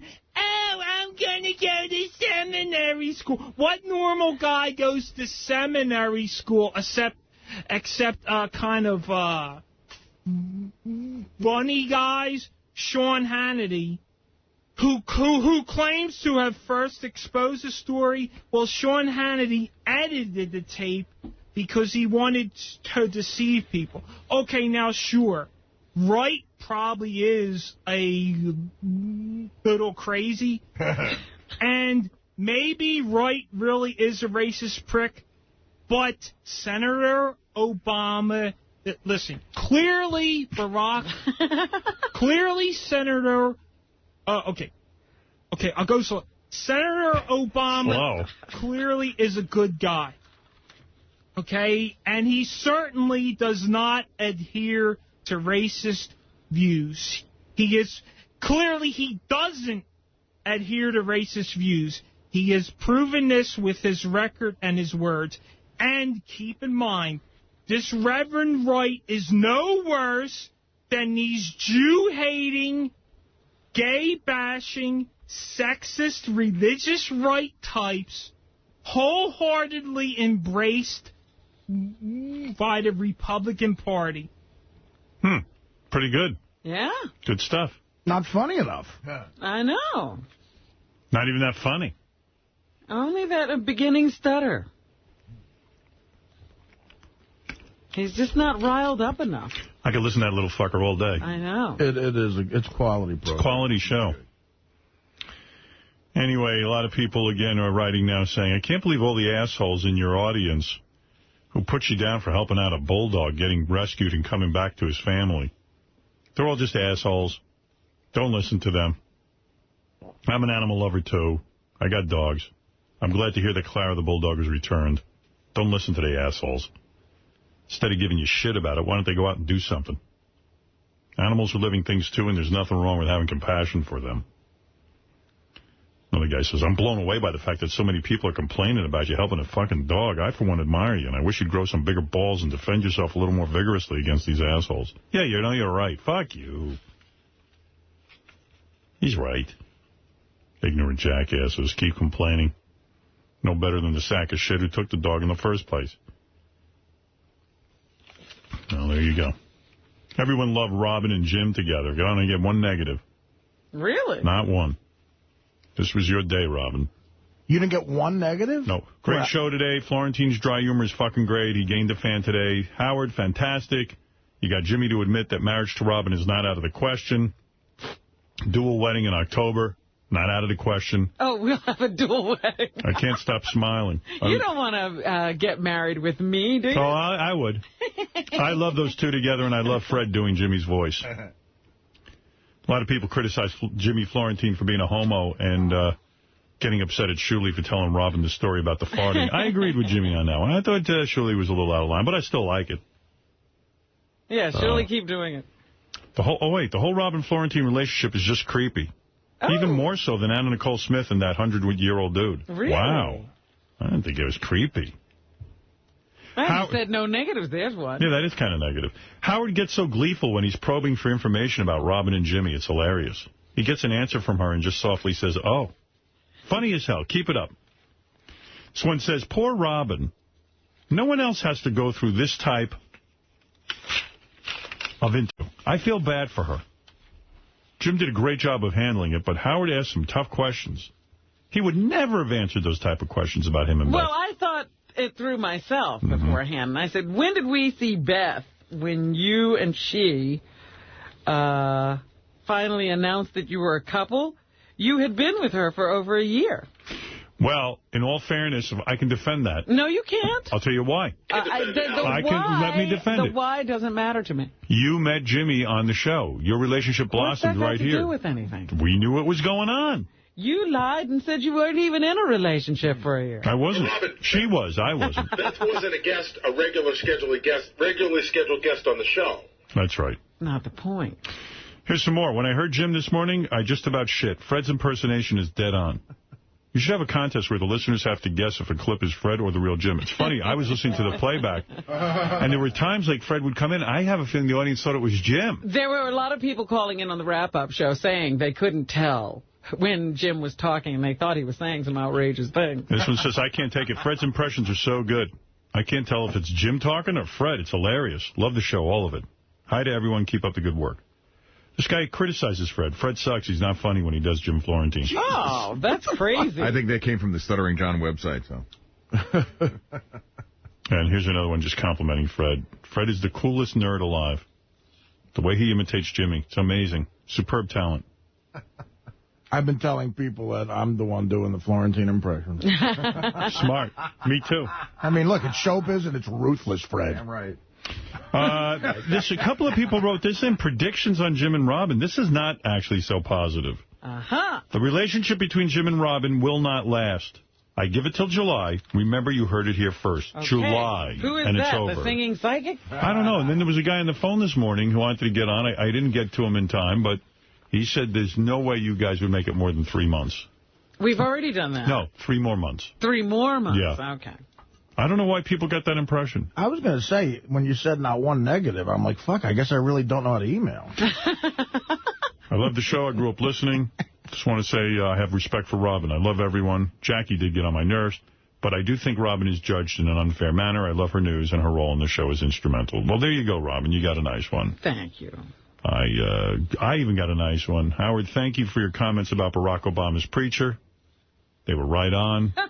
You said what a lot of people were thinking. If this asshole feels so strong a hatred for America, let him go to Iran or Palestine or Saudi Arabia or one of those places and talk some shit about their countries. If he did that in another country, it says here, they'd cut his fucking head off. In fact, that's why this is America. He would probably be killed for even trying to preach the gospel over there. You are a true patriot. Of course I am. Finally, Billy Joel, I was talking about that I didn't think Oprah treated Billy properly. This guy says, Howard, wait a second here. It wasn't Oprah's lack of interview skills, it was the guest. Billy was expressionless and answered as if he was bothered to say even a few words. He was dour and came across as a grouch. His wife was obviously rehearsed, but at least she did her best to try to seem as if she wanted to express something to the audience. Billy seemed bothered by every question. Oprah said he was a rock and roll star, said he was a legend, said he had hit after hit. She certainly did try to suck his dick, as you said. Joel was, in fact, unsuckable. I didn't take it that way, but maybe you're right. I don't know. I just was disappointed, that's all. Sometimes it can start backstage. Who knows, right, Robin? Who knows what was going on there? It's all right. I just don't feel Billy was appreciated enough by Oprah. That was my feeling. Everyone's excited about the SiriusXM merger. I've been reading so many positive articles about the merger, and most of the articles like, why did this take so long? This is such not competition. I mean, one guy still says, this merger hasn't even been approved. It's only been approved by the Department of Justice. And again, the guy issued this chart that blows my mind every time. Don't forget, this is not a done deal. as much as everyone's behaving like it's done... Right, people are congratulating everybody. Nobody's done anything. These companies still cannot get their approval and get on with their lives. And let me tell you something. The reason it's going to be good for the consumer is that they'll be able to put up, instead of 2 companies putting up satellites, just 1 company putting up satellites, reducing the costs. But here we go again. SiriusXM merger is now up to 342 days, longer than the Chevron Texaco. Longer than EchoStar DirecTV, longer than AT&T Bell South, longer than Google and DoubleClick, longer than Sprint and Nextel. Whirlpool Maytag, 219 days. Whole Foods and Wild Oats, 175 days. It's crazy. I mean, as one analyst is saying in this article I'm reading, he says the consequences of this deal for the radio industry are marginal at worst. All of Sirius and XM together or separate are impacted by the same factors impacting the rest of radio. You know, and he goes on to say that it's absolutely ridiculous for National Association of Broadcasters to be fighting this so hard because it only proves the point that they're in competition with satellite radio. So, yeah, people are still frustrated. They're kind of... I read so many good articles, and I read these articles and I get worked up and angry. I just get crazy, you know, because of the injustice. But I'm glad the Department of Justice approved it, and it sounds like the merger might be on its way, which is great. And, you know, so many people have said, listen, it's up to Sirius, the company, and XM, when they merge, to keep prices low. Like one guy said, I love listening to Howard Stern. That's why I got Sirius. They were interviewing people. He says, I love it. I love listening to Howard. I can't wait now. I'll be able to get baseball with my service because I only got the football. So I'm happier than a pig in shit. He says, but if they raise the price to $15 or $16, I'm done. Yeah. I'm done with it. There's an automatic control. Yeah. You don't need satellite. It's not like the electric company. Right. That's all. Anyway, let's get to Mr. Steve Langford. This guy, he's so on top of his game, it's not funny. God only knows what's going to come out of his mouth. Steve Langford, Howard 100 News. What scoops are you working on? Just some of the stories we're working on in the Howard 100 newsroom. A double dose of dismal developments in the drama that is Bigfoot. The very frightened and troubled whackpacker calling Howard 100 News from the steps of the local jail. Out in the cold, all his luggage with him, with absolutely nowhere to go, he says. A local cop telling us no one, not even local authorities, will help the wayward whackpacker because, quote, he's burned his bridges. Meanwhile, no good deed goes unpunished. The Good Samaritan who drove all the way to Vermont twice in recent weeks to try to rescue Bigfoot is now apparently paying for his impulsive efforts. Patrick from New Jersey says his wife has left him. Oh, my God. As a result of his abortive rescue mission to help Bigfoot. No! That's what terrible. he claims. Terrible. Wow. Bigfoot really spreading the love. What else you got? Also today, another anti-Robin Quivers website rearing its ugly head, robinsnews.com, righting Robin's wrongs daily, the site claims. The website's operator maintains he's a Quivers fan. He says he just gets a kick out of Robin's alleged errors. All right. And also, is another Stern Show staffer trying to compete with the jiggly giant juggernaut that is Benji Bronk in the Paris Hilton Best Friend competition. J.D. Harmeyer, listed as a contestant in the online competition with just 68 votes, compared to Benji's more than 115,000. But J.D. tells us his apparent entry in the contest is a fake. He didn't do it. All right, so keep voting for Benji. What else? And Stern News, you know, to the Howard 100 News tip line, 877-33-SIRIUS. Choose channel 100 or email us at howard100news@sirius-radio.com. Steve, thank you. You're working on a lot of important stories. Please get back to us tomorrow. All right. Steve Langford, Howard 100 News Department. John Hein hosts a wrap-up show every day at 11 o'clock on Howard 100, Howard 101. John, what do you have for us? Howard had to cast a tie-breaking vote in the inaugural Biggest Man Boobs contest, and although he admired Shane's lovely breast, he chose slow adult Alex as the big winner. We'll talk about everything that happened during this battle, how the contestants' talents range from spiking a dog to being unsure of their own virginity, the judge's difficulty in choosing beauty versus size, and whether the oil, bra, or jumping jacks was crueler than anything these guys had to endure growing up with those large breasts. Plus, Bob Levy is back to drinking and doing coke, and his fiancée is standing right by her drama queen's side as he tries to deal with his problems. We'll talk all about Bob, if his issues stem from the insecurity of being a sober guy in a drunken room, Who thinks Bob slapping Danny Bonaducci was the real thing? And will Bob follow Howard's, Robin's, or Blue Iris's advice and finally clean up his act? Right. Plus, Pharrell is getting into fistfights. The press hails Howard as the ugliest guy with the hottest girl. Gary isn't worried about entertaining the troops behind enemy lines. I bet you Beth likes it on some level, you know? Like, she's got to be thrilled. Like, yeah, I'm the ugliest guy, but she's like the hottest chick. And it means that her relationship will be very strong. Right. But also, I don't like that she thinks she's like, you know, the bargain in this. You know, she's the prize in this relationship. I mean, I'm kind of a prize. At least I thought I was. Absolutely. You know. It's really hard to feel good about yourself when you open up the first page in the paper and it's just a picture of you talking about how ugly you are and that you're lucky you got a hot chick. Dude, it's really bad. It can't be good for your self-esteem. No, it's not. You are the catch. Anybody could get Nick tickets like that. Or you know, that's a catch. I get front row. Right. I mean, they suck, but you can get front row for any game. You can watch the good teams, too. Yeah. I don't know. It just sucks. Then Regis has to defend. Regis is defending me. You know. Who would be the person who could actually give you a good defense? Do you know who? Who? I'll tell you the truth.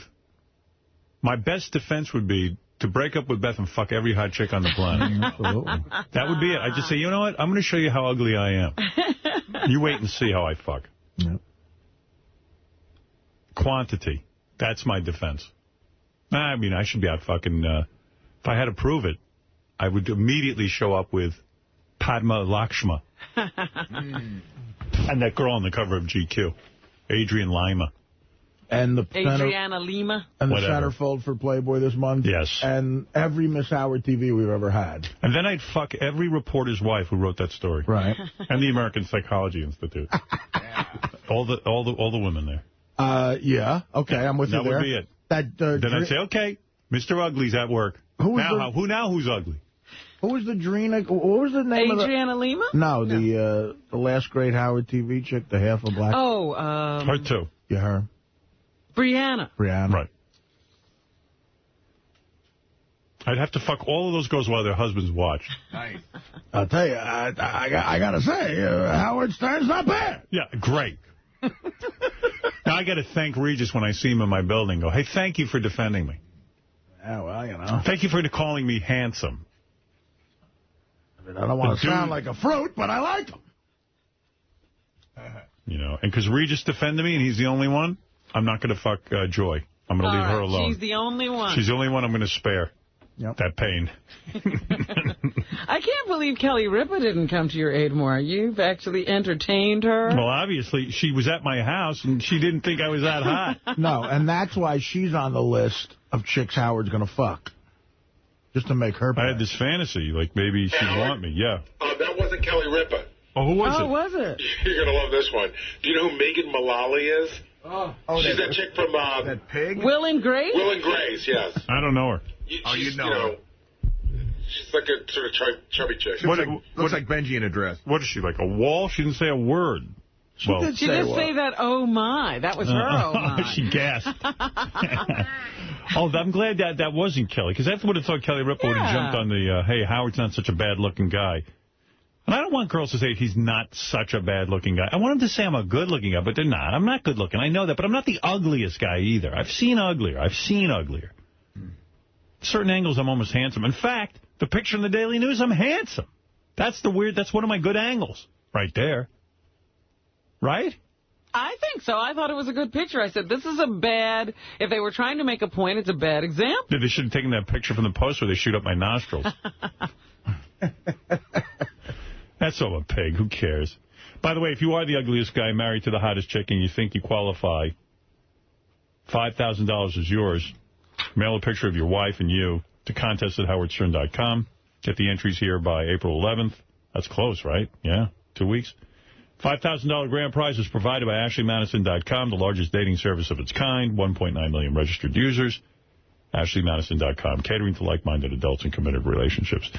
Anything else, Johnny? Yeah, Gary isn't worried about entertaining the troops behind enemy lines, but Howard wonders if he'll be bored. And Adam Carolla hangs in on Dancing with the Stars. Everything else that happened on today's show. Of course he's going to be bored. If he's bored in Atlantic City, how's he going to feel in between shows when Artie and those guys are, resting, working on their comedy? Vegas. Yeah, Vegas. Vegas.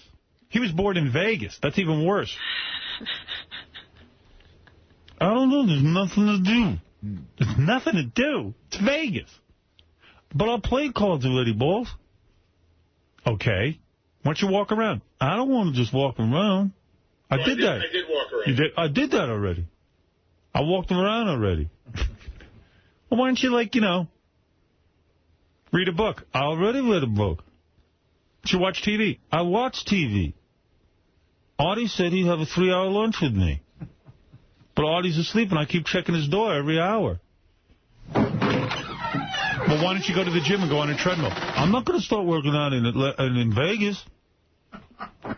Why don't you stare at the wall? Well, I called Nick DiPaolo, and he watched TV with me.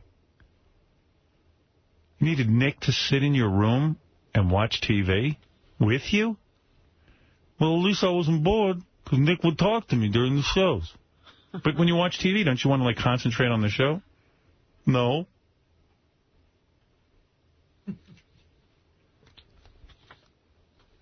Hello, room service? Could you send a waiter to talk to me? The last one was Mexican. He didn't understand me. He wasn't very convincing. What'd you put your fist in your mouth on that impression? No, I've got the Sharpie. Sounds like you got 5 too many teeth in there. It's my braces. No. Oh, the braces. By the way, Howard TV is doing an animation of Gary bored in Vegas. That's coming up. Oh, boy. No. Yeah. It sounds unbelievably offensive. I don't know when that's airing, but the bowling show's coming up soon, too. That's going to be good. Our first original program. There's the carpet. Johnny, anything else? We got plenty to talk about. All right, I think you do. Thanks. I'm bored. I'm in Iraq. I don't know what to do. You know what's going on right now? I'm fucking bored with this. I'd already talked to all the soldiers. Hello. Hey, there's a guy with a turban on. Excuse me, Osama. Gary's going to, like, talk to all of the soldiers because he's bored. But they have, like, kind of jobs to do over there. Well, maybe don't they have, like, a hospital or something? Excuse me, people who can't get away. What's it like fighting in the Taliban? Are you insinuating I should only visit people with no arms and no legs? I've been sitting around the Iraqi campfire for an hour now, and there's no one to talk to. Why is that man with no legs and no arms pulling himself away with his teeth? I can see that. Using his tongue to push himself across the floor. Howard TV should just run a Gary cartoon every day. Just a guy with no arms and legs pulling across the room with his teeth could be good. That's all you need. Get away from him. Hello, Nick. I was wondering if you would... Excuse me, what? No, Artie hasn't woken up yet. Yes. I was wondering if you would like to come to my room and watch TV. If you're bored, I'm bored, too. What do you mean you feel sleepy? Get a pot of coffee and get down here.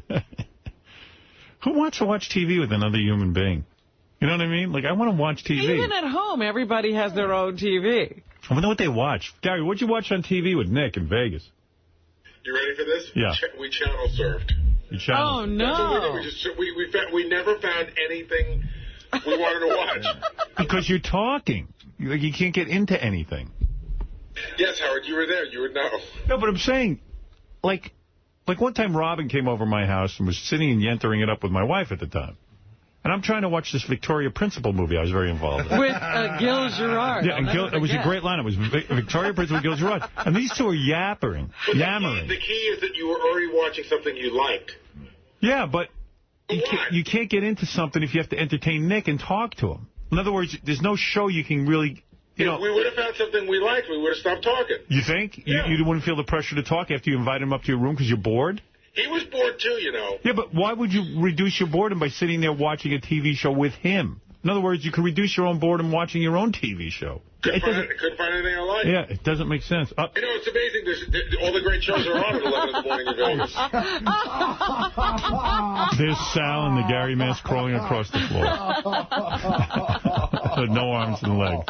All right, thank you, Sal. All right.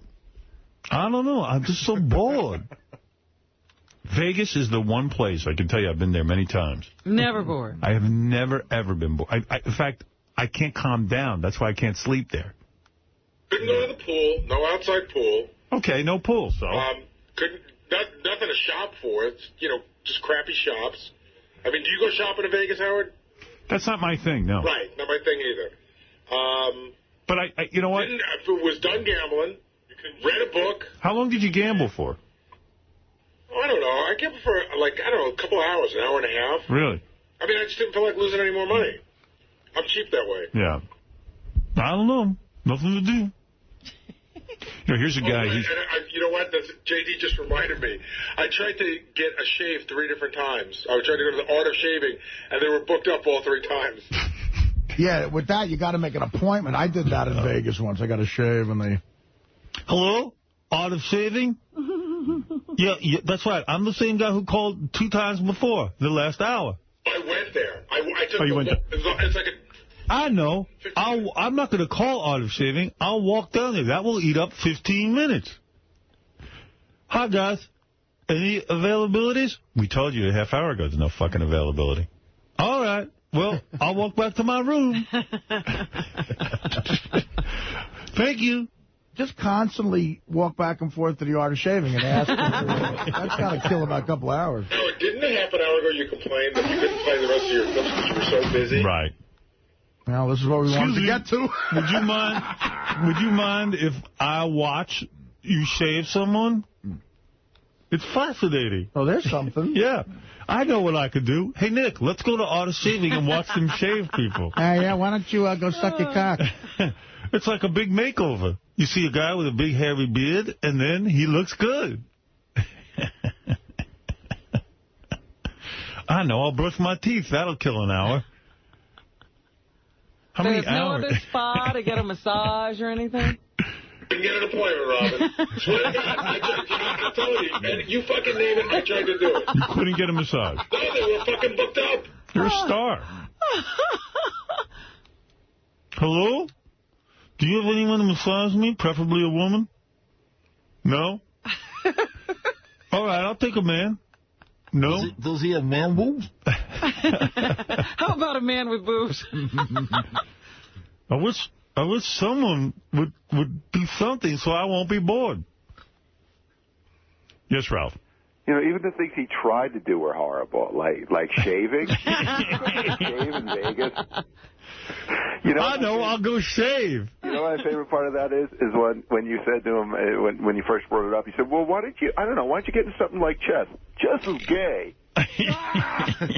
What was the last thing asshole said? Chess is gay. Chess is gay. I mean, I don't know. He needs something. He needs something big to take up time. I still don't get it. And Gary, you said the shops in Vegas are shitty. They have Armani. They have the biggest designer shops. Ralph, do I look like I'm shopping for Armani? Are you fucking retarded? You can't shop. Do I look like I'm? I mean, look at those shops there. Do I look like I'm wearing any of that clothing? Oh, I'm sure they have some shittier stores too. They can find something in. So you can match your shitty wardrobe. Excuse me, where's the shitty shop? Excuse me. Do you know, excuse me, I'm in the wrong store. Armani, do you know where the shitty clothes that I can wear? Captain. You could buy objects or something. You know what I'm going to do? I'm going to walk backwards to Art of Shaving. That'll take twice as long. How long does it take to get to your rooms to Art of Shaving? It was a long walk. Yeah. I would say it's probably... God, you got to get down the elevator, and then it was a really long hallway, and then you got to the main casino. You had to walk across there you are, Art of Shaving. The entire... Sal is acting it out. He's in his mask, and he's shaving. Had to walk across the entire casino and up an escalator to the mall. Right. I'd say it's a good 10-minute walk. Did you try to give them a couple of extra bucks to get me in?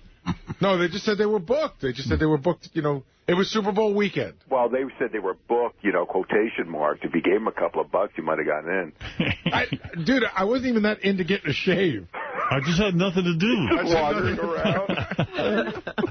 All right, thank you, Ralph. All right. Gary, all right. We won't bust your balls anymore. Well, don't stop now. Yeah. I think you'll be okay in Iraq. There's got to be something for you to do over there. Oh. You know, when you. I got connections for a lot of cool shit over there. No. Yeah? Like what? He's going to be bored out of his mind, and he's going to be your burden. Because Totally not. Yeah, come on. First what of are all, you going to do all day? First of all, most of the day you're waiting around for the show. No, the shows are probably during the day. I'll hang with Jim.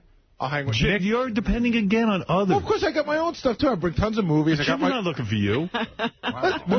People, if I had Howard, free time, when I have free time, my time is such a precious. girl. No, I'm not a girl. There's a bunch of guys are going over there. We'll of course talk to each other. No, and if they don't want to be talked to, I'll leave them alone. I'm the girl, but meanwhile, Artie was doing the manly thing, sleeping and relaxing and taking care of himself, and you're just fucking sitting by the door Howard, like a the puppy. man slept for 17 hours. Yeah, that's healthy. And then I got up and I had to do a fucking show. The reason he slept for 17 hours, he knew his alternative was waking up and talking to you for 3 hours. Come on. Give me a break. It's crazy. You better find a hobby. Thank you. He went to sleep, it was dark. He woke up, it was dark again. I wonder why I'm always depressed. Yeah, you never see the sun. I'm like, am I in Alaska?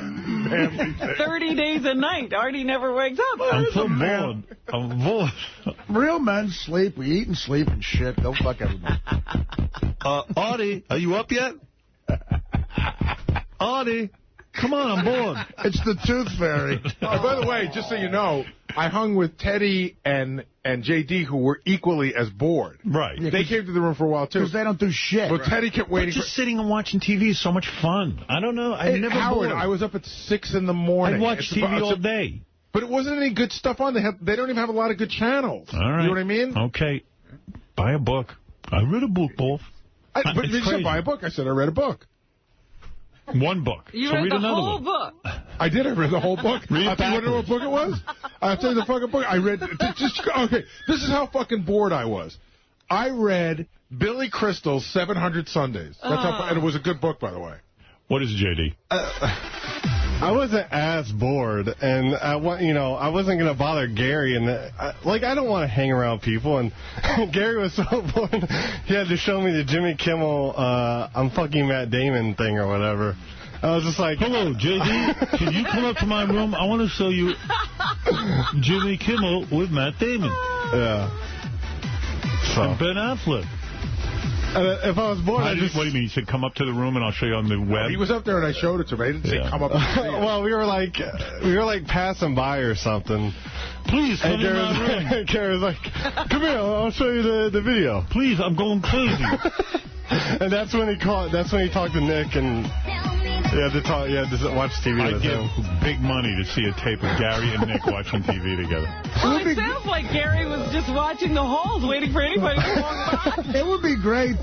It would be great if this music followed J.D. around like that, like the dirt follows that kid Franklin around on Charlie Brown. All right, let's get to Robin's news. This is silly. We've wasted a lot of time. All right, thank you, J.D. What was that? That was just the microphone. Whenever someone puts down the headphones, it makes a tremendously big noise.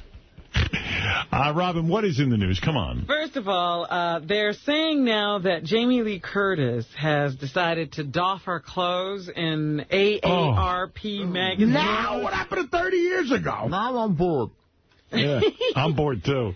Because she wants to show people that aging naturally is the way to remain I don't attractive. know. I've seen her.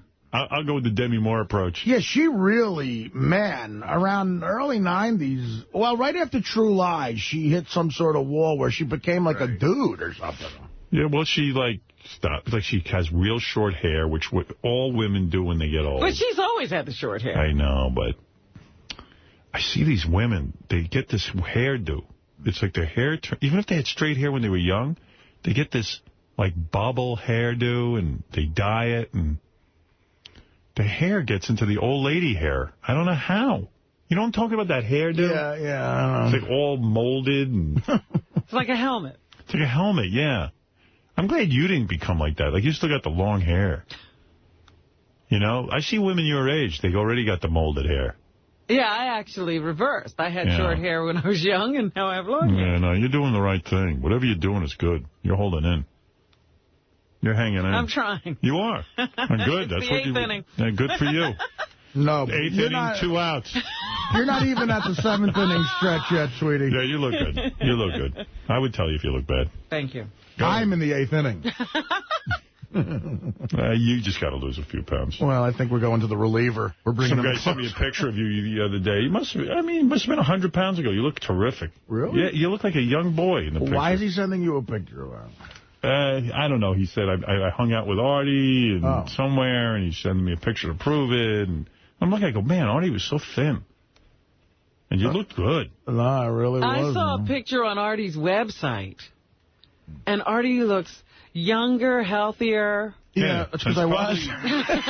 Probably 2 years ago, not even. Well, no, yeah, 2 years ago. But again, now you got me thinking with the Subutex shit. I think it does have Maybe side a contributing effects. factor? Yeah. I mean, man. It should say, listen, this could make you eat a rack of lamb at 3 a.m. She ate a whole lamb at 3 a.m. I didn't know. It was a baby There's a picture of lamb on HowardStern.com. Anything else, Robin? Well, it just amazed me. Yeah, she's turning 50, and she decided to stand in a swimming pool without a bathing suit. Oh, Jesus Christ. Yeah, I hope she looks good. She says she wanted to challenge the old ideas about aging. She showed her vagina? No, I don't think she shows much of anything but her shoulders. Oh, please. And she says that she feels more and more invigorated. This isn't the first time Curtis has dared to bear for a challenge or to the definition of Hollywood beauty. She posed in More magazine in her underwear and bra, sans makeup, and stylists and flattering camera angles a few years ago. So. What's crazy, when she was really super hot, she wouldn't show her tits? Or she did a little bit? But well, she did. That's how she got into mainstream movies, she claimed. Well, you know what? That's true. Early days of VCRs, I fucking wore out the pause button on my VCR with Trading Places. That scene in Trading Places where she takes off her shirt and you see her tits for a second. She gets into bed with Dan Aykroyd, Yeah. Fucking great tits. You bet. World class. And she's not a hermaphrodite, right? That's just a rumor. Yeah, everyone always said to me she's half man, half woman. Here, there's a guy on the phone already. She's half man, half woman. Bob. Hey, Bob, you on the air? Hey, Howard. Yeah. Jamie Lee Curtis? Yeah. Both male and female. Everyone said she was born with a dick, right? Yeah, that she was born a hermaphrodite. That was the rumor. I don't know. I wish I could interview her and ask her about that. She has never addressed that rumor. Yeah. We asked her it, though. I think it was Stuttering John or somebody was on the red carpet and asked her if she was born with a dick. Really? And she was like, fuck you. She didn't know what the fuck he was talking about. I don't know. That was like, people start rumors like, that whole gerbil and Richard Gere and all that. And that was all bullshit. Have Fred look it up, I swear to you. All right. Look it up where? We're going to look that up. Just Google it. I just did it right now. It's on there. Yeah, Google. Hermaphrodite Wikipedia. Well, yeah, there's also stuff on there that'll say I overeat. It's bullshit. All right, thanks, Bob. Hey, no problem, Howard. There's an article here, how XM Sirius merger could cost consumers. Oh, who put it out? The NAB? Yeah, they say there are these consumer groups who are outraged, citing serious. the likely increase in prices down the line and the lack of choice for consumers. But I've read the complete opposite article about how it's so good for the consumer. But my point is, there is such stiff competition. Satellite can't afford to offer an inferior product because people actually have to choose it. Here, listen to this. LA Times. Satellite radio merger sounds good at first hearing. When satellite radio broadcasters Sirius and XM argued that they would be allowed to merge into a monopoly because they actually compete against terrestrial radio, iPods, cell phones, and other listening choices, I didn't buy it. Now, like the song says, I'm a believer. The Justice Department, as you know, gave its blessing this week to a $4.6 billion buyout of XM Satellite Radio Holdings, Inc. by rival Sirius Satellite Radio, despite intense opposition from consumer groups that rightly argued that this would be a single company controlling the market. The FCC still has to weigh in. They talk about the Justice Department said this is, the Antitrust Division said this is not, a problem, and that they were seen as more of a formidable hurdle, and now we're past that. Justice basically bought that Sirius and XM's pitch that consumers won't be harmed by a merged company because they have so many other audio options available to them. This, in turn, will serve as a deterrent to Sirius XM jacking up prices willy-nilly once the company has the satellite deal to itself. I was wary of the idea that the merger, when it was first announced in February 2007, my gut told me that a monopoly is a monopoly, and if a single company controlled satellite radio, customers would be held hostage to whatever pricing conditions the company set. Then I moved to L.A. I started living half my life on the freeway. I became a Sirius subscriber, and now I can say without hesitation that commercial-free radio is a godsend and well worth the $12.95 a month. But I can only say that I wouldn't think twice about canceling my subscription if the price crept only marginally higher. That's right. I have no problem going back to flipping between KPCC-FM and K-Earth on my terrestrial radio dial and filling in the gaps with my 2 voluminous collections of CDs, or I'd finally break down and purchase that iPod and keep all the tunes at my fingertips. In other words, I'd do exactly what Sirius and XM said I'd do. I'd stop listening. That's right. Here's another guy, 44 years old, feels pretty much the same way. He told me he spends about 2 hours commuting every day to and from work in Burbank. He subscribed to Sirius a couple of years ago when Howard Stern brought his act to the service. Other than Howard Stern, I get all the football scores and traffic news, Guerrero said. But if I want music, I have my iPod. He says, all I'd have to do is slip my music player into a slot in the car. I'm in total control of the playlist. Guerrero says he spends about half his commute listening to Sirius, half his commute listening to his iPod. Antitrust officials made the right call on this one. It's so simple. How could people not see this? This is a good thing. Allowing people to pay for only the channels they want.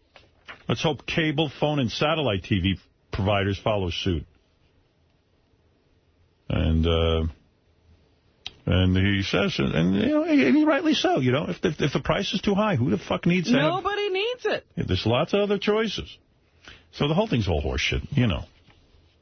That's, you know, it's bogus, these consumer groups. I would look to who's behind them. What's sad is that the FCC is even taking more than a day now to decide. You know, it's almost like when you read about these guys who are in prison and they find out that they're innocent, but they still have to keep them in prison because of some technicality? Technicality, and they got to wait and have a whole other trial. But you know he's innocent? Right.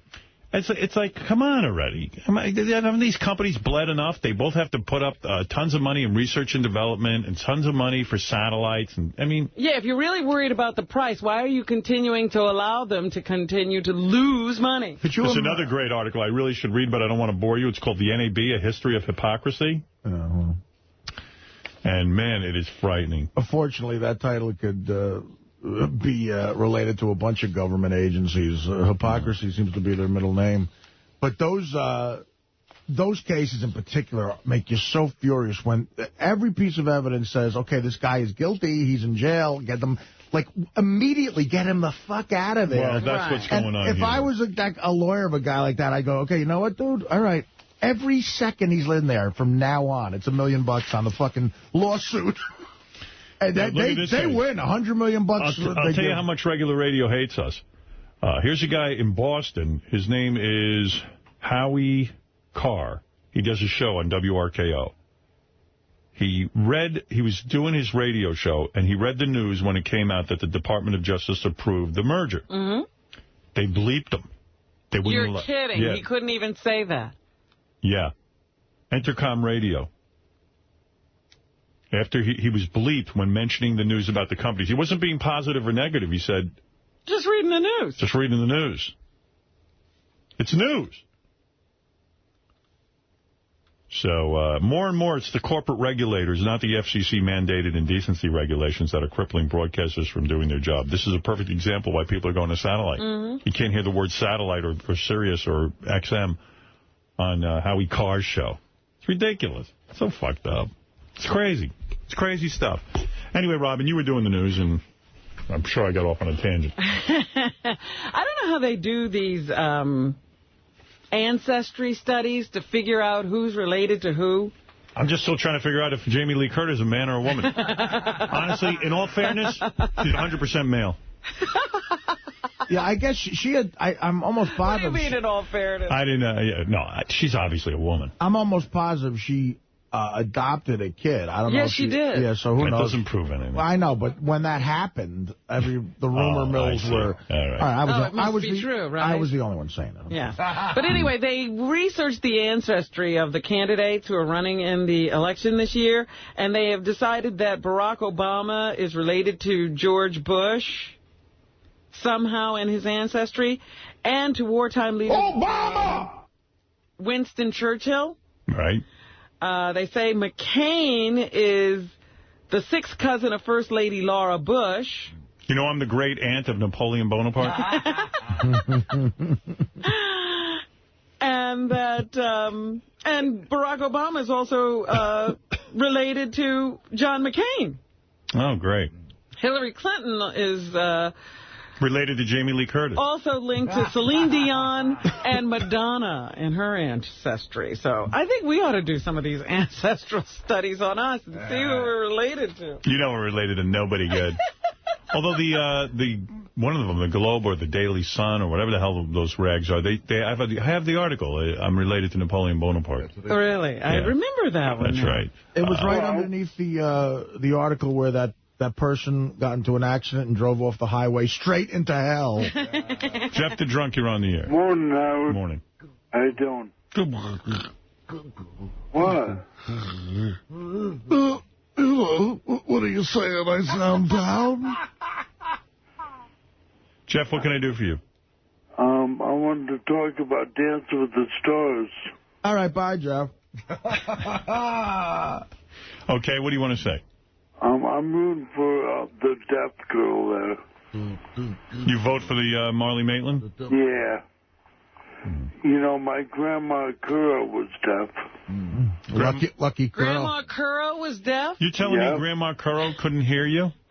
Grandma Curro. Is Grandma Curro here? Grandma Curro couldn't hear. Grandma You could do Grandma Curro. You want me to do Grandma She sound like deaf, except Grandma Curro. Go ahead. This is a Grandma Curro. Well, no, wait, I'll do Grandma. Sounds like Grandma Capriati. All right, here's Grandma Curro. You be Jeff the Drunk calling your Grandma Cam. All right, you ready? Yeah. Hello? Grandma Curro? Hello, I can't hear you. It's me, Jeff. Huh? It's your grandson, Jeff. Ne? Hello, Ne? I need money again for weed and cheese. Nu and the thing to our entire family. What the fuck? I can't hear anything you're saying, but I know you must be asking me for money. And I don't want anything to do with you. Why do you assume that all the time? Please leave me alone. Where's my number? Where's my number? What? Dial your number? No, lose it. That's not nice. You're annoying the shit out of me. You motherfucker. Why am I annoying? You ruined the Curro name. If Grandpa Curro was alive, he would kick your fucking ass all over the place. This is bullshit. Jeff, did Grandma Curro talk with her hands, or is it like she got deaf when she was older? She got deaf right after Jeff was born, because I don't want to hear that fucking whining. She was born deaf. She was born deaf? I convinced my grandson I was born deaf. I don't want to talk to him. I can hear fine. You can hear perfectly well. Honestly, this is what I really sound like. When Jeff talks, don't say anything. So please leave me alone. Grandma, my house has a flat tire. Can you come over and help me change no more money on you. The heater broke. I don't care if your asshole has blisters. I'm done with you. My ass has a virus. Oh, boy. Grandma Curro. Did she talk with her hands? No. No? No, she's Yes, I did. I gave him the finger every fucking day of my life. The finger. No, she spoke, she read lips and spoke. Oh. Read my lips. You're a fucking asshole. I don't want you calling me. Grandma, I need money. A new Nintendo came out. Well, Jeff, I'm glad you're rooting for someone on Dancing with the Stars. That's nice. Did you vote for her? You called in and stuff? Yeah. Okay. All right. Jeff, thanks, and it's interesting to know. I thought you might be supporting someone else, but there it is. Jeff the Drunk is supporting Dancing with the Stars Marlee Matlin. Yes. Because she reminds him of Grandma Curro. Thank you. You know, Jeff, you should be looking for a girl who was born deaf and blind, because I think you'd do well with her. He's doing just... You're doing all right, Jeff? I'm doing fine. Good for you, pal. You sound good. You sound like you're not drinking. When you making it to the next gig, dude? You blew off 3 gigs already that you could have drove to. Well, I don't have access to a computer, so I don't know when you're going to be... Call Teddy and get the schedule, and then you got to drive to the gig, man. I'm telling you, if you want to drive any gig you can drive to, I'll give you $200. Okay. All right, Jeff. Thank you. Yep. But Artie could buy me a computer. Yeah, right. That's the next question. Robin, go ahead. Anything else? Jose Canseco has another book out, and this time he claims that he doesn't know for sure that Alex Rodriguez took steroids, but he did take him to a steroid dealer. Boy, I mean, Jose Canseco throws everybody under the bus. I got to ask him That's become about it. his He's coming livelihood in. now. He's coming in on Monday. I'm just going to say, like, what, is this a way to really make a living? Well, I heard another thing about Canseco that might make him anti-A-Rod. I'll defend A-Rod as long as he's on the Yankees, but who knows. I read somewhere where Canseco says...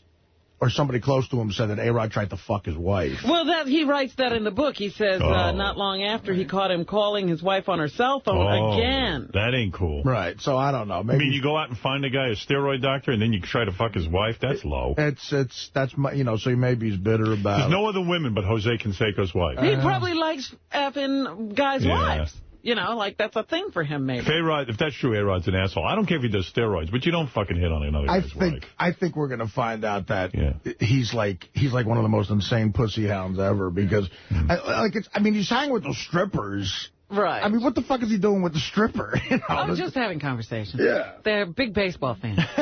Some of them are. Well, his last name has the word Rod in it, so. Yeah. Have you ever, been in his presence other than just seeing him on the baseball field? Have I ever been in his presence? Yes, as a matter of fact. I met him at a fundraiser I did stand-up at. Did you? I was standing next to him. Wasn't he the guy who came on your chest at that orgy? Actually, that was A-Rod. Were you? No, that was Jose Canseco. I'm sorry, asshole. I came on your chest. Were you bowled over by his presence? I don't know. Not really. Because my driver, Gene, who I think is all man, he saw A-Rod walk into Barney's one day when I was in there shopping. Right. And when I came out, he said, "Did you see A-Rod in the store?" I said, "No." He said, "He just walked in." He goes, "Oh, my God, I've never seen a more beautiful man in my life." He's a fan. I actually know a chick. I'm friends with a chick who dated him. And she says, he's really... hot, I guess, but very arrogant, and, but, I mean... Well, Gene was bowled over. I don't know. I think he almost went gay that day. Then even more the reason why A-Rod shouldn't be hitting on his teammate's wife. He can get anybody. Yeah. I mean, I could understand a guy who can't get anything. The guy, and, again, if the steroids are true... First of all, if the steroids are not true, he really is the greatest ever, because the numbers he's putting up... steroid-free.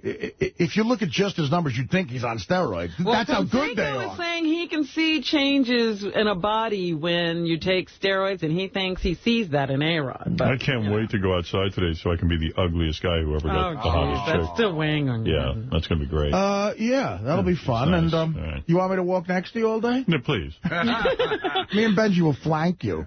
Anything else? Michael Jordan is now divorced, and I guess he's having a good time. Oh, yeah. They say he showed up with not one but 2 hot girls on his arm at a recent Oakley Sunglasses women's event in Miami. They were both acting like his girlfriends, like it was a menage a trois. Wow. They both had their hands on his thighs. Wow, he's like Hef. The girls even looked alike, tan and dark hair. So, white women? It says tan, not black. I see. They were trying to look black. So Michael's taking them out 2 at a time. All right, Double A, you're on the air in Newark. Hey, Howard, how's it going? What's going on? Bro, you know what? Fuck the Daily News and all the haters, man. That's a bunch of bullshit. You got it all going on in your life. You're so good looking. First and foremost, you got your health. You're rich. You got the greatest show ever with the best crew a guy could ask for. You got, money, which is always awesome. You're the best interviewer ever. Well, I don't need a pep talk. I'm just saying sucks. You know what? Because seriously, it's all bullshit. Nothing like being cheered up by Double A. I know. Double A, thank you. I know you're a fan. Thank you. I'm fine. Don't worry. I'll survive this one. You're fucking awesome. You're rich, which is Thank you, Double A. Very, very nice of you. And most and foremost, you got the beautiful bestseller. Right, so of fuck course. everybody, Okay, man. thank you. Later. Thank you. Oh, boy. He remembers. He mentioned money like 8 times. He goes, You got some money. You got your health. You got money. You're rich, which always helps. You got a big bank account. You got a lot of money. David Patterson, our new governor, they are now saying he still was traveling with his ex-mistress to politic for Hillary Clinton. This guy, our new governor, God bless him, I wish him the best. But if he's going to stay as our governor, he's got to shut the fuck up. I mean, I've never seen a guy. Every day this guy admits to some other bullshit. Coke. He's like Levy. Yeah. He's admitting to coke. He's admitting to marijuana. Pot. He's fucking broads. He's using credit cards from his campaign. I mean, this guy, he first of all, I don't mind him bragging because he's a blind dude. And it can't be easy getting chicks. And this guy's a stud. But if he's going to run the government and he's going to get to the agenda of the people, he's got to stop admitting shit. At some point, at this point, it's almost like the press doesn't even want to ask him a question. They're afraid to. Because now it doesn't look good when you used to sleep with a woman. Right. And now you're traveling with her. You know, you're going out of town with her. Okay, so approaching the podiums. All right. I know. Plus, with that accent, how can he talk? Hello there. He can never be in the mob, man. He yaps too much about bad shit. Please to my lips. We had that crane accident the other day. And I'm amazed at how people capitalize on bad stuff happening to people. That story's bad, man. A crime wave has hit the neighborhood where the crane fell. Yeah, I'm selling crane souvenirs. No, that would be going into business. Oh. They just say people are ripping off the apartments. Oh, my God. Did you see the story? Animals. An inspector supposedly just, I don't know if he got paid off or whatever, missed it, and just said, yeah, it's fine. Don't worry about it. Never even looked at it. And now they were inspecting some of the other cranes, and they've seen a lot of violations. A lot of them aren't passing inspection. They said about 14. You see one of them cranes hanging, driving through New York? It is an ominous-looking thing. That is really weird. They say the crane disaster has spiked crime in the area. Crooks have slipped in and burglarized at least 3 apartments. Awful. Awful. People are animals. Yeah, it's just crazy. They see a bad thing and they go, hey, I see an opportunity. You're an animal. Barack Obama didn't give much to charity from 2000 to 2004. They say he only gave about 1% of his salary to charity. So he's, getting into trouble for releasing his tax returns because now people can look and nitpick and say, well, he wasn't a very charitable guy. Yeah. He's giving more now that he's in politics and the bright spotlight is on him. And he says in the years previous, he was a young father with young children and was paying off both his and his wife's college loans, so they didn't have much money to give. Right. Hillary Clinton is now saying she misspoke about the whole Bosnia trip where she said she was dodging gunfire with her daughter Hillary. Here she is. Chelsea.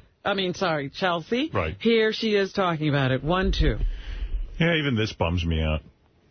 Like what's with Hillary? Just lying about that shit. And it's not even necessary. I made a mistake, and, I had a different memory, and my, my staff and others have, all kind of come together trying to sort out. So I made a mistake. That happens. It proves I'm human, which, for some people is a revelation. Hillary's human? But it's supposed to be her recollection.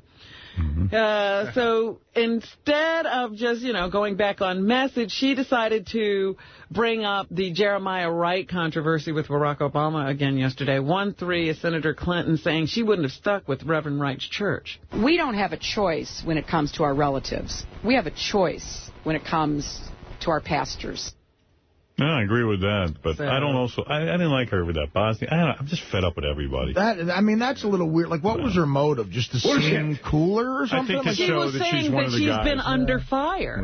Yeah. That's bad judgment to lie like that. Yeah. But all these guys bother. Bullshit. They're bullshitters, man. They got to it's like they've got to fill a bullshit. It's a way of saying I have an X chromosome, look how manly I am. I went under gunfire. Right. I could hang. Yeah. Meanwhile, I have a penis. I've said it over and over and over again, and I was thinking about this with the Spitzer girls.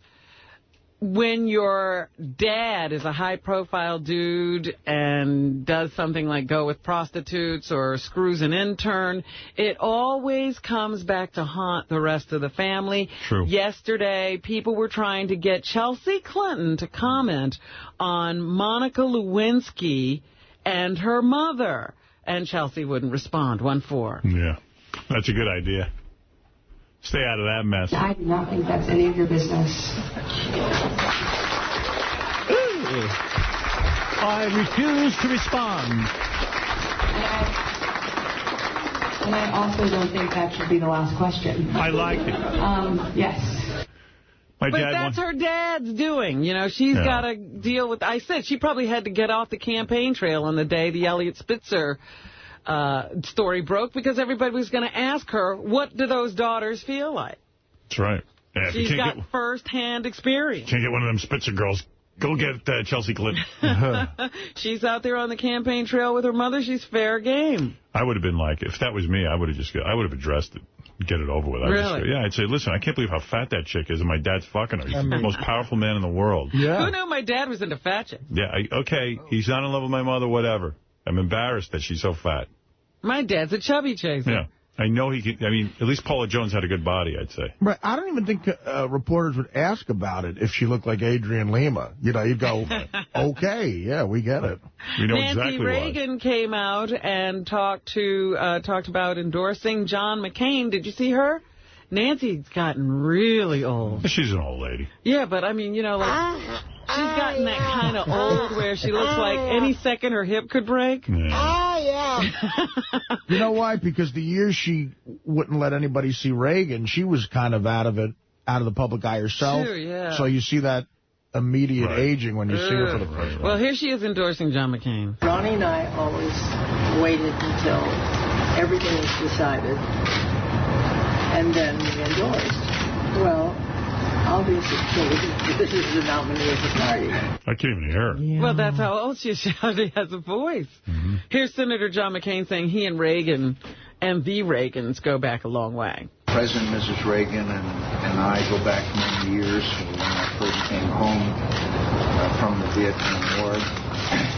And the most gracious hospitality by then Governor and Mrs. Reagan to those of us who had been prisoners of war in Southeast Asia.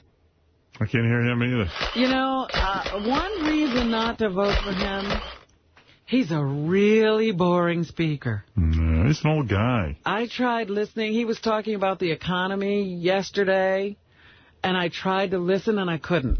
It was just too much. But he could be a good president. You know, I'm saying... Gotta listen to those State of the Union addresses. I think about that. I don't listen to those anyway, so...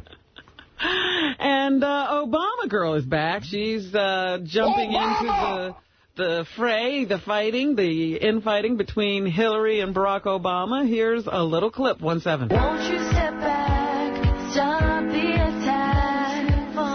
It's the right thing to do. This country needs change. This country I know this must change. I'm sick of this. Wow. Well, as the Reverend Manning said, that's the first time he heard about Obama. Obama is a long-legged Mac Daddy. First time I saw his name was on a pair of big old tits. Obama pimps white women and black women. Right. He knows. Obama! That's where you first saw his name. That's the first place I saw it, on two great big old tits. A U.S. Airways pilot's gun accidentally fired during a flight between Denver and Charlotte, North Carolina on Saturday. This is in the cockpit of a plane. The Transportation Security Administration says no one was hurt when the weapon went off in the plane's cockpit. Ugh. Who's flying these planes? And nobody knows exactly, nobody can tell me why he was handling the gun at the time they were about to land. They're supposed to keep that gun in its holster unless there's something going on. Hey, let's fuck with our guns while we land the plane. Yeah, I bet I can land this plane and handle my gun at the same time. Let's see if I can land the plane, and hold my gun without firing it, all in the same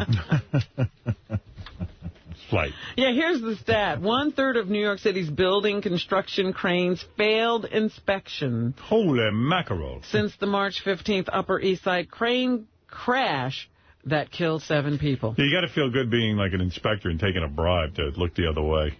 God, that's crazy. You're supposed to be protecting the public. You know, Ryan O'Neal becoming a father also created a crime wave. Ron O'Neal or Ryan? Ryan O'Neal. The actor? Yeah. Ryan O'Neal's son is due in Malibu court today to face DUI and drug possession charges. Okay. An L.A. County Sheriff's spokesperson says Redmond James O'Neal, that's the one he had with Farrah Fawcett, was arrested on January 26th after deputies pulled his car over on Pacific Coast Highway. O'Neal is accused of driving under the influence and was allegedly in possession of narcotics at the time of his arrest. Must be very disappointing. I'm sure it's a disappointment to Farrah and Ryan. Right. Police in Portland, Oregon are trying to find out who posted an ad on Craigslist.com on baby for sale for $1,000. For $1,000? What race was the baby, Robin? Florida News Television says that in the text of the ad, the sellers say they need money to get more methamphetamine. That sounds like white people. White people or, white people. Whoa, wait a minute. Where does that come from? That's a white thing, methamphetamine. Yeah, do you know a lot of black meth heads? Well, I don't know a lot of white people who are long-laid Mac daddies, but I'm sure there's a few. All right. The ad features a picture of the baby. Police officers believe the ad is real and the baby is in danger. Oh. I mean, let's go kick the tires on that baby, see what it's like. I don't know. $1,000, that's a great price. $1,000 for, like you say, a white kid? Shit. Yeah, what are they going to do when that meth runs out, though? Do they have another kid? It's a white trash kid, though. Make another kid. Yeah. Phoenix Suns center Shaquille O'Neal plans to work with the Tempe, Arizona police on a voluntary basis. I'm Officer Shaq. He did work. I've always wanted to be a police officer. Please pull over your car. He did work with the Miami Beach police when he was a member of the Miami Heat. This is Officer Shaq. Please pull over. O'Neal met with Tempe officials last Thursday and offered his services. All the Tempe officials fell asleep. The Arizona His services? What, is he going to dunk for them or something? Reports O'Neal will begin his work in Tempe after the NBA season is over. What I'm good at is posing as a young lady on the Internet, catching pedophiles. Priscilla Presley has admitted that she had some plastic surgery done by an unlicensed doctor. Yeah, that looks about right. She's on Dancing with the Stars. That girl was so beautiful. I don't know. They gave her a chin implant. She's a bigger chin than Jay Leno now. Yeah. It's got to be.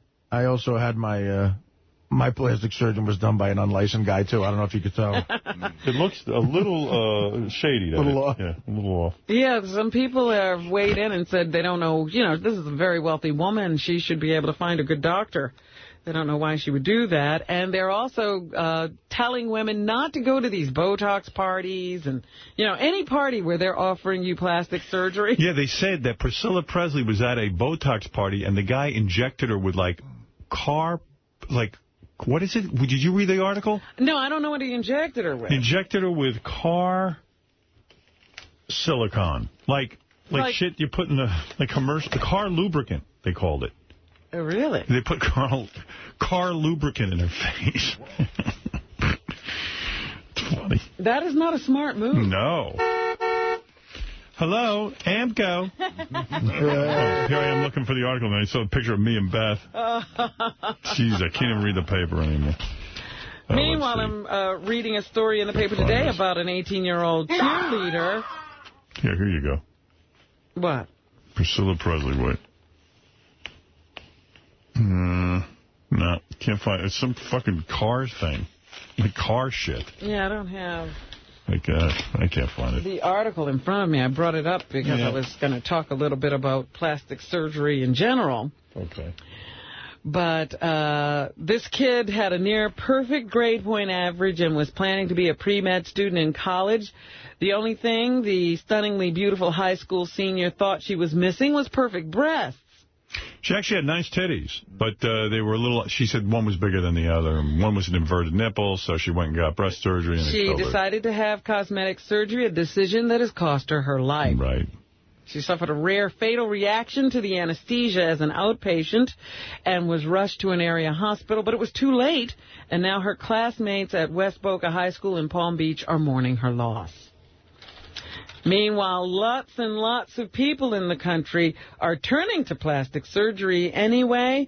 They said nearly 12 million cosmetic surgery procedures were performed last year, a 7% hike over 2006, according to the American Society of Plastic Surgeons. The number, the top 5 plastic surgery procedures for women: number 1, breast augmentation; number 2, liposuction; number 3, nose reshaping; 4, eyelid surgery; and 5, tummy tuck. For men, it's nose reshaping, eyelid surgery, liposuction, breast reduction. See? Number 4 for men. Mm-hmm. And number 5 is hair transplantation. Right. American Idol, I guess we're closing in on getting to that winner. Here's some of the performances from last night. Christy Lee Cook performs God Bless America, 2-1. The judges actually liked her. I didn't think she was so good.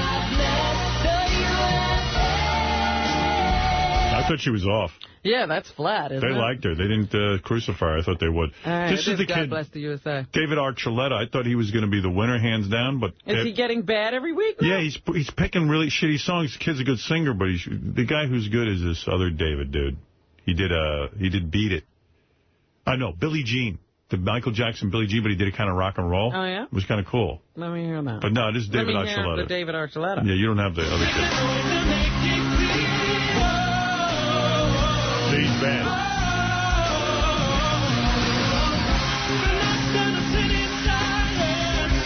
You know what I mean? Good boy. Yeah. And here's Michael Johns performing We Are the Champions.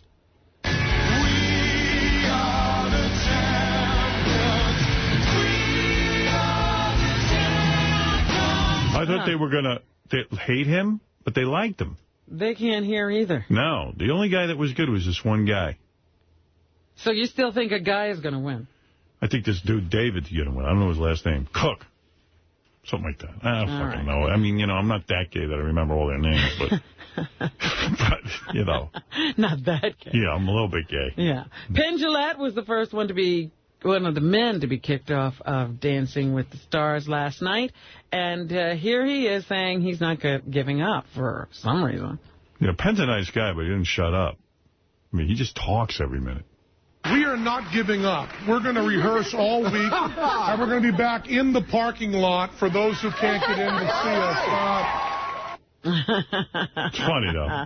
Yes, and Monica Seles also had to say goodbye. Monica Seles is so damaged. I mean, she was crying the first week when she didn't get high judges' scores. She looks so fragile. She looks like she's leaning on her partner when they're standing there. Yeah, I knew they were going to get rid of her, but I really think she should check herself into like a mental hospital and get some help, because she's a little too fragile. I mean, she was through some bad shit when she played tennis. Some dude stabbed her, but she still was great on the tennis court. I know. I've never danced before, and I'm a huge fan of Dance Now, and I look forward to continuing. And I want to thank Jonathan because he's made every single day for the past 5 weeks a lot of fun. What's her accent? Where is she from? One of those Eastern European countries? Yeah, she's like Kazakhstan or something. Yeah, I feel bad for her. And that's what's happening. Thanks, Robin. Thanks, everybody. Thanks to all our guests and everything. It was great. The Bam Boobs contest. Also, thanks to Bob Levy, RevBobLevy.com. Oh, and on Thursday night at the Gotham Comedy Club, Jim Florentine headlining a benefit. You can't stop plugging Jim's dates. No, we didn't say it was a charity thing, so... Oh, and you know what? I was asked to plug something. I'm going to be at Union High School, my alma mater, for a fireman was killed in Union Township, and there's a benefit for his family at Union High School in Union, New Jersey, April the 17th. I guess if you call Union High, they can give you tickets for April 17th, Fireman's Charity. And it's going to be me performing with a couple other comics at my alma mater. So notice Fred doesn't care about anyone. He's never done a charitable thing. Never. Also, I'll be on like Barack Obama. I'll be on Donnie Deutsch Thursday or Friday. Is that right? Yeah. All right. Well, that's nice. He called me up, and nice guy, and he's a big fan of the show. I'm taping it Thursday, Donnie Deutsch. I don't know if it's Thursday or Friday. So I can't wait to see what he asks you. It's the crown jewel of CNBC's line. Right. Yeah, but let me just say, Thursday night, 7 o'clock, Gotham Comedy. Jimmy does are you an alcoholic or drug addict? Or are you both, Artie? You're probably... Friday, March 28th, get ready for King Norris at the House of Blues at the Showboat Casino with the Killers of Comedy in Atlantic City, New Jersey. Call 609-236-BLUE or check out the Showboat Casino Atlantic City website. See the Killers of Comedy March 29th at the Starland Ballroom in Sayreville, New Jersey. April 25th at the Club Rio in San Antonio, Texas. And April 26th at Planeta Bar Rio in Houston, Texas. For more info, go to RevBobLevy.com. Check out Levy's Comedy Club at the Ramada in Levittown, Pennsylvania. Call 215-945-LEVY for upcoming shows or go to RevBobLevy.com. Vote for Benji on ParisBFF.com. He's listed under Benji, and that's Benji with a Y. The book Benji and his naked lesbian bachelor party strippers for all your party needs. Go to dialadancer.com.